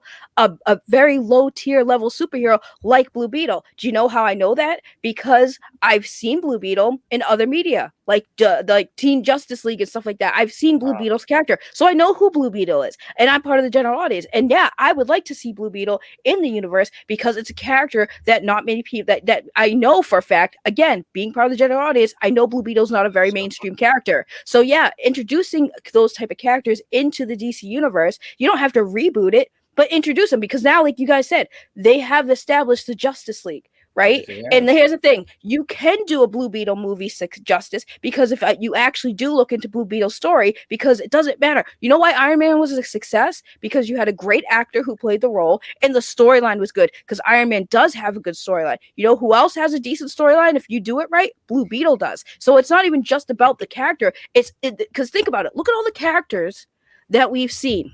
Not even the main star characters. Like I said, going back to Marvel, the reason why the Marvel movie, and by the way, I wanted to address RJ's thing. The whole point of making a movie is to make it great. I think that doesn't really matter with the whole Iron Man. The point of a movie in general is just to make a great movie. But overall, the reason why these characters that most people didn't care or know about was doing Enosh's face does well and makes money is because the storylines were good. Of all the Avengers that they could have picked, why Iron Man? Because he's a founding member. Right, but they're really hold on, more. but hold on, and then I got to read a couple of these. So I agree, William. And by the way, this is a great conversation. I want to make sure everybody understands watching this. Nobody is upset at each other. I'm not mad at you. Like, this is just a great nerd discussion. We're literally nerds, and I am sorry that we all can't be in the same room. Maybe one day we'll have to have a Poindexter con, and we'll all just have to find a place. We'll go to Vegas. We'll go to Vegas. We'll all hang out at William's place. We'll all we'll all get cheap flights to Vegas. We'll have the first ever Poindexter con and Poindexter Lounge con. We'll just set up there and we can all have these conversations. We'll set up a mic and you can just come up to the microphone and state your opinion. Because I'm sorry that I can't have everybody on here. Because we're almost at the 4-hour mark. But before I address the like 4 super chats that I got to get to, I think there's only 4. I don't know. I got my and he's frozen. Welcome to the Saggy Melon Show. I'm your host, Saggy Melons, and we're going to talk about. I've been quiet. My thing is, continuity is king. I'll say it again. Yes, Marvel has continuity. That's why they're successful. DC does not. Yes, end of story. Like, so I get it, William. You're controlling everything now, aren't you? You totally cut me off. And I don't even know why. Hold on a second here. Okay, so here's what I was saying: is you shook your head no when I said, because I think that this is what they were trying to do, because they said that they tried to get the DC universe off the ground with that Ryan Reynolds Green Lantern movie, but it didn't work, and so they pivoted and they went in a different direction, and we got Man of Steel. But if what you're saying about Iron Man being one of the founding, Avengers, why couldn't you start it off with somebody like Green Lantern and then add slowly that, not that he was just necessarily the first, but maybe he was working low key or something like that. And then you introduce Superman was there, but Superman was working low key. And then there's something that ends up, fleshing these characters out and bringing them out. I have a theory. Good question. Hold on. Can I try real quick? Expectations. Yeah. When the general audience, not the comic book burger eating geeks like me, think of DC, the general audience thinks of DC, the people who you're selling to, the marketers, the people, the financiers, when they think of DC and their hope behind the movie and whether they want to sink their money into it, you think of Batman, Superman first. Then you start thinking of Wonder Woman and anything else. So I love Green Lantern, but the expectations of your general audience is that if you were going to start a universe, that you were going to start it with the first superhero ever created. That you're going to start it with the most marketable superhero. That is going to be the general. And you might undercut a great Green Lantern movie by the fact that your general audience for 80 years has been marketed towards Superman being the one. That's why how many of these other movies we've seen so many iterations of Superman, Batman. Why? Because that is the general expectation. I have a theory, and this is a wild theory, but I have a theory as to why they did Iron Man. Not just because he was a founder, but I have a theory why Iron Man was the one chosen. Now, what makes Batman so awesome? Technology and money, right? And Iron Man is Batman. and his detective skills, his ability to be able to because I mean, like right now, even they're going off a story that I think is really actually quite compelling, talking about Batman not having the money and everything, but still, I mean, he needs the money to operate, right? At that level, right? At that level, but yeah. Iron Man has a lot of similarities to Batman, and Batman's very successful. And Iron Man is a story of a person without superpowers who has money, and he also lost his parents or his dad, right? Even though that wasn't his motivation, not like Batman, but he had that same formula. It worked for Batman. It works for Iron Man but they just made it of like, what if Batman, instead of being a vigilante, was just a douche with money and became a superhero? Listen, you know what I mean? I feel like that's why they chose Iron Man out of all of them, because it could have any of the founders Avengers, but Iron Man was probably the more relatable one to start off with. And if that worked, they could do everything else. God, there's the order of the Avengers is the way they released them. Hulk, Iron Man, and Thor. I mean, Loki attacked Thor. It was they were telling the founding story. And if you're going to tell the founding story, you have to have there is no other reason why those characters were picked. No other reason why they were done in the order. There's no other reason. They've explicitly said that. They were telling an Avengers story, or Avengers origin story, and those members that they released were either founding members or how they did it. And then you saw some of the people in the second iteration of the Avengers. That's where you get the Hawkeyes and everybody else in there. But Iron Man was first. Iron Man and Hulk came out there first because they were the founding members. You open the pages of Avengers #1, that's who you see. All right, you actually see Loki, but it's Iron Man. So those are the founding members, and that's why they are first. Same thing with Justice League. If you're going to, but see, Justice League is different because not only the Avengers is a Marvel comic, Justice League is DC. Superman, Batman, and Wonder Woman are not just a comic book corner. They are the universe, not only in their universe but in pop culture in general. So you're talking about a larger than life, even larger than life than anything that has come out. It was 20 years later that Marvel even started doing anything on that level. Yeah. So you're talking about larger than life characters, but they follow the same path, but with different degrees of expectation, because Superman is the prototypical superhero. Everybody knows him. Everybody knows Batman. They have expectations of how they represent an entire universe, as opposed to you had Fantastic Four, you had Avengers, you had all these other enemies, but dudes, that Holy Trinity is their universe. So they started the way they should have, but Marvel did it in order of the comic books were created with. They told a founding Avengers story with the founding Avengers. If Manny, Mo, and Jack from the Pep Boys had founded the Avengers, Manny, Mo, and Jack would have been in. Manny would have been the first movie, Mo would have been the second movie, and Jack would have been the third movie, and then whoever their brothers and cousins are would have filled out the group. But whoever was the founding members of the Avengers was going to be in those first movies. Okay, that's why they did it.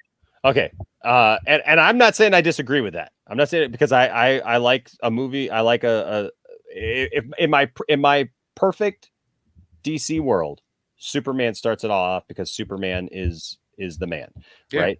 And I totally get all that. But anyways, I need to get to these because good people have laid down their hard-earned money, and I really, really appreciate that. So, Benson, no, I'm not a DC Pierce Hellraiser. I love Mark says, check Instagram for the Bat Cycles photo. I did. I saw it. Yes, I think it's awesome, man. He says, Brian is right. The general public only knows the trilogy characters. I'm an insomniac, so time is irrelevant. Brian is right. Brian is right. Brian is right.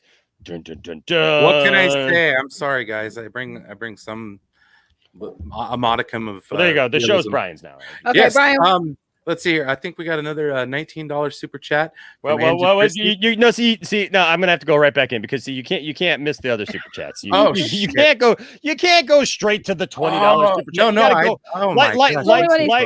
Like William was just saying here, you got to go in order, man. I didn't scroll up far enough. My bad. You got to go in order.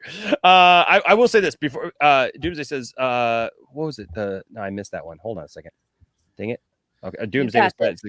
Can somebody guarantee that they won't reboot again after this reboot when any of their movie fails? That's what I'm saying. That's the problem with Warner Brothers. That's the big problem with Warner Brothers is nobody can guarantee anything, and that's the problem, right? Benson's though with another £2 super chat. It's worth more because he's like over in England.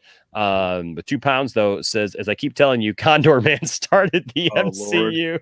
Condor Man. Yes, I believe it. I'm gonna have to figure out Benson's or Mark. I call you Benson's because that's your screen name. But we're gonna have Mark on the channel at some point. Mark is a really great guy, and I've had a couple of requests to come into this stream, but everybody's been very vocal. So I feel like if we added more at this point, we would just be all talking over each other, and because we're already having this discussion. I think it's great, and I understand sometimes. I know Dravwalker Luke. I know he said he can't even type fast enough. He's wanting to say everything, and so please understand that in trying to produce a show, it's kind of hard too because you want to have everybody in. That's what I said. Maybe one day we'll all when COVID comes to an end, we'll all gather out in Vegas or something. I would love that. Poindexter Lounge Con. I like it. I love it. Perfect place for it. I just have to go south for a few hours. There you go. Yes. Yeah, man. Take it up to Reno. The after party, you'll be up there at Brian's place. Yeah, we'll go to Tahoe. Sounds good. There you go. Yeah, like, look, I know I need to check out, some of those comics. Like I said, I haven't been a big Marvel guy. Most of my Marvel experience, like my first ideas of Marvel were the Lou Ferrigno Hulk show, the live action Spider-Man show. I remember watching that as a kid, and then honestly, the Electric Company with Spider-Man on the Electric Company. Like, yes, I'm dating myself, but I remember that. And when he wouldn't talk, and he would just do this. Yep. And Yep. yeah. I know. I'm sorry, Drav Walker. I'm sorry. Yeah, I know. Look, but you know what? You got to also understand, like, I wasn't a kid in the 90s, so I stopped watching a lot of cartoons in the 90s. So a lot of those shows, I may have actually watched them if I had been around at that point. But like, at that point, I had started working, I had started doing other things, and like, obviously, I still, I got toys, but I didn't even start collecting really full time until like 1999.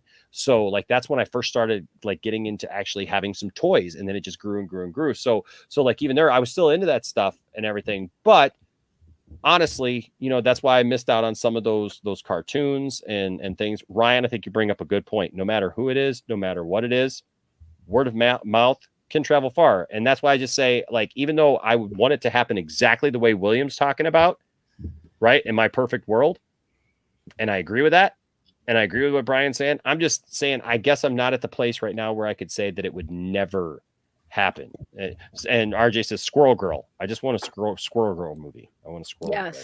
That's really hard to say. Real quick. Hellblazer, real quick. What if secondary characters were to be introduced at the same time as legacy characters? Because Sony did with Miles Morales and Spider-Man and Spider-Verse. Well, I think that's a little bit different, just because the Spider-Verse movies were a cartoon that was not supposed to be the main live action setting for that. I believe otherwise Miles Morales has to be introduced much later if Spider-Man's involved. That's my personal feelings. Well, but, I love Miles Morales. I absolutely love Miles Morales, the character, the entire concept. Yeah. But guess what? Why did any of my customers that come into the store to pick up Spider-Man now, they most of them care about him because they were introduced in Ultimate Spider-Man. Now, you see what I mean? These characters, yeah, I get it. They revolve around a genesis that has to be there, even if Ryan brings up a great point. Like, Luke Skywalker, nobody knew Luke Skywalker before Star Wars in 1977. Mark Hamill had never even seen Star Wars before he starred as Luke Skywalker. I don't know. Okay, but before have Star you ever Wars seen that came meme? out? That meme is a funny meme to me. But Mark Hamill had never even seen a Star Wars movie before he portrayed Luke Skywalker. That's hilarious. But here's the thing: even saying that, DC Comics had already been around 40 years before Star Wars came out. So no, I get it. Andrew Christie with a $5 super chat. Thank you, Andrew. Says there's a level to the comic fans and there's a level to the general audience. General audience, a level is Spidey or Wolverine, not Iron Man pre-MCU. You know what? So that makes sense. That's why their early MCU movies did make a lot of money, because they didn't have the general audience there. And that's why Endgame made so much, just because by that time they built up enough story for the general audience to be on board. They were never going to start those Avengers movies with anybody but the founding. They were never going to do that. They were never going to start those movies with anybody but Iron Man. I get what he's saying, though. Iron Man was considered to the general audience to not be one of the standout characters because of the X-Men, because of Spider-Man and stuff like that. I get it, because, we like Marvel, you know what I'm saying? But I'm just saying, step outside of that bubble for a second. And regular people, the general customers, did not watch those movies. See, Marvel didn't step outside there. They took their risk regardless. They had to. If they were going to take an Avengers story, just like what the X-Men did. What they did with the X-Men in the 2000s was different because, A, you didn't have any prior standard. So by the time you're talking 8 years later, they were going to tell their Avengers story. And that's the good thing about what they did, is they laid out their plan from beginning to end. And the problem DC has is, if there's a patch in the road, they like, we got to reboot, or we got to do this. And that's the biggest difference people aren't realizing. That's not necessarily the characters they use. It's the backbone they had to stand behind their characters. They knew they couldn't tell a founding Avengers story without the found. That's like me saying, I'm going to tell the Enosh adventures without Enosh. I can't do it. It's literally woven but you can have ancillary characters like Brian, Master of None. That's right. with Enoch. Or like, as or, long as or Enoch Eddie, is there. or Such a Eddie, poor job of or filling in Eddie, for- or Yeah. Saggy. What, or you know, bring in William. Like, what if you told what if you told the Adventures of Enoch, right? But you wanted to build up to the Adventures of Enoch, right? So you have a movie that's called Brian, Master of None. And Brian's just this guy. He's kind of going about his life and everything. He's trying to figure stuff out. And by the end of his movie, like, he's got a really good story, and like it revolves around that. And you know that maybe somewhere out there's a guy named Enoch, but you won't really know of anything about it. Maybe you hear about a news story, right? And then like just south of him down in Vegas, there's this guy named William who has a really strong story and could have his own thing like completely. But he's a major player in that Enoch story. And so then like you have the William movie, and William like does really, really well. And then all of a sudden you make for a third movie, you make Enoch, Dawn of Poindexter. And like all of a sudden it's like, yeah, but then all of a sudden you bring in like those two characters, like at the end, you bring in Brian, Master of None, and then you bring in William at the very end of the first Enoch movie, and they're like, hey guys, we should form a team. And then in the next movie, like this saggy chick has been hanging around for a while, right? Even though she looks like Matt Jarbo, right? And everything. We're like, hey, let's add her. And then like Eddie comes in there. And then next thing you know, like, it's like, we got a team. And then by that fifth movie, like we're all together and we do a thing. I don't know. I'm just talking about my butt right now. Why would you do that though? Think of it from a filmmaker in a studio. I don't know. I'm just talking. Trying to get to these super Neither one chats, of them gosh did. darn Neither it. Marvel or DC did that. Neither Marvel or DC did that. It's getting late, man. Okay. Dark Gamer Supreme with a 1999 super chat says, after Apocalypse War, I believe that making R-rated movies is the way to go. The joke mid-battle thing has already been done, and there's so much potential in making unique artistic movies that fully take themselves seriously. Dark Gamer Supreme, I think that you are definitely onto something. I think that there's room for both, but I think that, you know what? I think that DC definitely lends itself to that idea and to that seriousness. Oh, yeah. You know what?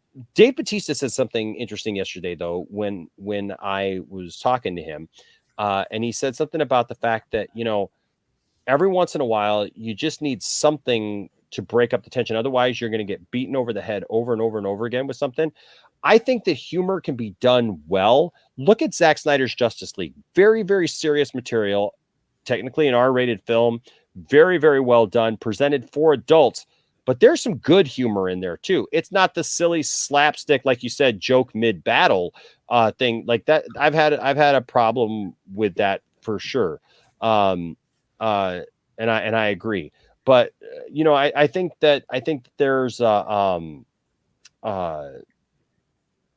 there is a place for the joke, as long as it's in the right place. Not that was the problem that I had with Civil War, and we talked about this before. When they're fighting and it's just filled with jokes and lighthearted moments, it's like, that's not a fight anymore. That's just a bunch of guys palling around, like, you know, giving each other a hard time, you know. So and then Dark Gamer continued with the exception of comedies, for example. Andrew Christie with another $10 super chat. Thank you so much.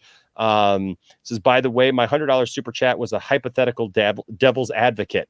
I more or less agree with Will. DC and Marvel have different foundations. Marvel has much more avenues to start a universe off. Like I said, I want to make very clear, I'm kind of playing devil's advocate here too, because honestly, if I have my way, it's definitely starting the way that Will is said, because I'm right there.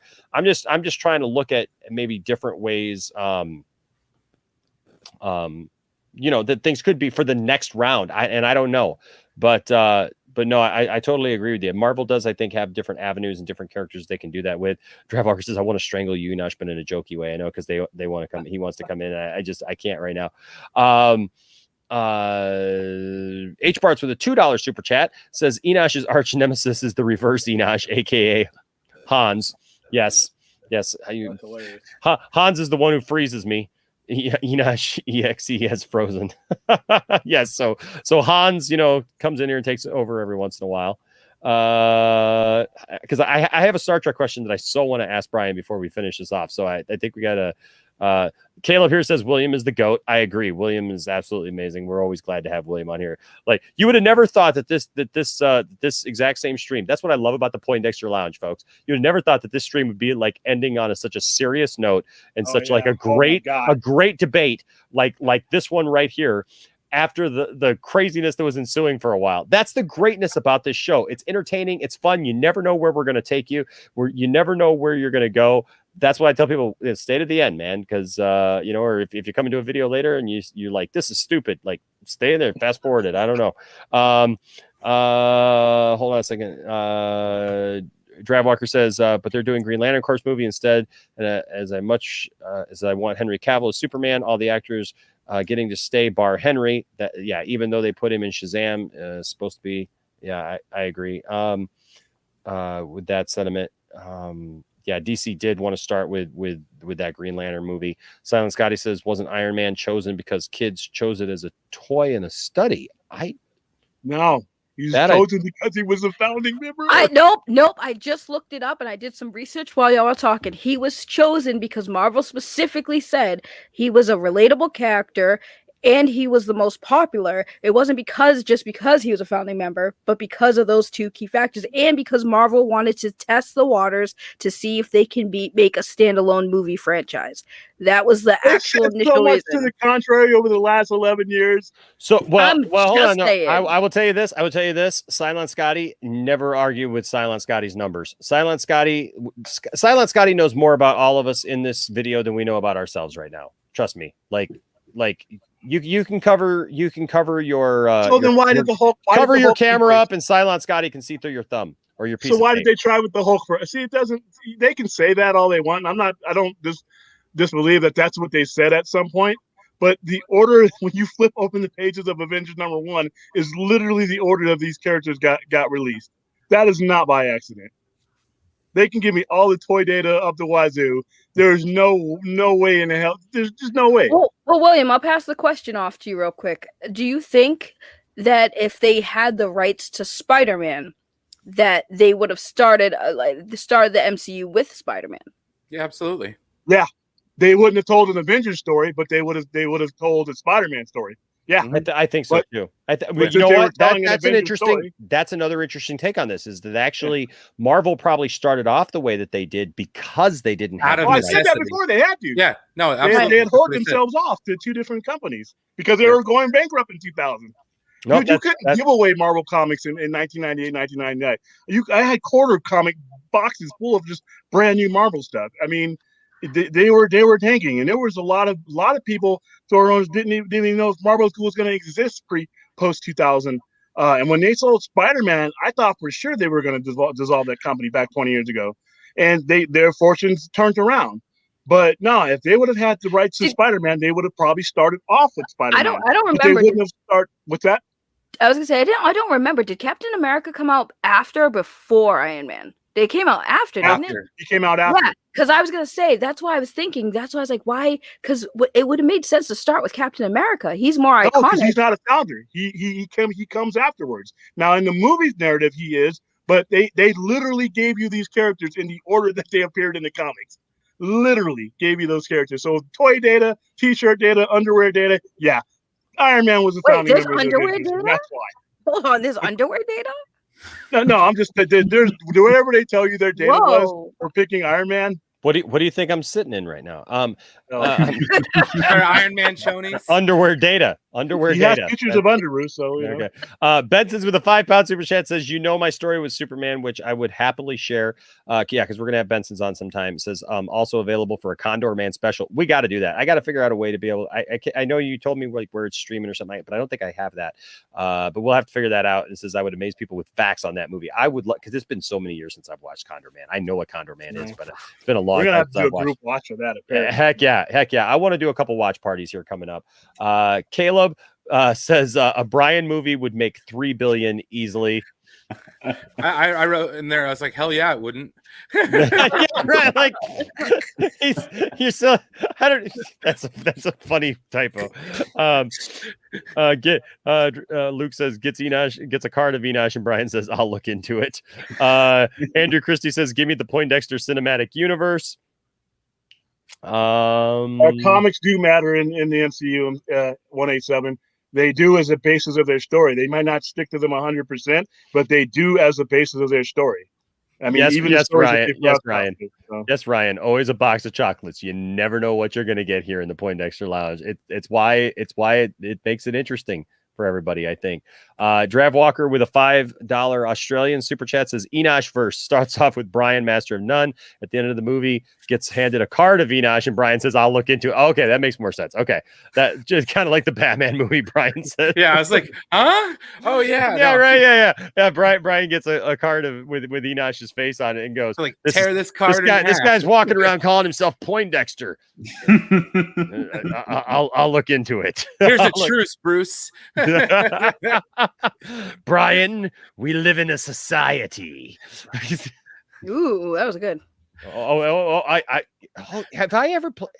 Have you ever heard the video game thing that I did a voice for where I sound a lot like Mark Hamill's Joker? No. Okay, I know how we're going to end this stream then. But we're going to end this stream here in just a second. Peter Rabbit's Defender with a $4.99 super chat says, Enosh, great job with the Justice Con. Look like Dave Bautista is your new best friend. Right. Hopefully the Nerd Queens will give you a gig again in phase 3. I hope so too. It seemed to go really well. Everybody seemed to respond really well. Hey, I got Dave Bautista to tweet at me, and actually Tiffany tweeted back at him, and he retweeted Tiffany. So that, yeah. Good dude. Heck yeah. Caleb says release the Enosh verse. I'm down. I'm so down for that. Then you got to come up with Enosh versus Jarbo. Dawn of comments. My thing is, I find YouTube more entertaining than movies these days. Right? Like right? I'm not even lying. Like it'll be years before you get to the Jarbo verse, and then by the time you get to the Jarbo verse, people will argue with like which universe was set up correctly, Enosh's or Jarbo's. Yeah. Dawn of all right, comments. Dawn of comments. Okay, so this was a great debate. Awesome. Love you guys, but I have one question for Brian, and then I know how I want to end this. So stay tuned because I'm going to show you a video game. H Bart says I need the Jarbo verse. H Bart's Jarbo's just not going to be there for you, man. I'm sorry. Like Bane got to him and broke his back, but know that I will always be here for you, buddy. I mean, eventually he'll climb out of that prison. Eventually, yes, eventually he will rise. Jet versus Matt, Dawn of Uber Eats. Oh boy, I love it. Okay, so stay tuned. I'm going to show you as we go out tonight. I'm going to show you a video that Tiffany's brother. He used to. He still actually works in computer animation and stuff like that. But one of his first projects, he was designing a video game, like a first-person shooter kind of video game, whatever. And he had me do a voiceover character for it. And when he asked me to do it, I wasn't even thinking about it. I just did this voiceover, and I'll leave it to you to see who you guys think it sounds like. Benson's with a £5 super chat says, fact, Michael Jackson was about to purchase Marvel outright. Yes. Yep. And there is a recording of him suggesting the creation of the MCU funding was withdrawn. He wanted to play Spider-Man. Imagine that MCU world. Spider-Man swinging through through New York. That's how low value Marvel was at the time. Granted, Come on, Eddie. You know you wanted to see Michael Jackson grabbing his crotch and swinging through New York. As long as he had a white glove on one hand, I'd be down. Are those web shooters? You just happy to see me? Yeah. You get wow. We need to end. Whoa, Michael Jackson getting a little excited there. All right. It's on Amazon Prime. I've got Amazon Prime. We can watch Condor, man. We could do it. We've got Amazon. Tiffany surprised me. Tiffany had Amazon, and I didn't even know we had Amazon. So, heck yeah. Oh yeah. So we will do it. So I will set it up. We will watch Condor Man in the next few weeks, and make a big deal about that. And we'll watch it on Twitch. If you're not following us on Twitch, follow us on Twitch at Poindexter Lounge. We need to really build that back up, man. We were getting so close to getting, what is that on there? Verified or whatever. We were, whatever that is. But yeah, we were almost there. And then because we stopped doing our watch parties. So we haven't done a watch party in a while. So yeah. So we'll definitely plan that now. Okay. So Brian, I got to ask you this, man. I got to ask you. Tiffany and I were sitting there tonight, and our screensaver for our Roku is Star Trek theme, right? Yeah. And Tiffany says to me, because this is up on the TV, this is actually, I took a picture of my TV. Okay. So and you can tell a little bit here. You could tell a little bit more on this one. this one that I took a picture of the TV. But Tiffany says, "Oh, that's something interesting about the Enterprise I never noticed before. It's like the bottom side of your of the light in like the other room." It looks like a lamp. Yeah, right. And it's like as big as that is, it looks like the thing like a ceiling lamp, Like why would they take that much space for that on the Enterprise? They need all the space they can get, Brian. You know this. Right? No, and then in further iterations, that was like the captain's yacht. Like right, yeah. No, you only got to see the captain's yacht once. In Insurrection, yeah, no, that's and one of the worst Star Trek movies ever made, in my opinion. Yeah, for as good as it should have been, coming off of First Contact. Yeah, and all the other ones, Enterprise E has a yacht, D has a yacht. Then you never get to see it. That's kind of Voyager has a yacht. You never get to see it. Well, and not only that, but they were supposed to do like saucer separation on this one too. Like in the motion picture, they were planning on doing it. Yes, I have a picture. I have a poster of the original Enterprise that they were using when it was going to be Star Trek 2.0, when it was going to be the series. If you look at the original movie poster that they took away from the movie theaters, there's a different Enterprise in those pictures.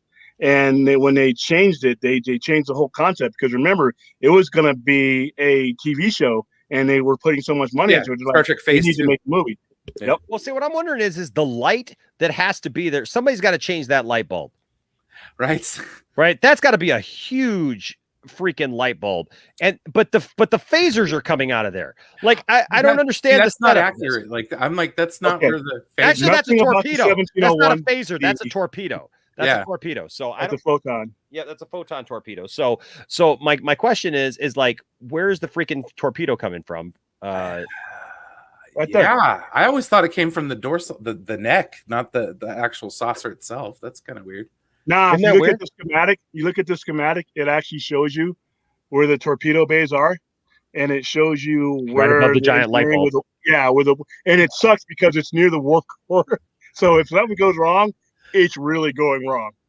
But when they redesigned it for a Star Trek the Motion Picture, the schematics, because I got them off the store, you got different schematics where they put things where they made sense. Where they made sense because they actually use engineering and stuff. Oh my God. See what you did? Wow. You got the Star Trek guys. All you have to do is mention a name and it's going to be in that chat room immediately. Pee Wee Herman. Where's Pee Wee Herman? Pee Wee Herman, I need you in the chat room right now. He's busy right now. He's watching a movie.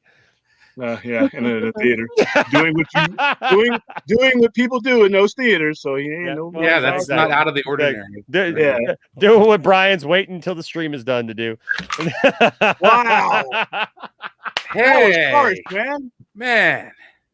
I mean, we're all come on. Come on, we got took a lot of offense to that. Come on, we all are. We're all waiting until I don't know. Well, I am going to bed soon. Chest up. No, but it was something that it made me laugh because I was literally getting ready to walk in here to do the stream, and Tiffany goes, "Why does it look like the bottom of like the lamp in the middle of a room? Like it looks like the fixture. It looks like the fixture. Budget. I know it looks like the fixture at the bottom of your. It may be because they didn't have a lot of money to make this show. That's true. They did not. They're over there at Desilu like, hey, we could use that. It's the bathroom light, overhead light in the bathroom. Luke says, how many guys does it take to change a light bulb? Well, did you watch the deflector scene dish in Star Trek First Contact? Something similar to that. Man, that movie so crazy. All right, so I'm going to show you guys this because since Saggy seemed to like my Please don't freeze. Please don't freeze. Okay. All right, let me blow up the screen here so I can see. Okay. Yep. So this is my brother-in-law. His name is Dan. And so he was working on this. And I think that it actually would have been something really cool. But it was just a concept. It was just this isn't done. But this was a concept that he was putting together, and he asked me to do a voiceover for it, and so I did it, and I thought it turned out pretty well. This was years ago. What just happened? It's coming back again. Oh my God! What the heck? How do they do this? I'm so. That was 3 minutes. 3 minutes. I don't know if I should be impressed or horrified. Like, how do they do this? Both. You should be both. Right. Hi, Pee Wee. Now, I will say this: if he's working hands free, then you should be impressed. That means he has somebody else with him. So, speech to talk or type the Right? text. Yes. Oh my gosh. Oh, my God. I'm not busy enough.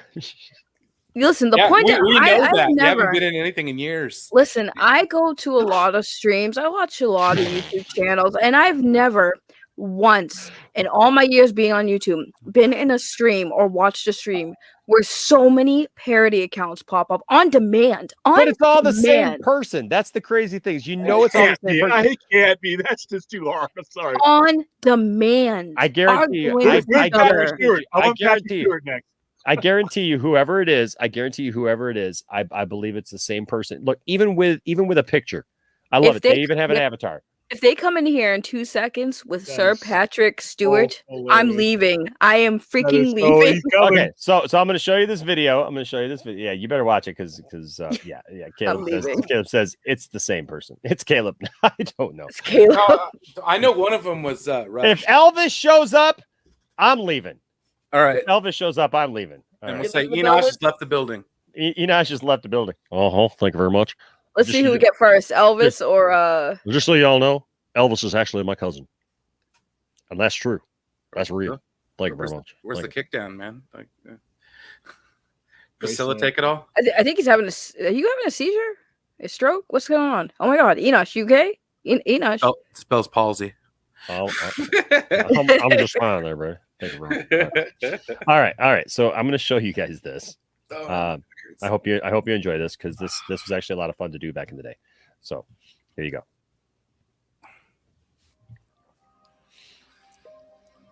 Good morning, Mr. Finch.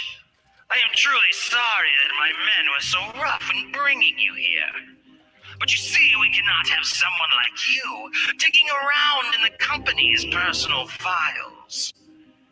They wanted you dead, but I couldn't bring myself to give that order. It's just that you and I, we have so much history with each other. So I thought it would be fitting to bring you back to where it all started. I mean, you are still going to die down here. But this way, this way we can have so much more fun while doing it. Good luck, Mr. Finch.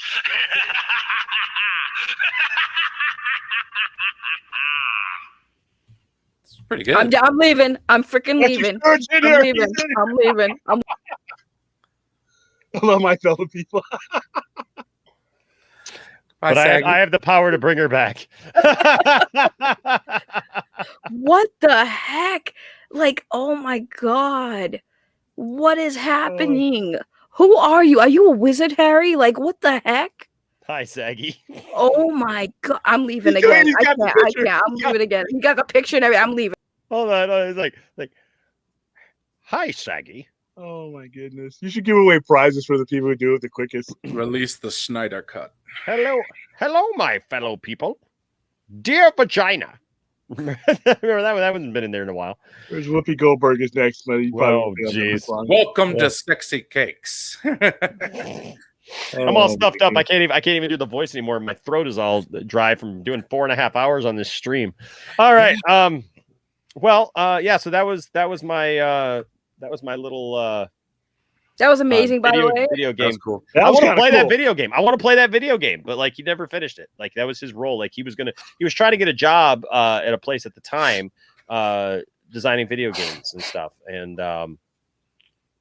but yeah, I thought it was cool. And I keep saying, man, I want to know the rest of the story. He's got a whole story lined out with that and I was going to be the voice. Like if he had got that gig, I was going to be the voice. And then he got another job, but he was literally going to make that game. Make it anyway. Put it on Twitch and we just play it. Heck yeah. Your fans play it. Be freaking awesome. I will tell him that everybody thinks. Hellblazer says if Nicolas Cage comes in, I'm leaving. We're not going to give him time. Yeah. All right. Well, hey guys, thank you all for joining us. Yes, this last weekend was a lot of fun on Justice Con. I had a blast talking to Patrick Tatopoulos and then of course Dave Bautista. be great to have them on again, but here on this channel, and actually be able to get into a little bit more. You sure you want to bring him on here? Because then there'll be a Dave Bautista in there in the chat room, and while Dave Bautista's up here talking, somebody challenging him to WrestleMania. Oh God, that's kind of one of the ones where. Oh, jeez. It's Guinan, ladies and gentlemen. Okay, it's time to end this. Stop saying names. I'm going to bed. Bye, William. Dave Chappelle. Bernie Madoff.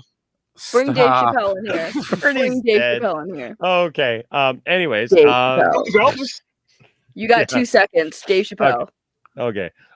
So anyways, it was really great doing that this weekend. Thank you guys for joining me on this stream. This stream has like gone so many different places in the last couple Took hours. on a life of its own. Yes, it has. It started off with a puppet. What else is going on? Some weird stuff is going on. But yeah, like a bunch of parody accounts arguing with each other. That's when I came in. Yeah, that's when things kind of settled down, and we. But you know what? It's always fun. Eddie's like about ready to fall asleep right there. He doesn't know whether to laugh or to yawn. I think he's laughing. He looks like he's laughing. No, he's laughing. Eddie, thank you for being on the stream tonight. Can you tell everybody where they can find you, Eddie? Yeah, they can find me at All My Ideas for my YouTube channel, and the same thing for Twitter. I keep saying it on my channel too. It's not that hard to find me. But yeah, that's pretty much it. That's how short I am. 22. You forgot 22. They don't need it. All right. Brian, tell them where they can find you, sir. Well, you can find me pretty much everywhere at Brian Master of None. Sorry. God dang. You had one job. You had one job. One job, Brian. One job. Man, I choked on my own saliva there for a second. Elvis and Dave Chappelle made it in. Oh, Lord. Oh, dear God. Elvis is a member? Elvis is a member. Elvis is a member. Brian got the Rona. Yeah. Okay, but yeah, no. I got to go to bed, man. Jeez. He's chilling with Tupac. He's got Tupac sitting right. He's got Tupac sitting shotgun. Oh, boy. I lost my headphones. Happy 420, everybody. Wow. Whoever you are a legend. I want you to know you and guys he's a contributor. So that tells me it's two different people because not everybody was a member. Yeah. Elvis came in. Not a member. Elvis came in. Elvis came in and he's already a freaking member. I didn't even see it pop up. The Rock is here too. Oh, I thought. All right, dude. I'm done. Sorry. Brian, where can they find you, Brian? Don't choke on your own saliva this time. This time I cleared my throat. I mean, at Brian Master of None on YouTube. I'm going to be doing some videos and stuff. Play some video games. Have a good time. Come on, chat with me, man. Yeah. Oh Lord. Okay. That picture, it's like he's looking at Brian going, my G. Right. Somebody take a screenshot. Oh Don't ever let anybody tell you your fandom doesn't matter. I love you, Mama. I love everybody. You guys are really my family, and I appreciate it. Like I said earlier, you kept me on YouTube. Thank you. Bring Obama in. Okay, no more. I can't breathe. Oh, wow. I can't breathe. My ribs hurt. My dude.